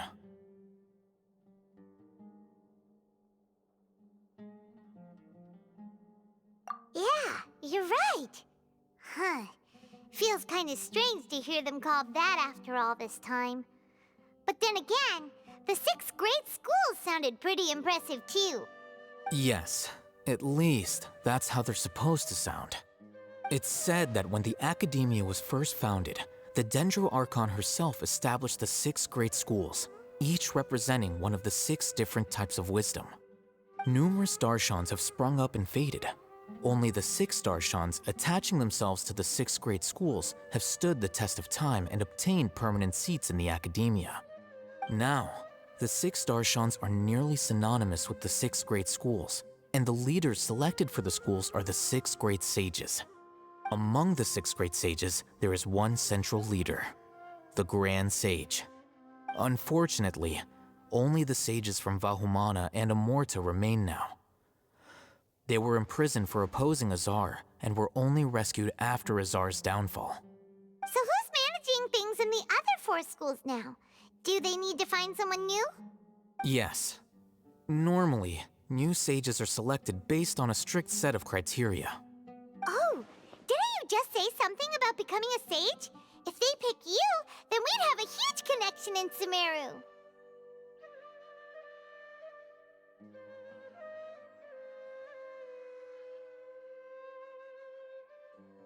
Yes, about that. You didn't let me finish my sentence. The person in charge of personnel affairs nominated me to be the Grand Sage in place of Azar and help Lesser Lord Kusanali manage the Academia. But I refused. Huh? But why? Can't you be a little more ambitious? I'm not even interested in being one of the 6 great sages. Like I said before, I don't like being a leader. Oh, all right. So are you busy these days trying to find others to take the job? That's not my job either. I'm only responsible for handling important affairs within the Academia before the new sages take office.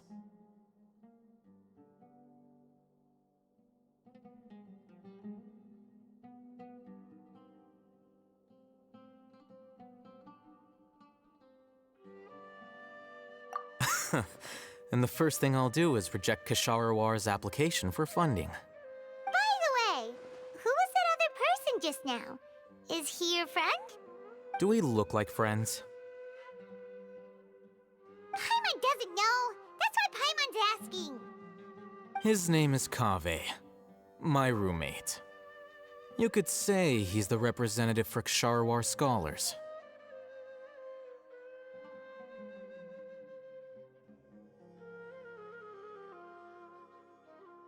Which is exactly why he always has so many problems.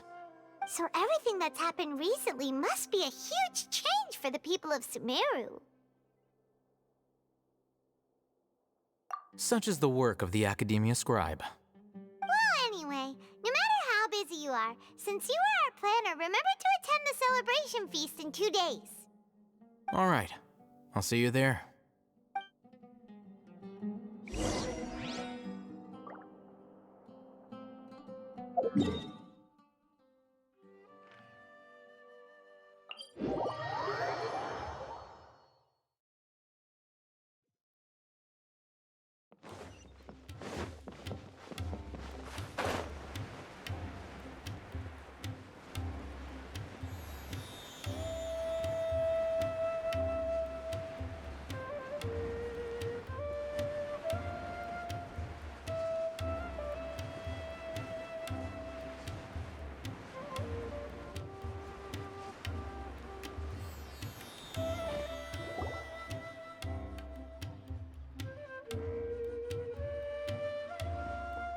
This is Port Ormos. Now where could... Is that Paimon I hear? Huh? Oh, it's been a while. How are you doing? Dinnerzad! It's been so long since we've seen you!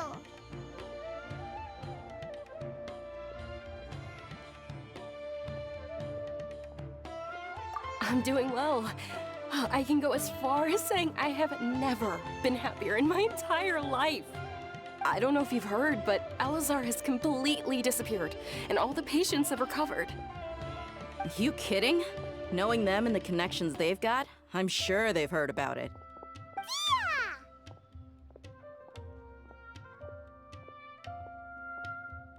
That's right. My lady is feeling better now, so I'm accompanying her for a walk. Why do you still call me that, Dia? You've already informed my father of your resignation. I guess I'm just used to calling you my lady. Old habits die hard. Resignation? You mean you're quitting? Yeah, I might start losing my edge if I keep being a bodyguard for the Homayanis. You know that my parents and I are fond of you, and that we appreciate you very much. It wouldn't be a problem if you wish to continue to be our bodyguard. I'm not a woman that's easily persuaded. You should know that by now, my lady. When I took this job, I had already decided that I'd quit as soon as you'd recovered. It's time for me to get back out there and chase that horizon. So what are you gonna do now if you're not gonna be a bodyguard anymore? I want to take a risky job and put my body to the test again. Huh? But we literally just finished one of the most dangerous jobs ever. Are you getting bored already? I know. If I hadn't joined in that plan with you, I wouldn't have come up with this idea. I guess I still get fired up by that feeling of going all out in a fight. It made me realize that I'm still a mercenary through and through. Life is short, and I'm happy that I got to be a part of that operation. But the whole thing also made me realize that there are still many problems in Sumeru. And as a desert dweller, I'm still not completely ready to settle down on this side of the wall. Well, I remember a friend had someone bring you a message. You mean I'll hate them? I didn't expect him to still remember that. I thought he was joking. We just came from talking with Alhaitham at the Academia. Did he tell you that he suggested that I come work at the Academia? What?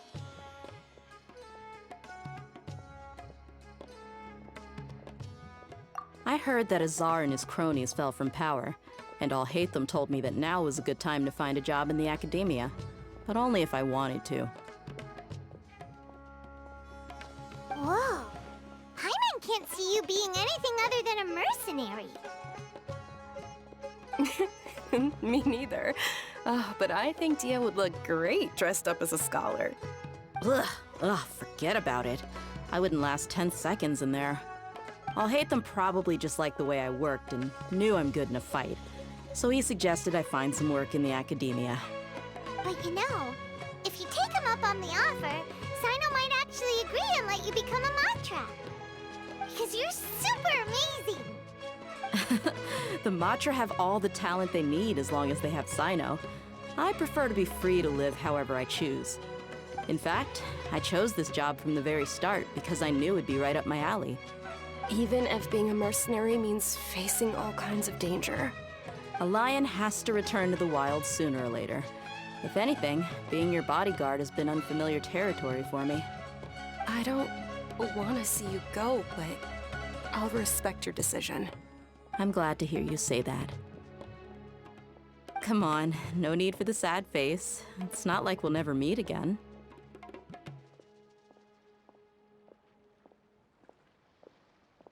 Once the whole Dendro Archon thing is settled, everything in Sumeru will take a turn for the better. That makes me happy too. But a peaceful society will probably mean less demand for mercenaries like me. Before long, we'll be a dying breed. So I'd better get to work while I still can. Huh?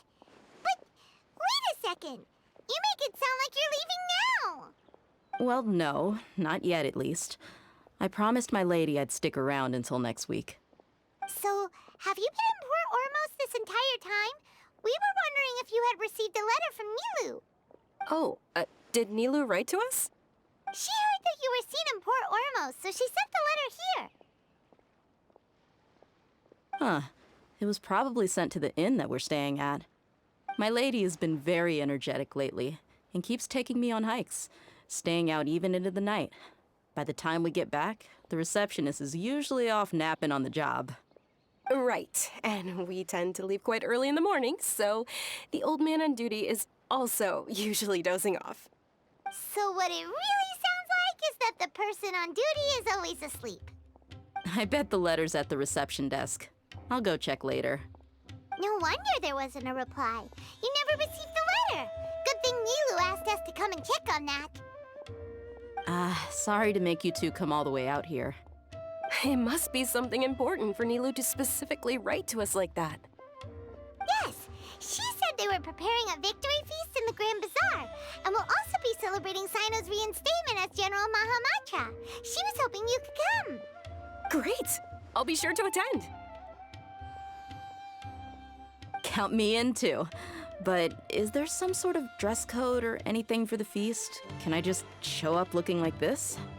Since it's being organized by Nilu, I don't think she'll be too picky about that. If anything, I think she wants to see us as our most natural selves. All right, then this is how I'll show up. The feast will be held in 2 days, so don't forget. Sure. Thank you so much for letting us know. We'll see you there. Oh, by the way, do you happen to know where Sino and Raman are? The General Mahamatra always comes and goes without a trace. Normally no one knows his whereabouts. Oh. But last time we met, he mentioned that he had something to do in Aru village. You can try your luck there. As for Raman, your guess is as good as mine. I only remember he said that he had something to discuss with Sino. You can ask Sino when you meet him. Don't mention it. You'd better get going. All right, on to our next stop.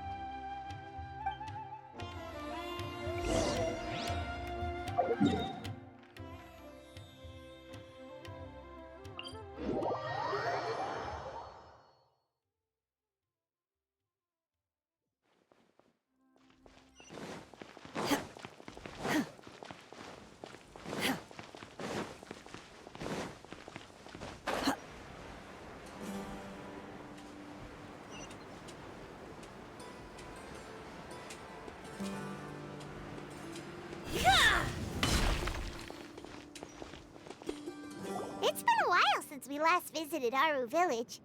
Ah, there's Sino!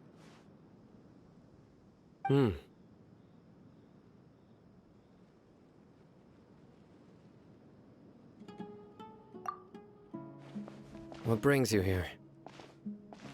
We recovered well, and Tanari agreed to let us leave, so now we're out and about again. It seems Gandharvaville's medical treatment is still as good as ever. Mm-hmm, and Tanari is recovering well, too. That's good to hear.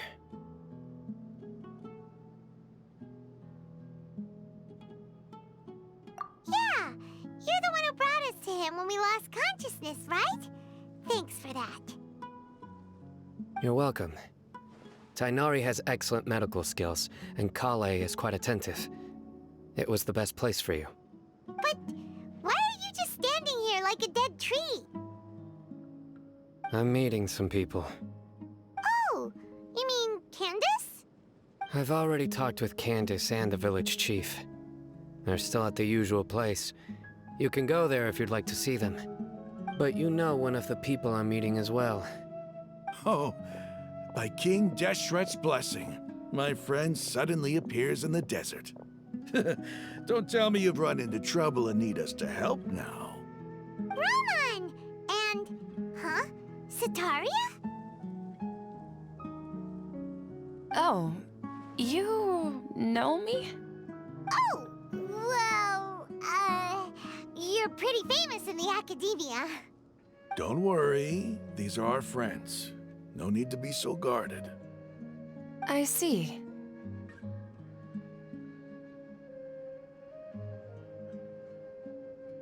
I'm doing well. Many good things have happened recently.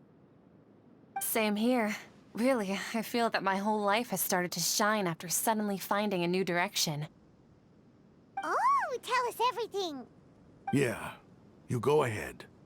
Alright, well, I suppose I should start by saying I've decided to leave the academia. What? It's not that I've given up on being a scholar. Instead, you could say I've found a new identity. I will no longer pursue research like a typical scholar, but I have not completely given up on my relationship to knowledge either. I can see what you're saying now. What do you mean? I plan to leave the academia and return to teach here in the desert. Wow, so you want to become a teacher? Sataria will return to support education here and teach people from the desert. She can't teach everyone on her own, but there are many of us Eremites all over Sumeru. She came to discuss a collaboration with me and hoped that I could bring her ideas to the Eremites. Yes, it's my hope that the Eremites can help me select a group of smart people with the best aptitude for teaching. I'll teach them, and after they've finished learning from me, they can go educate more people. That is the true meaning of education and the spreading of knowledge. The people of King Deshret suffer from sandstorms, exile, and ignorance. Miss Sataria is more than welcome to come teach here. Her arrival is like a star shining in the desert night. The stars have always guided caravans, thieves, soldiers, and travelers who get lost in the night. They lead those in the dark out of trouble and back to safety. Oh, please. Where's all of this coming from? I'm starting to feel a little embarrassed. You deserve these compliments. Mercenaries are accustomed to danger and don't fear death, which is why we recognize extraordinary actions that common people would easily overlook. Sataria's idea will bring much good to many people. At first, I feared it was destined to fail. Everyone knows that the academia doesn't allow scholars to teach in the desert without permission. As you know, all knowledge is under their surveillance and control, and very few desert dwellers are as lucky as me.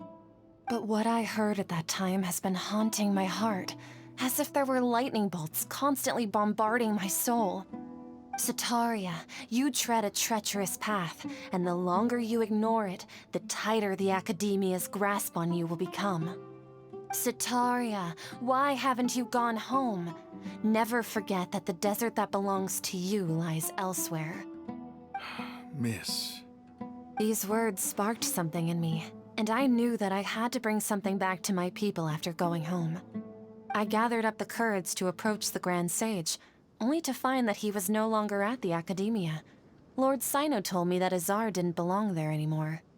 Azar has received much-needed punishment. Though, if you ask me, it may have been too light. You probably have already heard.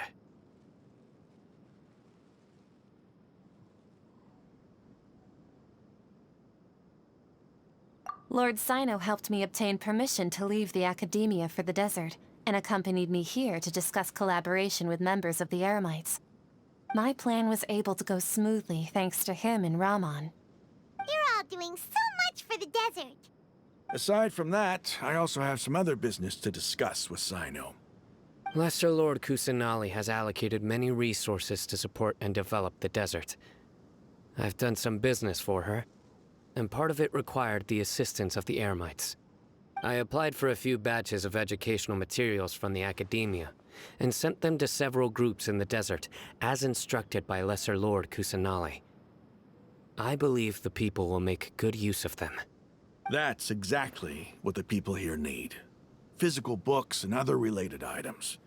If it weren't for Sino and Lesser Lord Kusanali, I'm afraid we'd never be able to get our hands on them. Apart from this, the academia is also recruiting scholars that are willing to teach in the desert. I'll let you and Sataria know as soon as I have any more news. We must be persistent about this, and maintain these resources to ensure long-term effectiveness. This is the first time in hundreds of years we've had a glimmer of hope. I think this may be the turning point for the desert. Remember these words. Here lies our faithful priest, Kasala.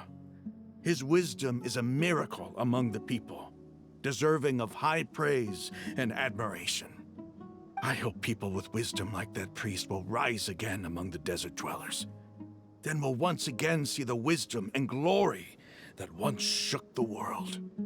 Enough about us. Are you here to discuss some business too? No, not at all. We're actually here on behalf of Nilu. Nilu wanted to write to everyone, but she wasn't sure where the letters should be sent, so she asked us to come find everyone personally. A celebration feast will be held in 2 days at the Grand Bazaar. She hopes that all of you will be able to attend. At the feast, we'll also be celebrating Sino's reinstatement as General Mahamatra. Although, judging from your appearance, it seems you've already been reinstated. Paimon thought you would only start working for the Academia after the feast. Celebration? Feast?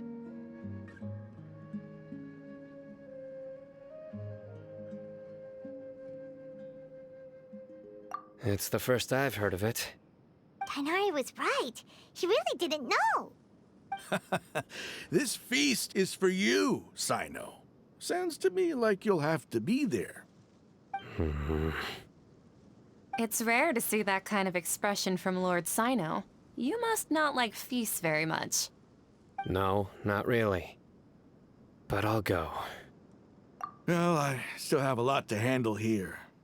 Besides, I need to look after Miss Sataria in the desert, so I'll have to pass. I'm afraid I won't be able to join you. Although, if you'd be so kind, please give a message to Miss Nilu for me. The message is, I'm sorry for how I treated you before, but now I understand the beauty of your dance. It's like a light shining in the sky. You and the art you symbolize are not only beautiful, but also lively and powerful, so much so that it was prohibited. Please keep dancing, and someday, I'll be able to appreciate your art in person. Okay, we've got all that down.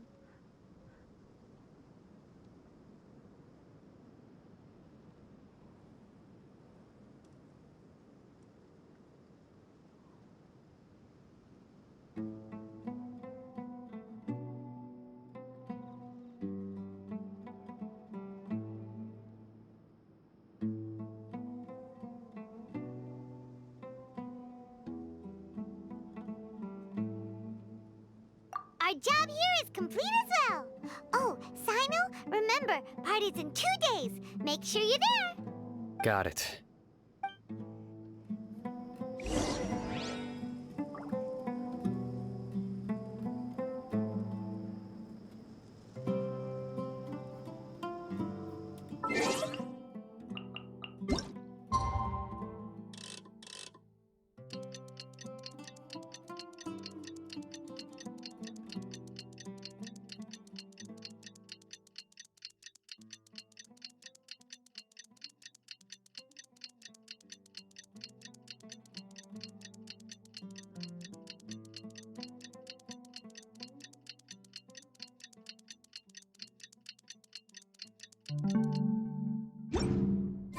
Today's the big day. Let's go to the Grand...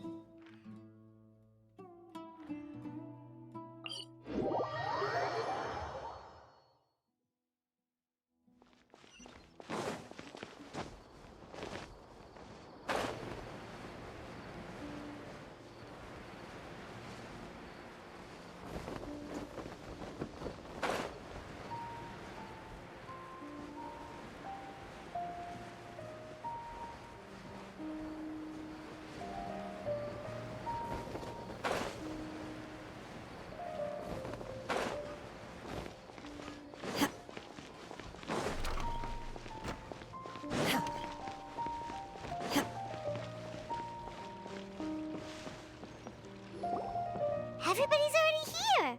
Looks like we're the last ones to arrive. You're here. Ah, there you are. Well, look who finally decided to show up. You look like you came here immediately after finishing up some work. I'm very happy to see you here. But we're not late, are we? It's just that everyone else arrived ahead of time. I propose that the last one who arrived be put in charge of today's speeches. Nah, there won't be any speeches today. Oh, really? Well, even better. Come join us over here. Let's share some great food and drinks, and chat about all sorts of fun things. Everything looks quite good. Wow! Paimon can't wait! Traveler, just look at all the delicious food here!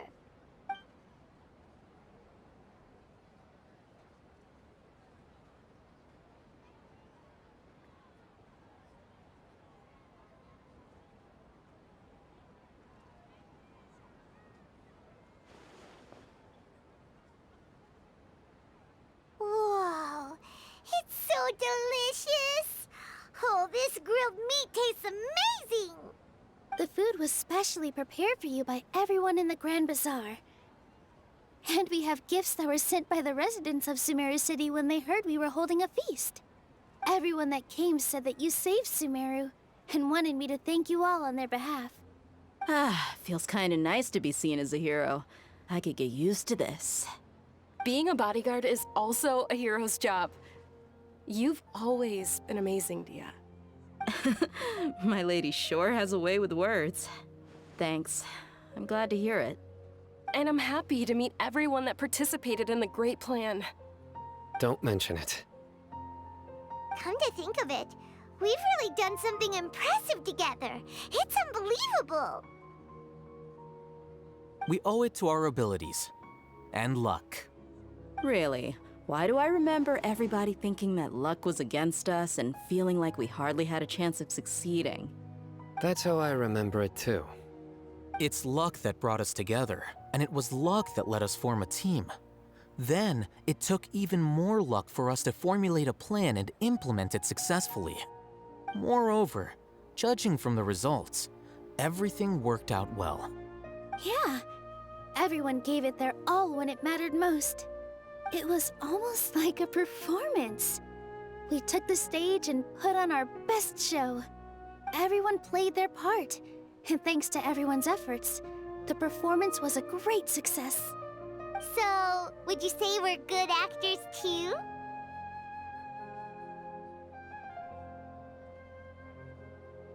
It's such a blessing that Lesser Lord Kusanali was able to return to power at the Academia. Yes, even after being abandoned and neglected so many times, she's finally returned.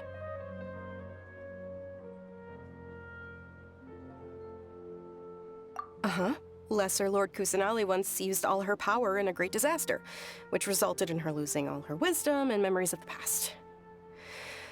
The Academia basically abandoned her because of it. This should be something everybody should remember. Huh?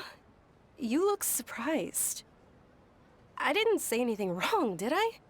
No, everything you said is correct. That's good. Something wrong? Yeah, what's with that face? You knew all of this already.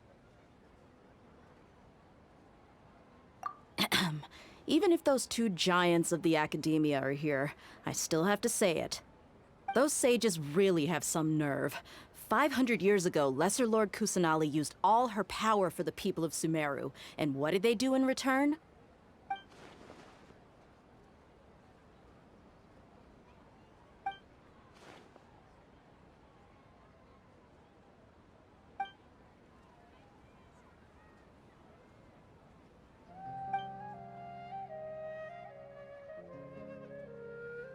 If you bite the hand that feeds you, don't act surprised when it turns into a knuckle sandwich, right, Sino? Perhaps I shouldn't say this, but their treatment of Lesser Lord Kusanali calls for a more severe punishment. You could simply tell Lesser Lord Kusanali that you wish to have Azar and his accomplices severely punished. I respect our deity's decision, and won't interfere in any way.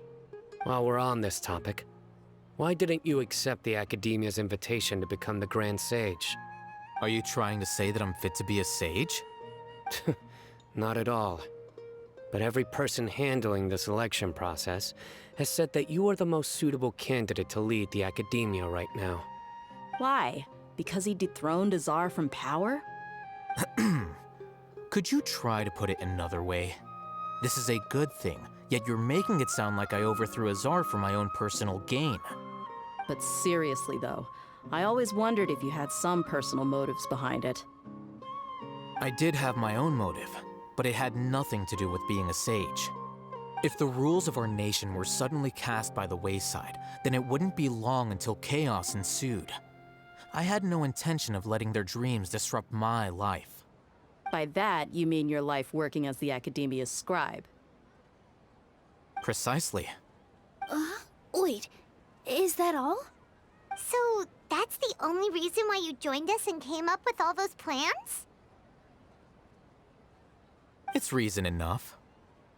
You've certainly got quite the personality. You flatter me. All right then. How about you? You've already resumed work as the General Mahamatra, right? That's right. Will you be happy with that life? It's not about being happy. There are merely a lot of things that I must do. Even so, keep your spirits up and try to be happy, okay? And try to smile more every day, just like I'm doing now. Thank you. I'll keep that in mind.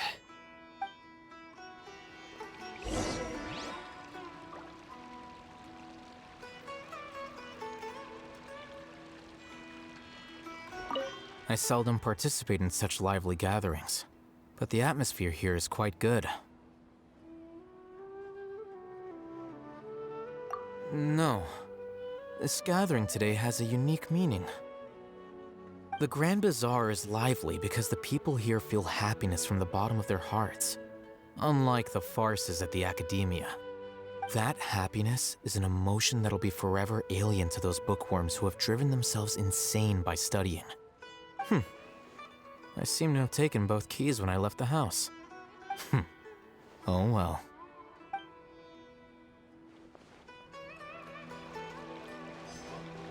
Ah, there you are, traveler. Well, how is it? Are you enjoying the feast today? If there's anything you're unhappy with, just let me know. I'll be sure to take note of it.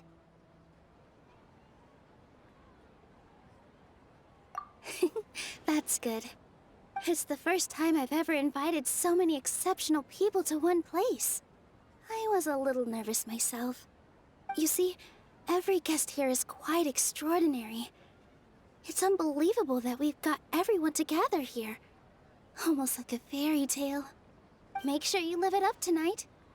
I'll be happy as long as you're enjoying yourselves.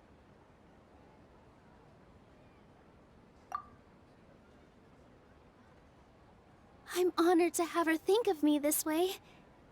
If I have a chance in the future, I would really like to invite her to one of my performances. I can't explain why, but I just feel elated right now. Thank you.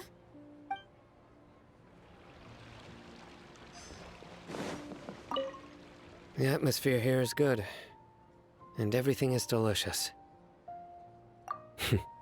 Yeah. I don't often come to such places, but it feels quite good. I have a lot to handle these days. Otherwise, I could show you around.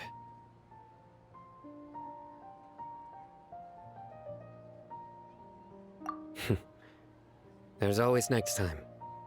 We're friends after all. This feast is pretty good. I like it.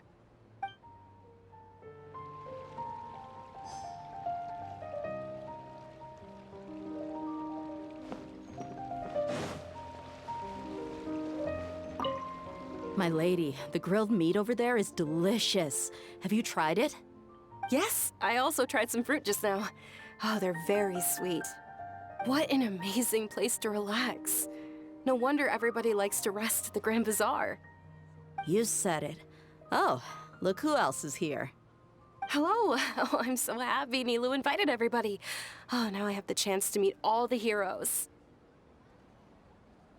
Hey, less of that polite chit-chat and more eating and drinking. The feast is about having fun, not stuffy formalities.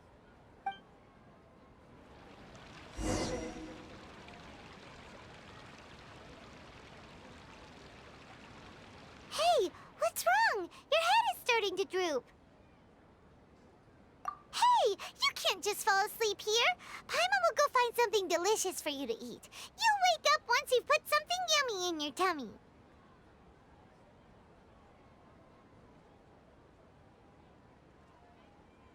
Of course. Just wait here for Paimon.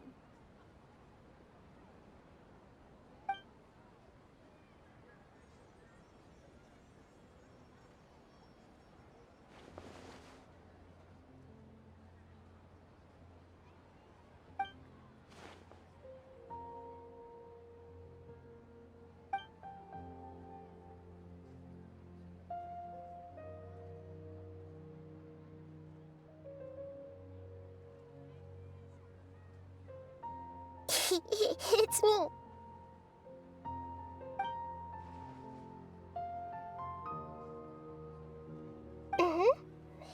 You may blame me for being a bit too self-indulgent. I was thinking about talking with you, and the next thing I knew, I had made a connection with you. The connection between us is amazing. It's like flora and the fence it grows upon.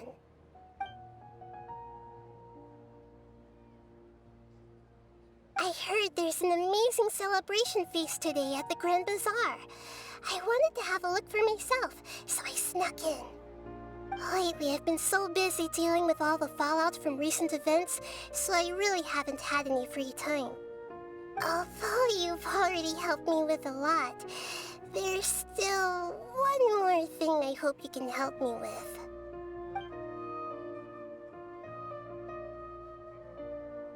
Please say thank you to everyone for me.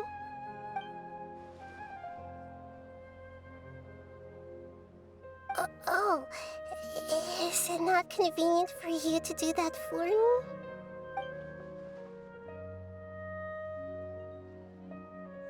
But if I just show up all of a sudden, people will become all quiet and stiff, won't they? What if I end up scaring them and ruining this wonderful feast? That'd be the last thing I want.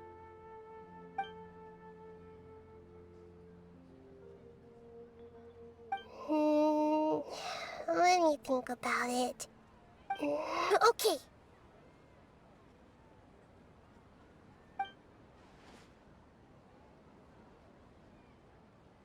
Yes, I have.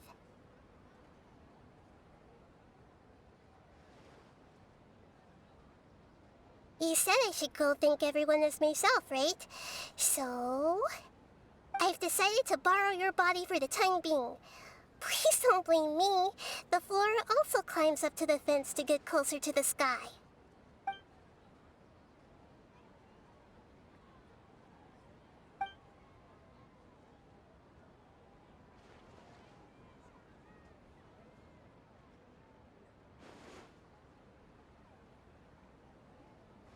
Everyone! Are you awake now? Paimon was just about to bring you the food. It's me. Huh? That voice. Nahida? Hold up. What's going on? I didn't expect to have a conversation with the consciousness of Lesser Lord Kusanali in the Grand Bazaar. Interesting. Is this also a part of the feast? No, of course not. Are you Lesser Lord Kusanali? Hello, Nilu. You know who I am? Yes, I already know every one of you. Nilu, Alhaitham, Sino, Dia, Paimon, and Dunyarzad.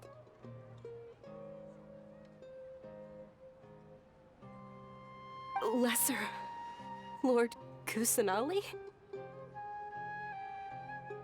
I took the liberty of occupying the Traveler's body so that I could thank all of you in person.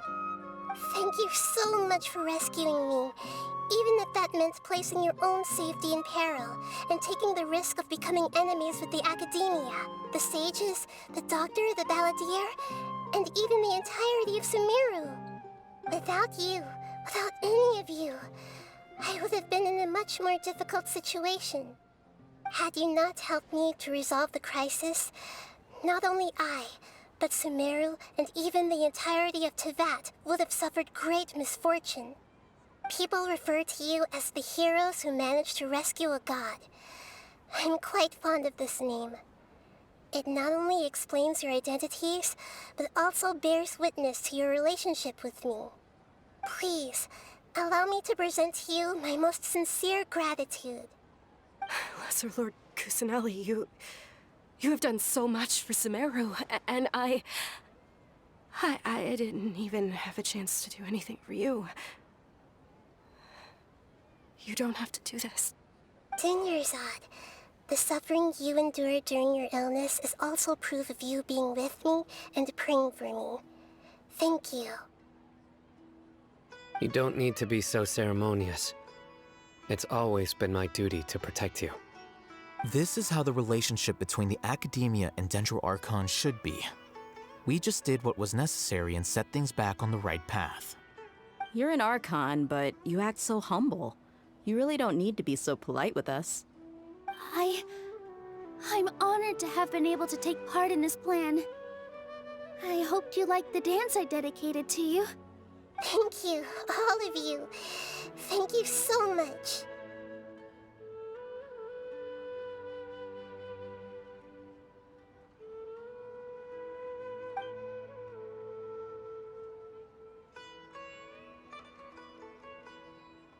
Yeah.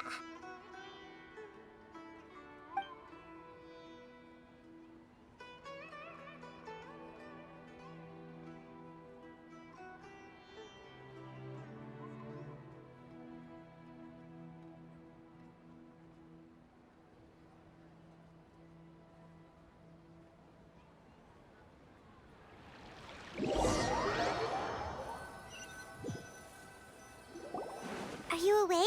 Did you rest well? After Nahida left, you ate a lot of food. You've become a glutton. That just means you still have a lot to learn from Master Paimon, the Sage of Gluttony! Alright, since you're awake now, should we go and have a chat with Nahida? She should be in the Academia right about now.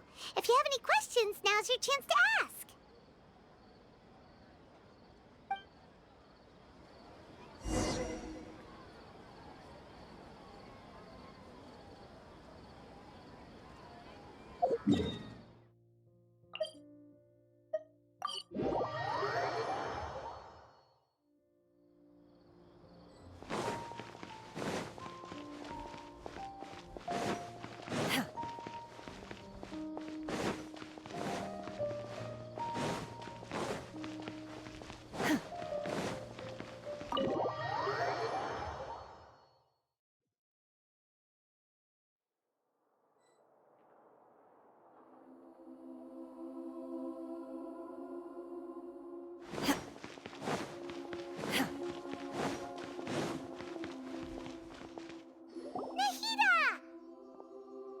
Hello, Traveler and Paimon.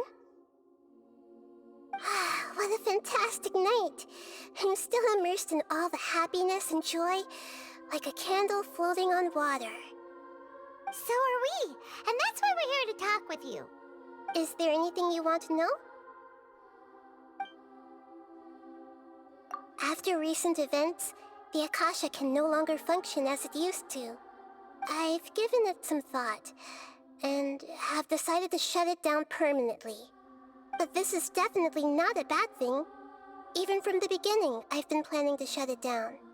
The Akasha's centralized administration of knowledge has always restrained people's curiosity and curtailed the number of paths available to them. I don't think this is good for Sumeru. Although people may initially feel a little uncomfortable with the loss of the Akasha, they will soon understand that this life is more suitable for them. And as for the future of Sumeru, I'm preparing to regain control of the Academia. The former sages have received their punishment, but the new sages have yet to be selected. I will oversee the process personally. I hope that the new 6 great sages will be more focused on academics. Sumeru needs such leaders more than ever. The other big issue is the people of King Deshret. All the residents of the desert, in fact. They have been mistreated for far too long. I've already taken some measures to address this. It will take some time to rebuild everything, but no matter if it's culture, friendship, or trust, we will rebuild it. You mean, what happened after the doctor put you to sleep? You guessed correctly. The top-ranked Fatui Harbingers, up to number 3, possess power comparable to that of gods. I was no match for him in that kind of situation. However, in spite of the bad situation, I still managed to make a fair deal with the doctor. I'm sure you remember the entity that changed your fate, the Heavenly Principles. In fact, the Heavenly Principles has been quiet since the Conria disaster 500 years ago. I used this point as leverage against the doctor. I told him that the Heavenly Principles may be awakened if I destroy the Gnosis. Although it's just a bluff, he still fell for it. I assumed that the Heavenly Principles wouldn't just stand by and let such extensive damage to its laws take place. And as for what I exchanged for the Gnosis, the exchange served as both punishment for the doctor as well as a boon of new knowledge that I couldn't refuse as the God of Wisdom. He's still in a coma. I've hidden him like how one would hide a feather. I know you have many misgivings about him, but as someone who had become a god, he has retained a number of very useful features. Don't worry, I'll keep an eye on him and make sure he doesn't do any evil. In addition, there are still some mysteries left in him. Some things may be very clear from my perspective, but he is still yet to understand them himself. His future will be determined by fate. Is that where you're headed next? Fontaine, the Nation of Justice? As far as I know, that nation operates in a judicial system. Does their Archon personally judge people? No, there's a Chief Justice in Fontaine. Generally speaking, the Hydra Archon, Focalor, won't preside over individual trials. However, even then, Focalor will still make herself present at just about every trial. It seems that she just likes to immerse herself in that sort of atmosphere. As Archon, she still reserves the right to influence the final verdict. Anyway, let's just say she's got, a very unique personality. Are you sure? Isn't there something else you haven't asked about yet? Huh? You mean... About your brother. While you were resting at Gandharvaville, I took some time to perform an Irminsul search for information on your brother. Yeah, isn't Irminsul a repository for all the information and memories of Teyvat? So there shouldn't be anything on her or her brother. This is true in your case. Irminsul indeed does not have any information on you. However, there must be something different about your brother. Because as it turns out, the world has recorded information on him after all. What? There's only one possible explanation. He belongs to this world.